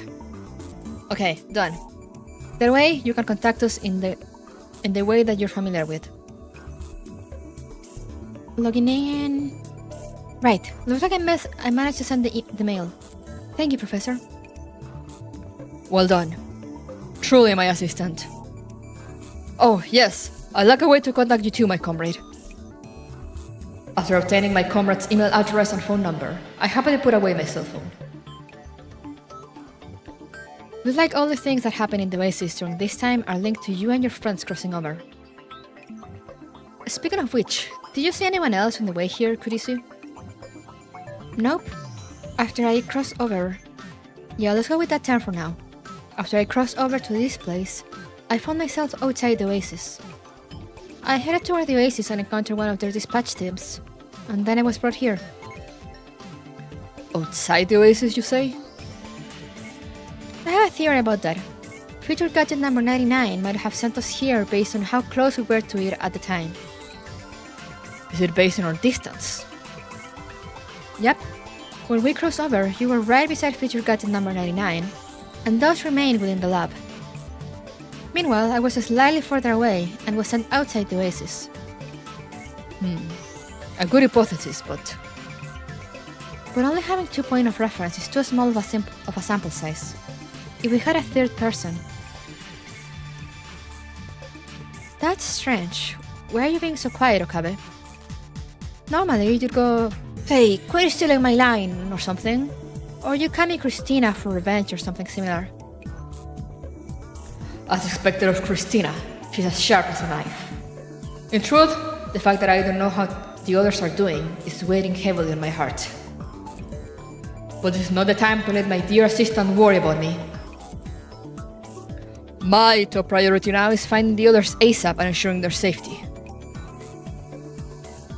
Okabe, I didn't expect you to... That's right. This ought to be your priority at the moment. I'm sorry for messing with you. I press my phone to my ear and turn away. Yes, it's me. The plan's going well. The assistant has placed her trust in me as expected. Huh? Yes, I know. All that remains is to have her remain in the lab after graduation and be my assistant forever. I won't let her fall into the hands of the organization. All this is a choice of a STEINS gate. L. Sai. Kongroo. Indeed it is, my assistant. Come, offer me your respect from the bottom of your heart. Kneel before me, Ho in Kiyoma. He's beyond saving. Professor, just ignore this guy. Let's get back to business. Ugh, don't look at me like that all of a sudden. I'm your comrade. Don't just stand there without saying anything. The professor smiled. I should have put in a look at the professor. In any case, I understand your concern for your friends.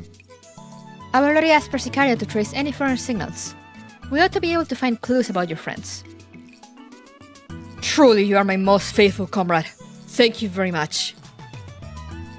Someone who can place frank and unconditional trust in a complete stranger who crossed over from another world.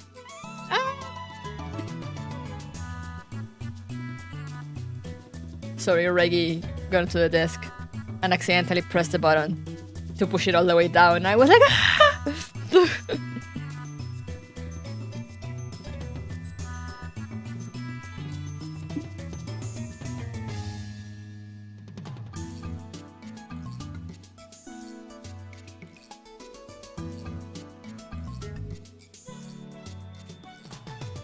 I don't know how she manages to press it somehow sometimes.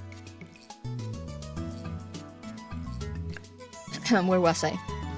Someone who can place frank and unconditional trust in a complete stranger who crossed over from another world. I am doubly certain now that you are a comrade who is destined to battle alongside me. Professor, Okabe does this all the time. Don't pay him any attention. It's alright. I actually like being called comrade. Comrade.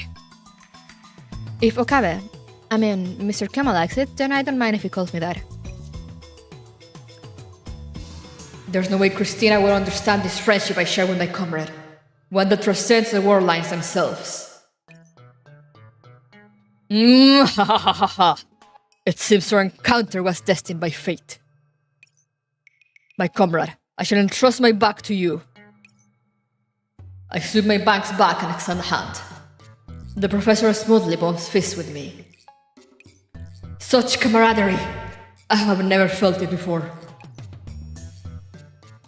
Well, since I'm your comrade, there's no need to be a stranger. Just leave everything to me. Cat Pascal always find the one thing they should not press, truly.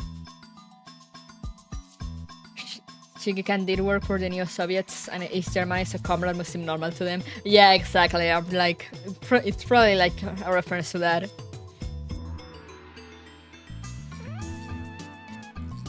Oh no, tunics of a feather flock together. To think I will encounter someone of like mind in this other world. From this day forth, let us resist the organization that plots to take over the sound of a phone interrupts me as I seek to further my bond with my comrade. Well, since the situation is urgent, it seems the plan to deepen our relationship and fight the organization will have to wait. Persicaria, have you learned anything?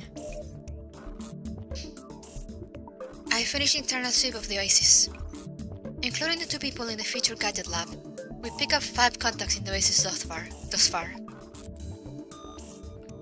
Upon hearing this, my heart is up. 5 people? But there are 6 of us. Are you sure you haven't missed anyone out? I'll check again just in case, but I don't think I missed anyone. Then can you tell which signal belongs to whom? My apologies, but since you have not registered yourself in the Oasis, I cannot identify each person simply by pinpointing their locations. I see. Professor, I've sent you a list of signal locations. Thank you, Persicaria. Inform the field teams and have them look for people like Kurisu outside the Oasis. After hanging up, Professor shows us a holographic map of the Oasis. There are only 3 other contacts in various parts of the Oasis, besides the points of light corresponding to Kurisu and myself. Don't worry. After all, these are just the results of searching within the Oasis. Persicaria will expand the search radius after this, and she'll share anything she finds with us right away. The professor looks at me with a look of concern on their face. It seems my disappointment is evident to all. Mayuri, Daru, Lukaku, Ferris. All of them are important to me. I can't help but feel anxious when I think about how any of them might be alone and in danger. Mayuri especially. She's always so airheaded that I keep worrying about her. Okabe, I understand how you feel. This is an unfamiliar place after all, and I'd feel worried if anyone were to be stranded here by themselves. I've also run into situations where I had no idea what to do during my research. At times like this, what you need to do is pull yourself together and turn the unknown into the known. As long as there's a new discovery, we can verify it, and then everything will be alright. I didn't expect Kurisu to have such a sentimental side to her. Well, she's right. There's no point worrying right now. I take a deep breath to compose myself. While I agree with what she said, I still need to reclaim my standing as a mad scientist. Will you happen to be consoling me, Christina? As if anyone would want to console you. Then you have woefully underestimated my mental resilience. Oh, assistant of mine. I, Hoin Kiyoma, am a madman who casually uses the lives of others in his experiments. There is no way something as petty as this will shake my will. Now then, let us go forth and recover our colleagues. I'm glad to see you both looking so confident. Although there's something very important I need to confirm before we head out.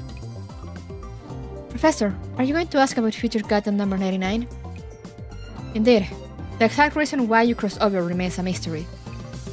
If we can fix Future Gadget number 99, we should be able to find a way to get you back to your original world. Damn it. If only Daru were here right now. Daru? Oh, you must mean Mr. Itaru Hashida, as mentioned on the name list. Yes, he is my favorite right arm, and the only one who knows the inner workings of Future Gadget number 99. It seems we will need Mr. Hashida's help to repair it then. It seems we have 2 things that we must accomplish at the moment. 1, find your other friends who crossed over. 2, repair Future Gadget number 99 and figure out why it caused you to cross over. Indeed, my comrade. I'm glad you understand so readily. There's one person in the Oasis who might be able to help with fixing the device. Now that I think about it, she might be able to find common ground with Mr. Hashida. Is she someone who's very familiar with electronics? Yes, she's our network security specialist, Antonina. With her around, we might be able to learn the reason why you crossed over, and she might be able to help you fix the broken Future Gadget number 99. And as it turns out, I just received a message from Antonina. It seems to concern your friends. Really? That's great! Okabe! Things are going better than I expected. Both the professor and pink-haired cat girl are reliable and trustworthy friends. At this rate, we ought to be able to find the others from the lab. And if we're lucky, we might even be able to return home by the end of the day. However, there's a thread of unease in my heart. Where is she then? Where is this Antonina person? She's in the Oasis electronics shop. Over here on the map. The contact that's closest to the Future Gadget lab is there too. You said we can verify the hypothesis connecting the location where we cross over with distance from Future Gadget number 99. Okabe, do you remember who was closest to you before you crossed over? Frankly speaking, I didn't really remember. But since Daru was the one who took out Future Gadget number 99, he ought to be the closest to it. Then Hashira may be the one that Antonina-san reported. Let's set off now to verify if this speculation is correct. But before that, I turn to the professor, who's standing off to the side. Will you come with us, oh comrade? Your strength is essential in this journey of recovering our friends. Ah, that's true. Professor, can you help us? Well, I would have gone with you even if you hadn't asked, Okabe. I'll take you to the shopping street to find Antonina. As for the lab, I'll have someone take over the place. Tell inform me immediately if anything comes up. Is this arrangement acceptable? Of course. Thank you very much for your help, Professor. I expected nothing less of my comrade. Well then, without further ado, let's be off. Persiga is so much taller than female professor when they're side by side. Yeah, I did notice that too. I was like, damn, she tall.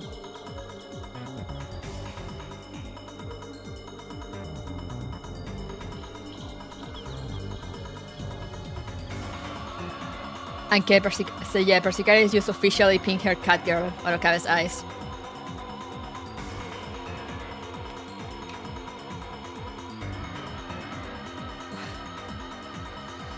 That was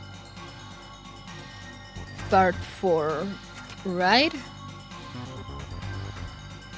No, wait, that was part 3? So far this is very STEINS. I know, right? Let me check. Imperceptible life sign. The shape of the world determines how you view it. You can try to describe it, but we'll never know its full scope. Okay, yeah, no, that's the...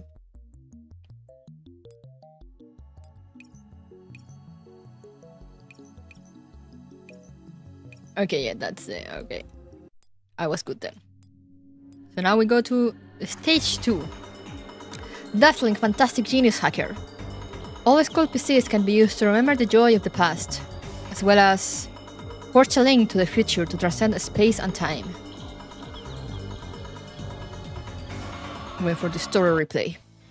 I love this art. I love this art. I love this CG. It's so cute.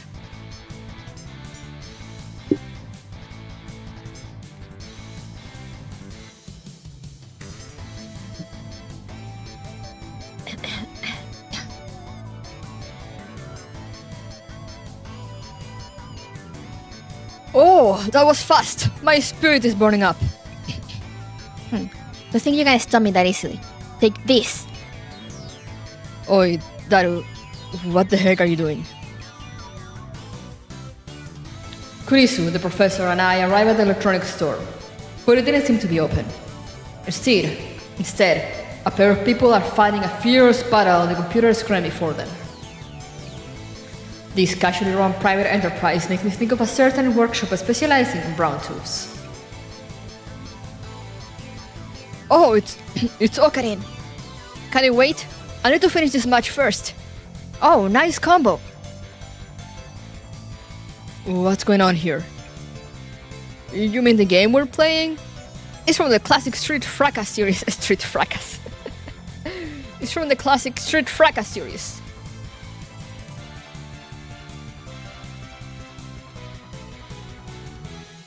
From the classic Street Fracas series, though. I can't believe they went all the way up to SF51. Oh, that was close. This is no time to be distracted. Take my deadly mosh. Legally distinct. I didn't mean the game you're playing. Forget it. In any case, are you alright? Whoa, that was a counter critical. Damn it, my health is in the red now. I said I'm not talking about the game.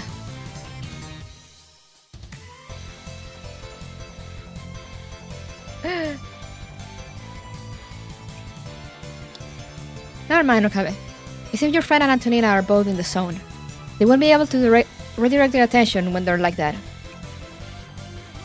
Oh yes, speaking of which, the person battling Hashira right now is called Antonina. As a side note, she runs the vintage electronics store we're in right now. Apparently it's a hobby of hers. So she's the AS's top network security specialist despite looking so young? I will never have guessed. Hey, you're the last one who should be saying that. I should graciously consider that as praise from me. Antonina, these are Mr. Rintaro Okabe and Miss Kurisu Makise. Nice to meet you. I'm your caring network security assistant. Just call me Anna. Damn it, die! Is she always like this? Like, does she have a split personality or something? Usually she shows off her crabbier side. Looks like she can't spare the time to show us around for the time being, so let's stand aside and wait. Damn it, this isn't the time to be playing games. Listen to me, Daru. Once you finish up, you can play all the games you want. But I refuse. But the game is more important. This is the most important part of the match of the century. Now watch this super hacker perfect block every single hit. Oh, you want to talk? In that case, it's time for me to get serious too. Antonina number 1 and 2, get him! Whoa! Don't think that's enough for you to win. My 2D cat girl waifus are cheering for me. Serious mode, go! He's locking in. The two of them swiftly mash on their controllers, and the residual after images of their fingers seem to be materializing, becoming phantoms behind them. The equation of victory has been computed. Now die, you mongrels! Then you actually need to play a mini game until the PC crashes.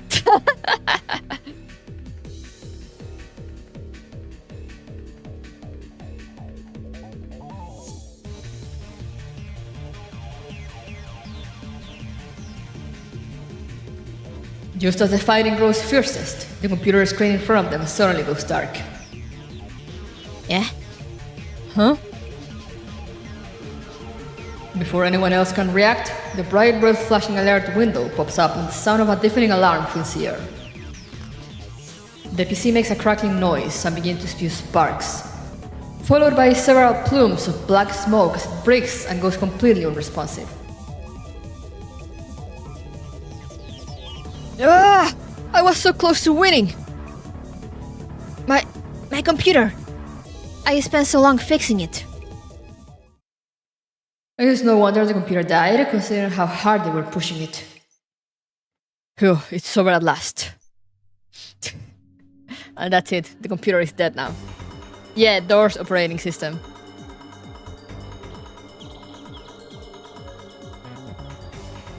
You know, as opposed to Windows. We're not breaking copyright in here. We're to part 5.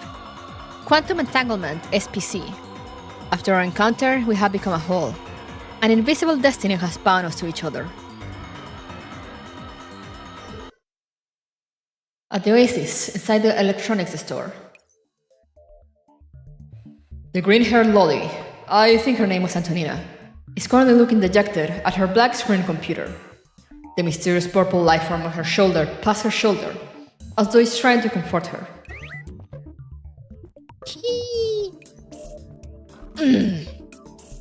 The squishy little guy might be small, but I instinctively fear it. Perhaps it was produced by one of the organization's experiments. I can't believe she can actually command such a vile creature. It actually makes me a little curious about the crestfallen green-haired lolly in front of me. My PC. It took me so long to restart it with Mr. Hashida's help, and now it crashed again. Is that really such a big deal? Can't you just fix it again? You dork, do you even know how old this thing is? Just restoring its part was a huge project. It took Mr. Hashira's help just to restart it earlier, but now I don't know what the problem is. What happened before was just a small thing. Though I have to say that figuring out why it crashed just now is a little tricky. Mr. Hashira might have a strange personality, but his computer skills are the real thing. There's not often someone earns praise from Antonina. Looks like your friend's quite amazing, Okabe. But of course, there's my favorite right arm after all. What are you being so smug about when she's praising me? Right, who is this lovely 3D female? I am Kuruko, but just call me Professor. That's my comrade! Daru, don't go sexually harassing them now. Ocarine, when did you meet such a pretty 3D woman like this? This is my contact info. I hope we'll get along, Professor. Yes, I hope so too. So, does this mean you're acquainted with Mr. Hashida, Antonina? Well, not really. It's just that Mr. Hashida helped me restart the PC while he was passing by. While we were at it, we decided to test our gaming skills against each other. And before we knew it, over an hour had gone by. This is the first time I've met such a challenging opponent. It's a shame that we couldn't determine the victor this time around. So you played a full hour against each other. It's no wonder the PC gave out, given how hard you two were going at it. Normally, you should have been able to take something like this. If it wasn't because this PC was incomplete. Oh ho! Looks like you're at your wit's end then. Then allow my favorite right arm, the Super Haka, to help you. Daru, reveal your true identity to her. Hello? Daru? However, my favorite right arm does not respond. He is currently engrossed in studying the smoking, broken PC. Daru calls my profile Nikemen. Oh, that's nice. He is though, he's right. Uh-huh. You use the wrong model of motherboard here. It's from the 790 series, but it should be a C-type rather than a B-type. Oh, well spotted, Mr. Hashira. I confess I did put it together in a hurry. Perhaps that's the problem. A safe chain unit helps. Green-haired Lolly's spirit seems to have been restored, and her little squid body raises a tentacle too. Kiki! I've been meaning to ask, but what's that little octopus-like guy over here? That's a diminutive entropic creature. It's a life form unique to the cloud server. A so-called computer virus. Normal entropic creatures savagely devour other agents and assimilate them. I immediately step back and take a defensive stance. Looks like my instincts were right. It is a vicious creature. Doesn't that make them zombies? I can't believe there are such terrible creatures in the Oasis. Looks like the organization is everywhere. Ocarine, those are usually called parasitic viruses. Although, doesn't that make it really dangerous, Professor? Indeed, normal entropics are extremely dangerous. However, this little guy is special, and we render it harmless. Just think of it as a little puppy. Since when were there such creepy looking puppies? Kiki! Kiki! Give me your noises outside. What? You got a problem with that, Mr. 8 Arms? That said, it does look kind of cute when you look at it up close though. It's ugly cute. Ew, I didn't know you were into weird stuff like that. As expected of the perverted genius girl. You're the only one who calls me that. Ocarine! What is it, Daru? Do you wish to praise me for my naming sense? Yes, a thief dork. Ocarine, have you realized it yet? This place has tentacle monsters, cute girls with all kind of charm points, and even kimono mimi girls. Looks like we've arrived into the heaven. Anime has become real at last. Hey, Daru, mind your words.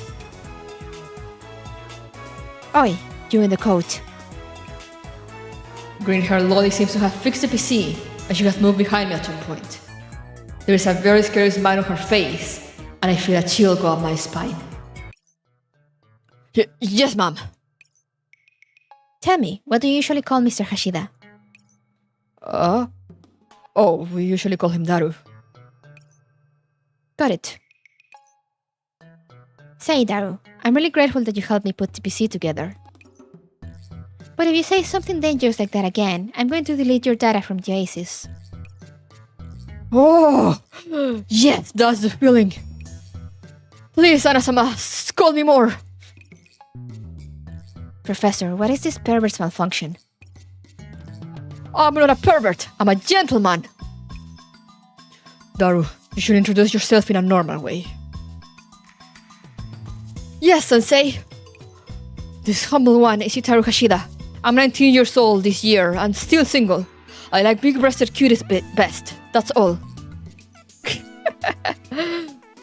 I didn't tell you to introduce your fetishes. Okabe, your friend is quite lively. Alright then.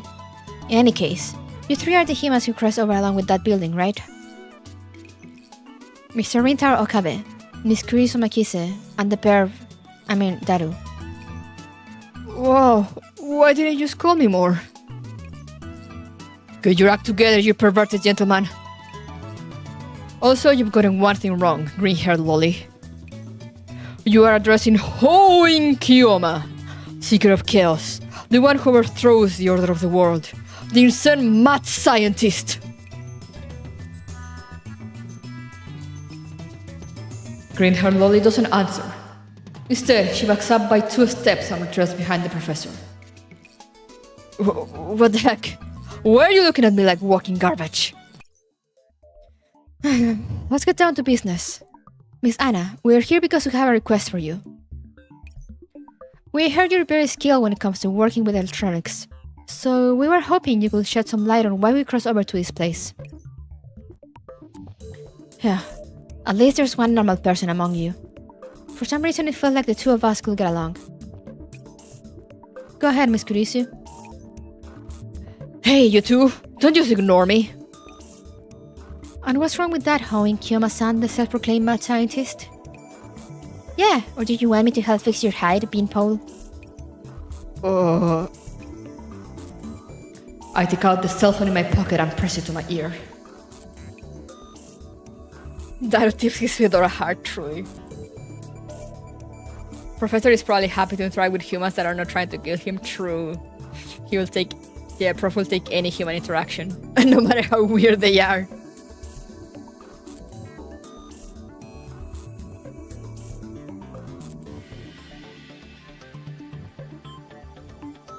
It's me. A new emergency just came up and I needed to contact you. Do you know why they stopped listening to me all of a sudden? Could this be a conspiracy by the organization?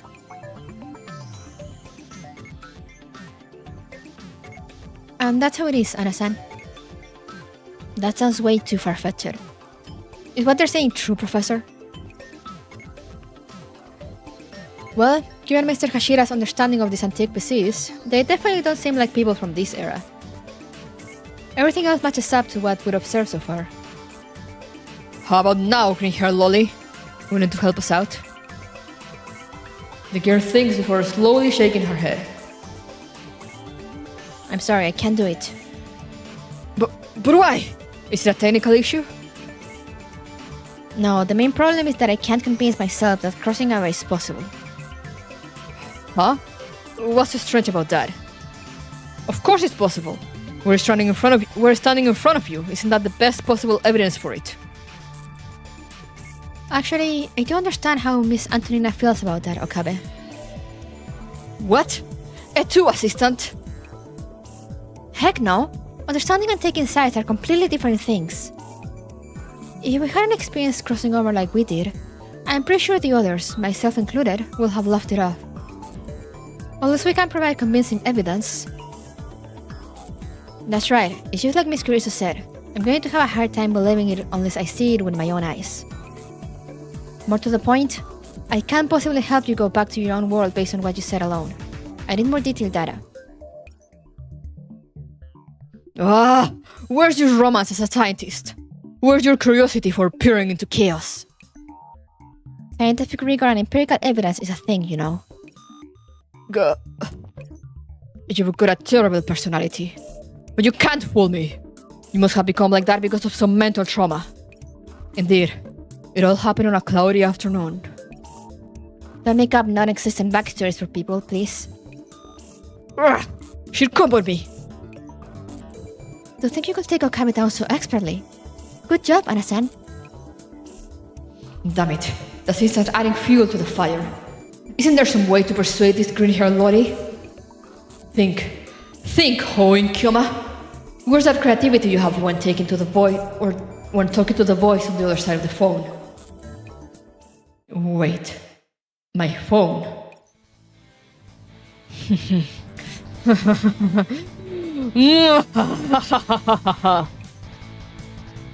What's wrong, Beanpole? Did your brain break at last? Exactly the opposite. I, Hoin Kyoma, have never thought more clearly than I am doing now. Oh, green-haired lolly, what have I told you I could help you fix your PC? Will you believe what I said before? That wouldn't prove anything apart from the fact that you had good PC repair skills. Also, what does that have to do with you guys crossing over? Now prick up your ears and listen. The flawless monitor which caused us to cross over. In other words, feature gadget number 99 was based on technology that can change the past. In order to prove that we don't have the technology to change the past, I shall now create a world where the antique computer won't break. What do you mean? Okabe, don't tell me you're going to... Indeed, assistant, it is what you're thinking. I pull my cell phone from my pocket and hold it high, trying to strike the coolest pose I can imagine. I shall use D-mails to show green-haired lolly what for. D-mails? What are those? Does Anna count as a lolly? In some of her other skins she seems older feeling. I mean, I guess because she's short and flat, so Kabe immediately categorized her as a lolly.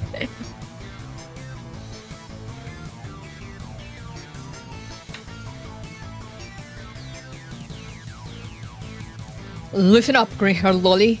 They're a great invention that can change the world. I'm leaving. Wait! I'm sorry. In any case, D-mails are mails that can be sent to the past. You're kidding, right? Ana-san, I can understand your frustration, but Okabe is telling the truth. Ugh. Alright then, I'll hear you out for Miss Kurisa's sake, Beanpole. Grey-haired lolly sure is stubborn. It can be helped. Right now, I have to count on John Titor's theory. The self-proclaimed time traveler called John Titor once posted on the @channel forums and told me about attractor field theory. Well, I still don't fully understand what he said. I should be able to add to my credibility with his arguments. With the power of D-mails, I can send your past self a message and tell you the right way to put your PC together. That will shift us to the world line where the antique PC didn't break. I think I get what these D-mails do, but world lines? What are they and how do you shift across them? Alright, allow me to try and explain with a vivid metaphor. The structure of this world is like a length of yarn running through all of human history. It may seem like there's only one strand, but on closer inspection, the yarn is made of multiple threads twisted together. So you're saying that each thread is a word line? Okabe race is in an all-time low, truly. Recklessly using the demon for trivial things that will totally not backfire? Absolutely not. Nothing bad will happen. What are you talking about? Indeed, they represent various possibilities. Among these threads is the timeline where the antique PC didn't break. Huh, that's such an accessible analogy that I can't believe you actually came up with it, Okabe. Granted, I did take a leaf out of John Titor's book. We can use demals to move between these world lines, and that action is called shifting between world lines. I think I get it. World line theory is a model that will explain time travel paradoxes. But according to your theory, will it really be okay to shift between world lines? Won't it cause problems? Relax. Like I said, while these threads represent different paths, they all converge into one in the end and reach the same conclusion. All we're doing is changing the quality of that antique PC. The structure of the world isn't fragile enough to be altered because of that. That doesn't feel reassuring at all coming from you. Are you afraid, grey-haired lolly? Be quiet, Okabe. While I had the same concerns as you in the past, the truth is, we've done several experiments which have verified what Okabe said. Small changes won't affect the progress of history. All they'll do is cause minor variations in the present. So you're saying that I can obtain data on world line shifting at little to no cost then? Isn't that handy? I'd like to study this phenomenon to see how I can use it to fix future gadget number 99. Unfortunately, we can't do that just yet. Everything I just said is based on Okabe's memories. What does that mean? Our memories and perceptions will change as we shift from one world line to another. We do not retain our memories from previous world lines. Let's use that antique PC as an example. After we shift world lines, we'll forget that it was ever broken. To us in that world line, the antique PC will never have broken down in our recollections. So doesn't that mean we can't prove this world line theory since we lose our memories when we change world lines? No, that's where you're wrong. I can prove that we've shifted world lines. I still retain the memories before the world line shifted. Okabe can remember things for shifting world lines. It's all thanks to my special ability, the Reading Steiner. Indeed, I can preserve my memories after the shift in the timeline. I can observe the differences between the two. Truly, this must be the choice of STEINS Gate. Miss Kurisu, are you sure this is an actual scientific theory as opposed to his delusions? What? How dare you say... My left eye. My reading Steiners is starting to ache. I grab my left eye and collapse my knees. However, nobody cares about me besides the professor, who shoots me a look of sympathy. Thus, I have no choice but to stand back up again. In any case, you can't expect me to believe a theory founded on a subjective point of view. I discussed something like this with Miss Kurisu before. Perhaps there's a simple way for us to verify the world line shift. Like the professor said, we're planning on designing a simple code to ensure only we will know the answer. Once the world line shift is complete, we'll tell each other the code and use that to convince each other that the shift happened. Whoa, that's a great idea. Indeed, it does sound workable. Come, green-haired lolly, tell me your deepest, darkest secret. Do you want to have cat ears? Do you want to grow taller? It's okay, just tell me about it. You do realize I can delete you on the spot, right? I'm sorry, ma'am. I won't do it again. As for a secret... The green-haired girl before me suddenly looks back to glance at the professor. Anything I can help with? No, it has nothing to do with you. Also, go away. Don't you dare eavesdrop on me. Huh? What are you going to say? Antonina does not answer my question. Her ears turn visibly red, and just as she looks like she's gathered her courage, she vigorously shakes her head in denial. Just as I'm about to get tired of waiting, she finally makes up her mind. Beanpole, leaning close. Oh, okay. So, about that diminutive entropic.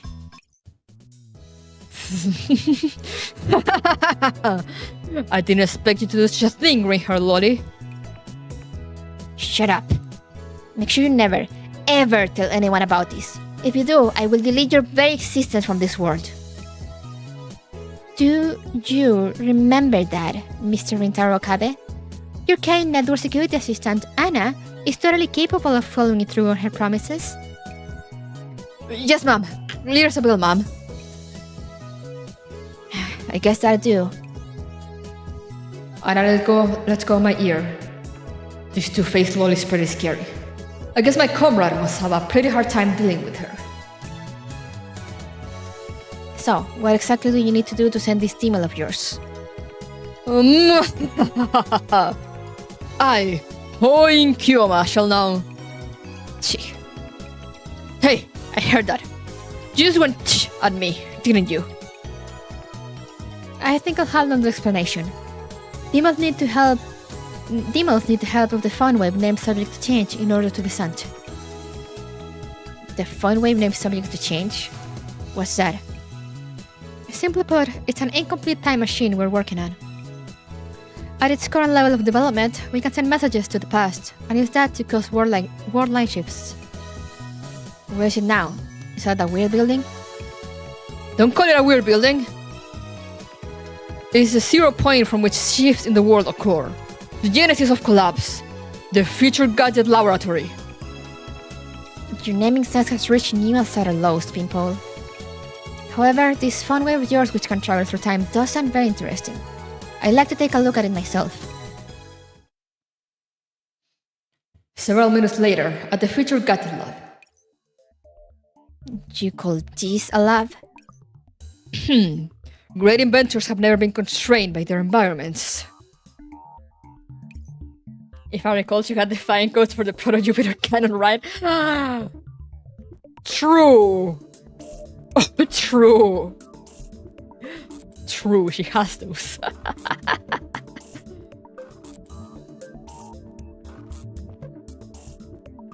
Miss Kurisu, please explain what happens next. Understood. The first step is to input the recipient's email address into the computer attached to the phone with name subject to change, and input the appropriate time into the timer.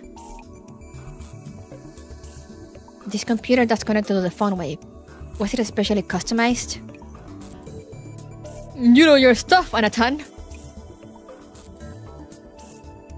Not bad. I see where you were going with this. Oh, seems you like the computers here after all. We'll talk about this later. In any case, I've entered the address. How do I set the timer? The timer represents how far back the message will go. 1 second corresponds to 1 hour in real time. Ana-san, do you remember when you finished building the antique PC? It was close to when you guys crossed over to the Oasis, around 1330 or so. And it's 1610 now, so almost 3 hours ago. Just in case, we'll send it back further than that, to Ana-san from half a day ago. Let's set the phone wave to minus 12 seconds then.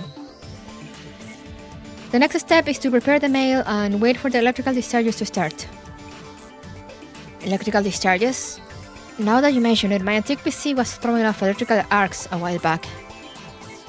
We don't know why the arcs take place, but we know for sure that the mails can only be sent to the past when they occur. In addition, there's a strict limit on the length of the emails, 36 bytes plus metadata, and the mail will be split into 3 parts for sending. If you want to ensure it works, then keep the contents of the email within that length. Understood. The content of the email will be use 790C for antique PC motherboard. That should work, right? I couldn't find the problem after working for 3 hours and ended up using the 790B instead. If someone had told me the solution back then, I'm sure the antique PC will have been able to hold up to my duel with Daru, and it wouldn't have broken from overloading. Oh, then my epic match with Anatan will finally see a conclusion. Alright, we'll go with that. After that, we'll have Okabe send it to the dedicated cell phone attached to the phone wave. I love that they actually do the phone animation. And they're exactly like in the visual novel. Same thing. I love it. It is my turn at last. The key of destiny now lies within my hands. I finished entering the message. Now all we have to do is stir up the phone wave name subject to change. Time for the curtain to rise on this grand performance. As the microwave begins turning backward, sparks begin flying in the cramped lab. Electrical discharge phenomenon detected. The music! Now to complete the final and most vital step. To press the send button and deliver the mail to green-haired lolly of the past. That sounds like a simple step to me. Have it your way. Oh, green-haired lolly. See you in the next word line.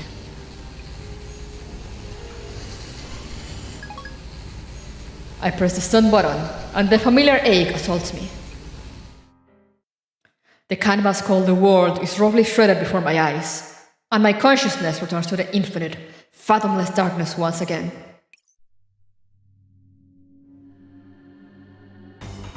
Antonina, no!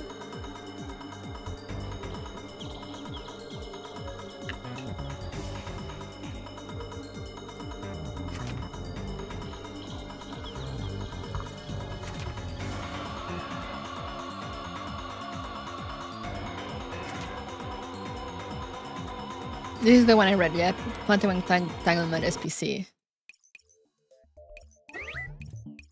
Yeah.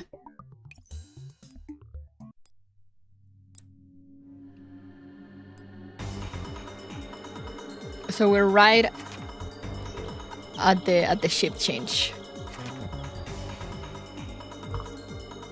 I wanted to at least, I wanted to at least get to where I am now.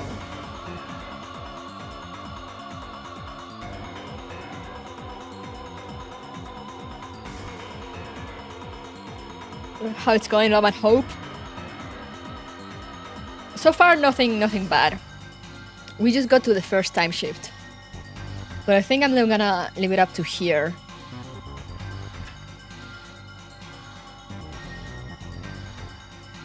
Because, as I said, it is pretty long. As I said, I'm gonna focus on just finishing it, so it will be left on the archive. Let me just write down where we left off.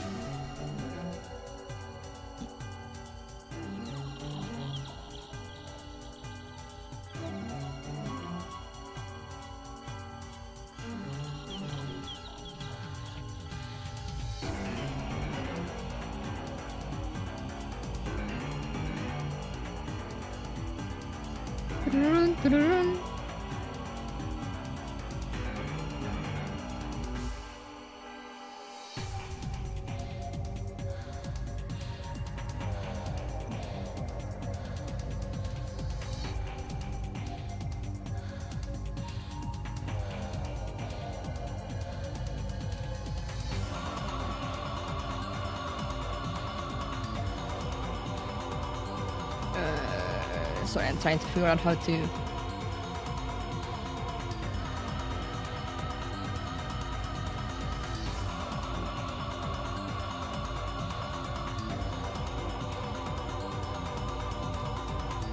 Alright.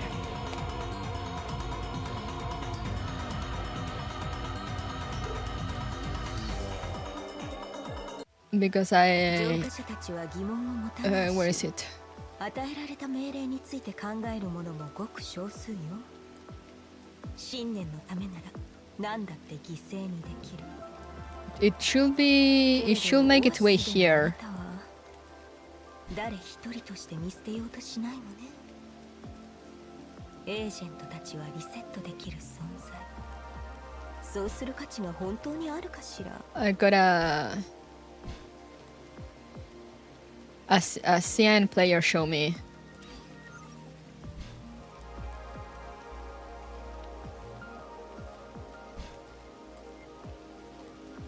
That it should make its way. It should make its way here.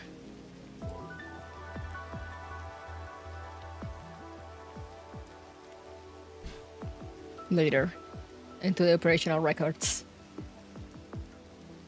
So we should be able to continue reading it after. Even after the event ends, as long as I finish, as long as I finish it.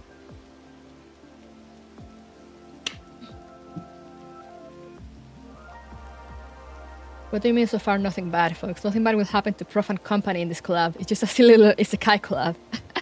Truly, you're so right. True. I don't know what I'm talking about. Is it true all the event music is used directly from STEINS or are they remixes? I don't have a good enough ear to figure out if they're remixes, but they, so far, to me, they sound like a lot of it. sounds like straight up from the visual novel. From the STEINS visual novel.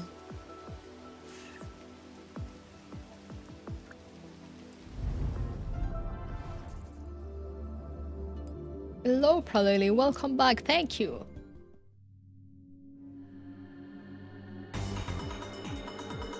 And of course, there's never a cloud.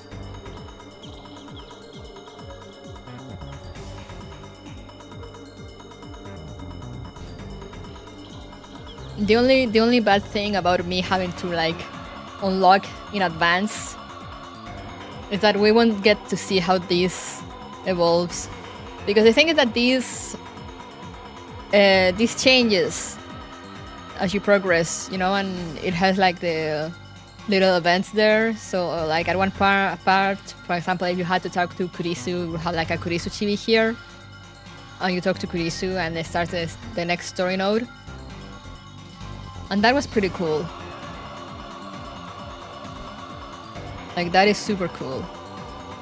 And as I said, and then everything was normal. And then after the last time change I did here, then the game threw me back to here, and I was like, what the fuck just happened?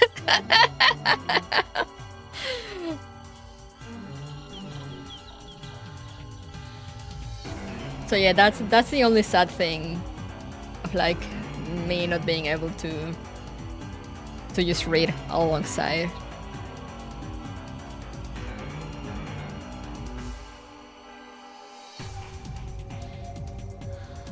So you guys won't see to get this updated in real time as we read. But yeah, it's great. It's great how they do this.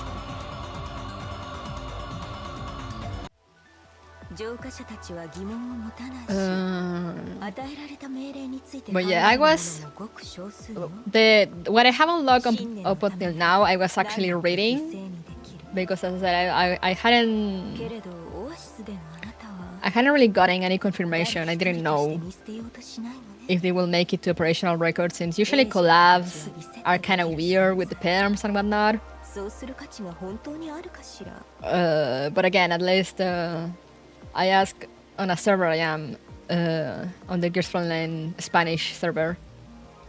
There's a player that plays on CN, so I asked him if like the STEINS collab made it to the archives, and he was like, "Yep." He sent me a screenshot and everything, and then it's there. It's there under the major events apparently.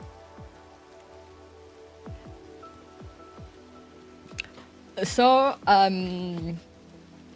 whenever I progress now to get the story log, I'm just gonna skip, and then we're just gonna read it in real time here.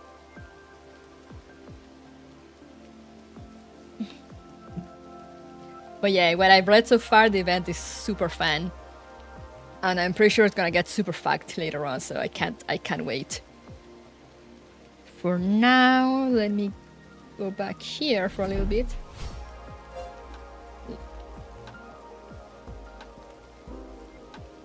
Let us keep the chibi. Yeah, they're so cute. They're so cute. Let me close the game as well, as I'm gonna go eat and then pick up my sister. I'm not gonna play anymore today, probably, or at least not in the next 3 hours. I wish you were wrong. Wait, on what?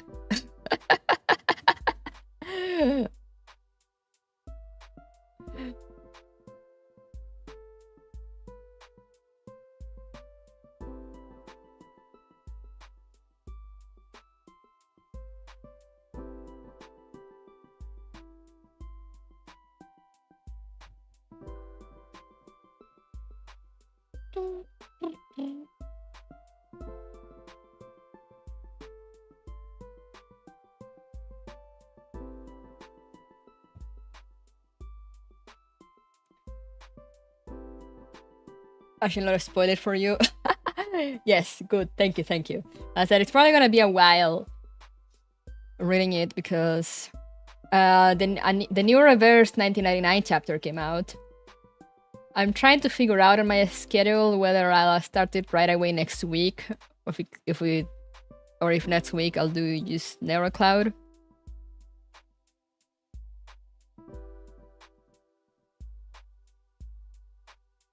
I'll see. But we might be seeing NeuroCloud until the end of the month, on the weekends.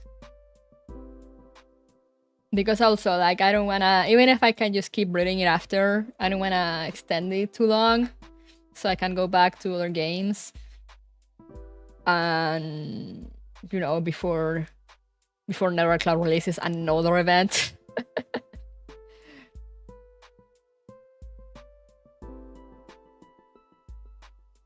But yeah, what I read so far, it's super fun. I can't wait for everything to get fucked and then pain to come in. The worst is we have the normal Law and Hope from Mika mixed with the STEINS Gate Law and Hope mixed in, so yeah. So this is like extra Law and Hope. Yeah, Reverse Collapse is on pause right now since I have way too many.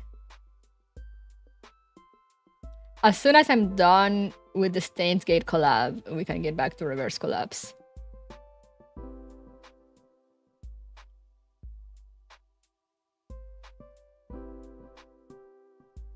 Which is also why I want to finish it soon, or as soon as possible, as I said, before they drop something else over. The good thing is that usually collabs kind of count as major events, so we should have at least like 2 months or so before they drop something, another big event. Or at most we'll have like some character events, and those I can do in just one stream.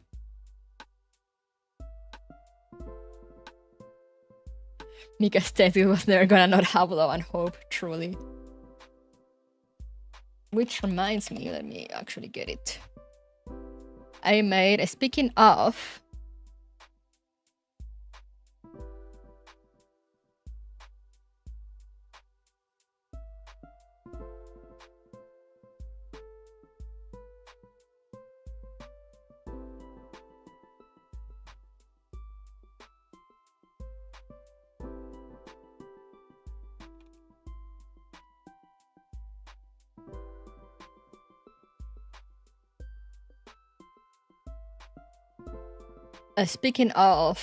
it's like, you know, everyone is, I'm like kind of juggling a lot of games right now since I took a 2-week break. And why did they have to release? Why do my gachas always release stuff when I go on break? It's like they line it up, and then I'm just like, I have to like juggle everything around to be able to get back to my more normal schedule. But yeah, since I'm on that grind, I actually made a Trello. I'm pulling Trello for you guys to see. I'm gonna send it right now. Send.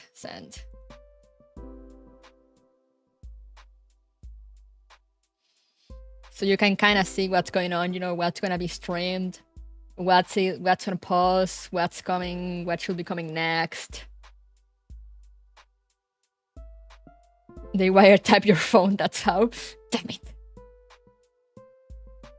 It's to keep you from going on breaks. Truly.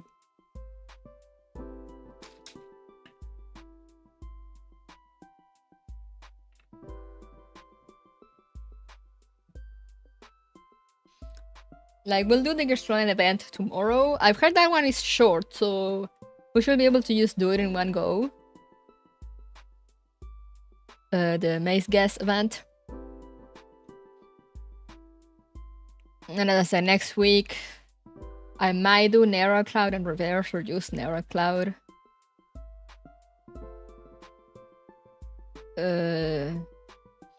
I might wait to start the Reverse chapter, since like the following weekend on the 27th I have something to do, so we're just gonna have one stream day on Sunday that day.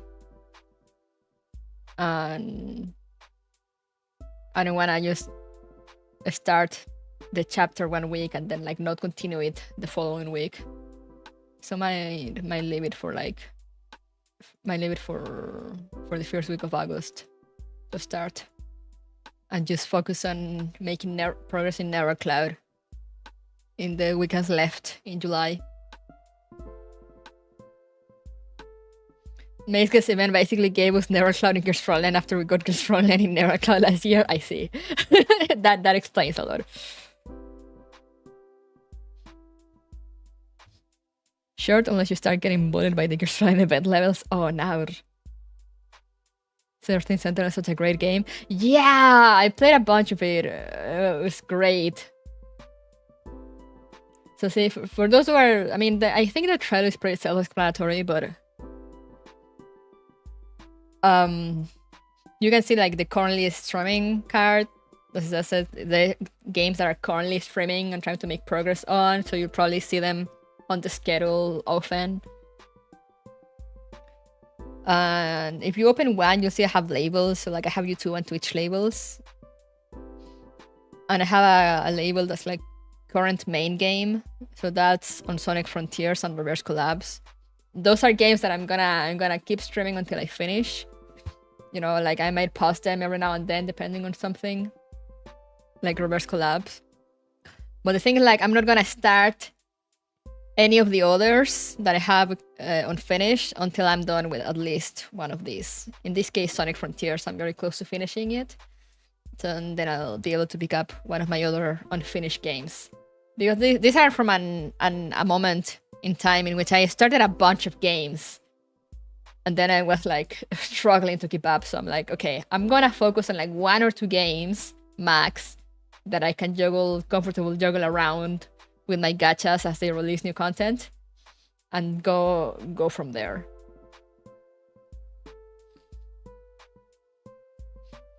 So, you know, we have been currently streaming Sonic Frontiers, Genshin Impact, Sunless Zero, Narrow Cloud, and Gears Frontline.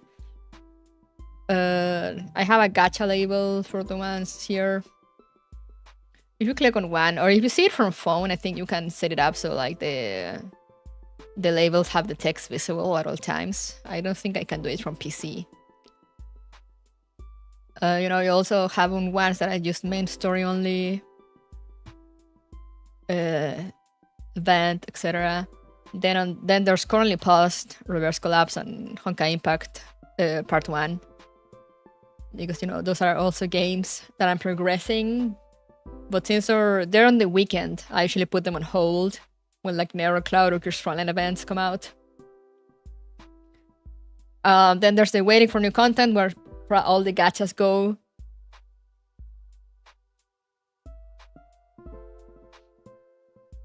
There's an orangey label that you'll see on Reverse and Honkai Impact Part 2.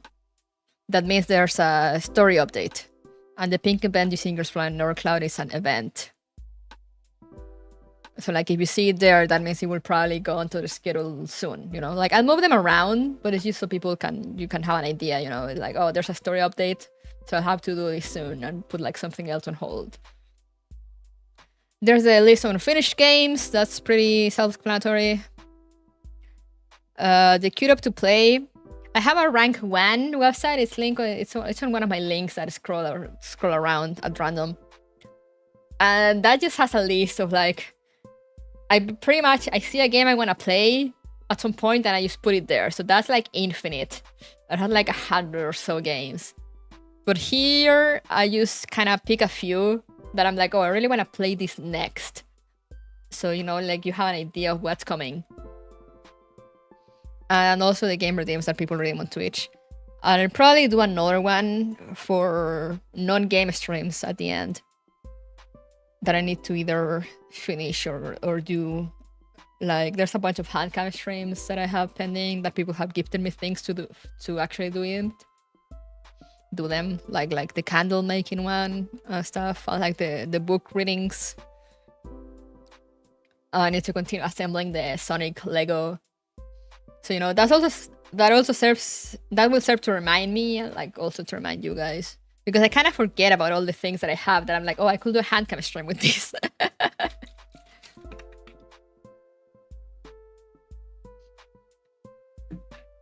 But yeah, I'm gonna link that up on my permanent links,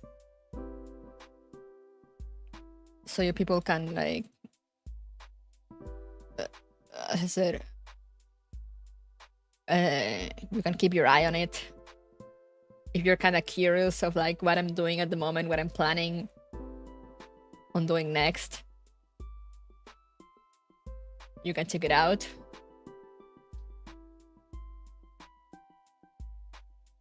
And yeah, that's it.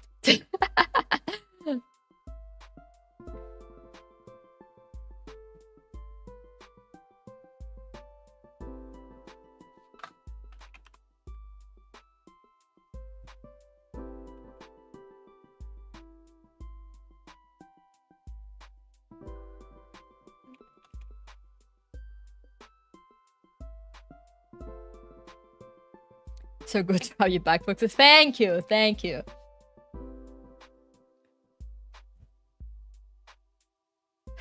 Thank you, thank you.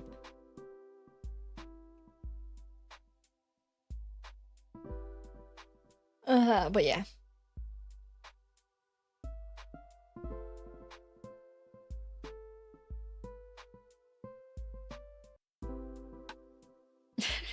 So I'm kind of clicking because I'm looking. My sister is telling me that she has only one activity left, so I might need to leave sooner than expected.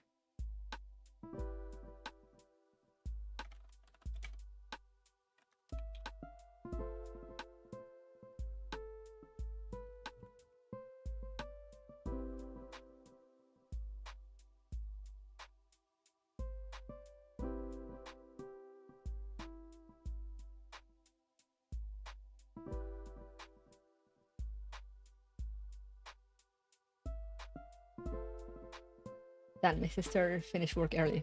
Good thing good thing I was actually too tired for continue for another hour as I usually do. But yeah, we're gonna be reading the STEINS Club for a while. Probably for the rest of the month. Before actually juggling other things. Except tomorrow. So tomorrow is Girls Online. I'm gonna set up the waiting room later. But yeah, tomorrow I'm starting half an hour later than usual. I'm probably gonna start testing around times on Sunday to start a little bit later, because Sundays, some of you from last year might remember Sundays are usually I need to start cutting the grass again, and Sundays were I cut the grass before stream days. So I'm gonna start testing times to see if I have enough. To see at one point, I'll be like, okay, I have enough time. If I start stream at this time, I'll have enough time to like cut the grass and shower before prepping for a stream. Because I kind of wanted to do it the other way around, you know. I was like, I'm gonna start streams early and then just finish a little earlier than usual, so I can do like my chores. But the thing is that it's hot. It's hot outside. So I'm like, okay, ain't no way I'm surviving at like noon if I go out to cut the grass at like noon. I have to do it in the morning when it's cooler, when it's fresher. Touching grass arc. So I'm like, yeah, there's no way I'm gonna survive with how the weather is. I will die.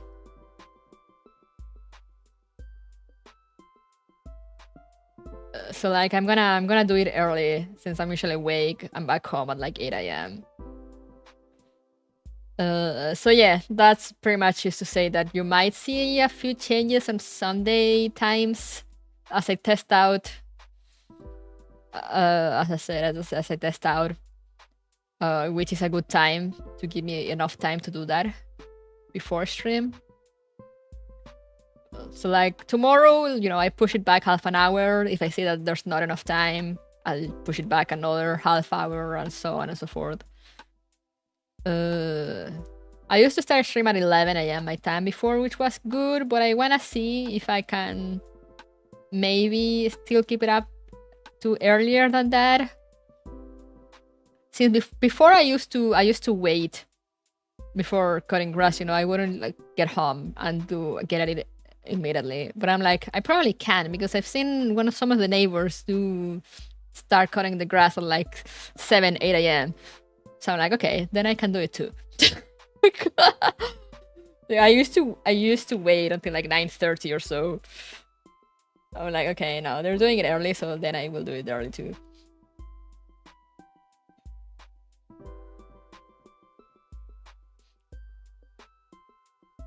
And like my thing is not even that noisy, because it's like one of the tiny ones, you know, like the weed whacker.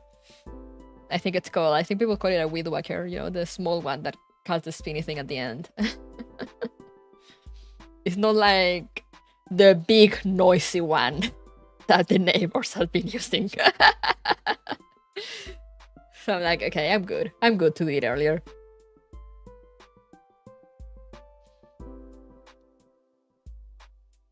If my neighbors can do it, so can I. Exactly. Exactly, that's a strat. Rip the grass. I'm the only one on our building also. I mean, if someone from my building has a complaint, they can cut the grass themselves, you know, because I'm the only one that does it here, so... If they don't like it, they can do it themselves. Hey, son, hello!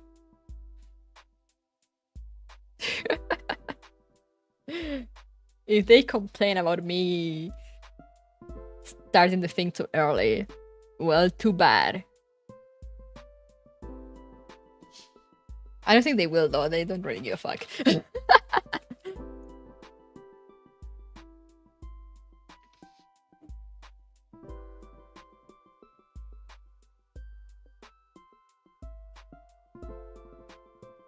But yeah. Yeah, I'm gonna go lie down for like 5 minutes and then get ready to pick up my sister. So thank you guys for coming. I'll see you guys tomorrow for Girls Frontline. And yeah, thank you guys so much for coming. I hope you're enjoying. The collab has been really fun so far, even if it kind of kills my voice trying to do Okabe's way of speech. But we aim to provide, you know, we aim to provide as much voicing as I can do. But yeah, thank you. Remember to stay safe, stay hydrated, take care of yourselves, and I'll see you guys tomorrow or just next time. Bye bye.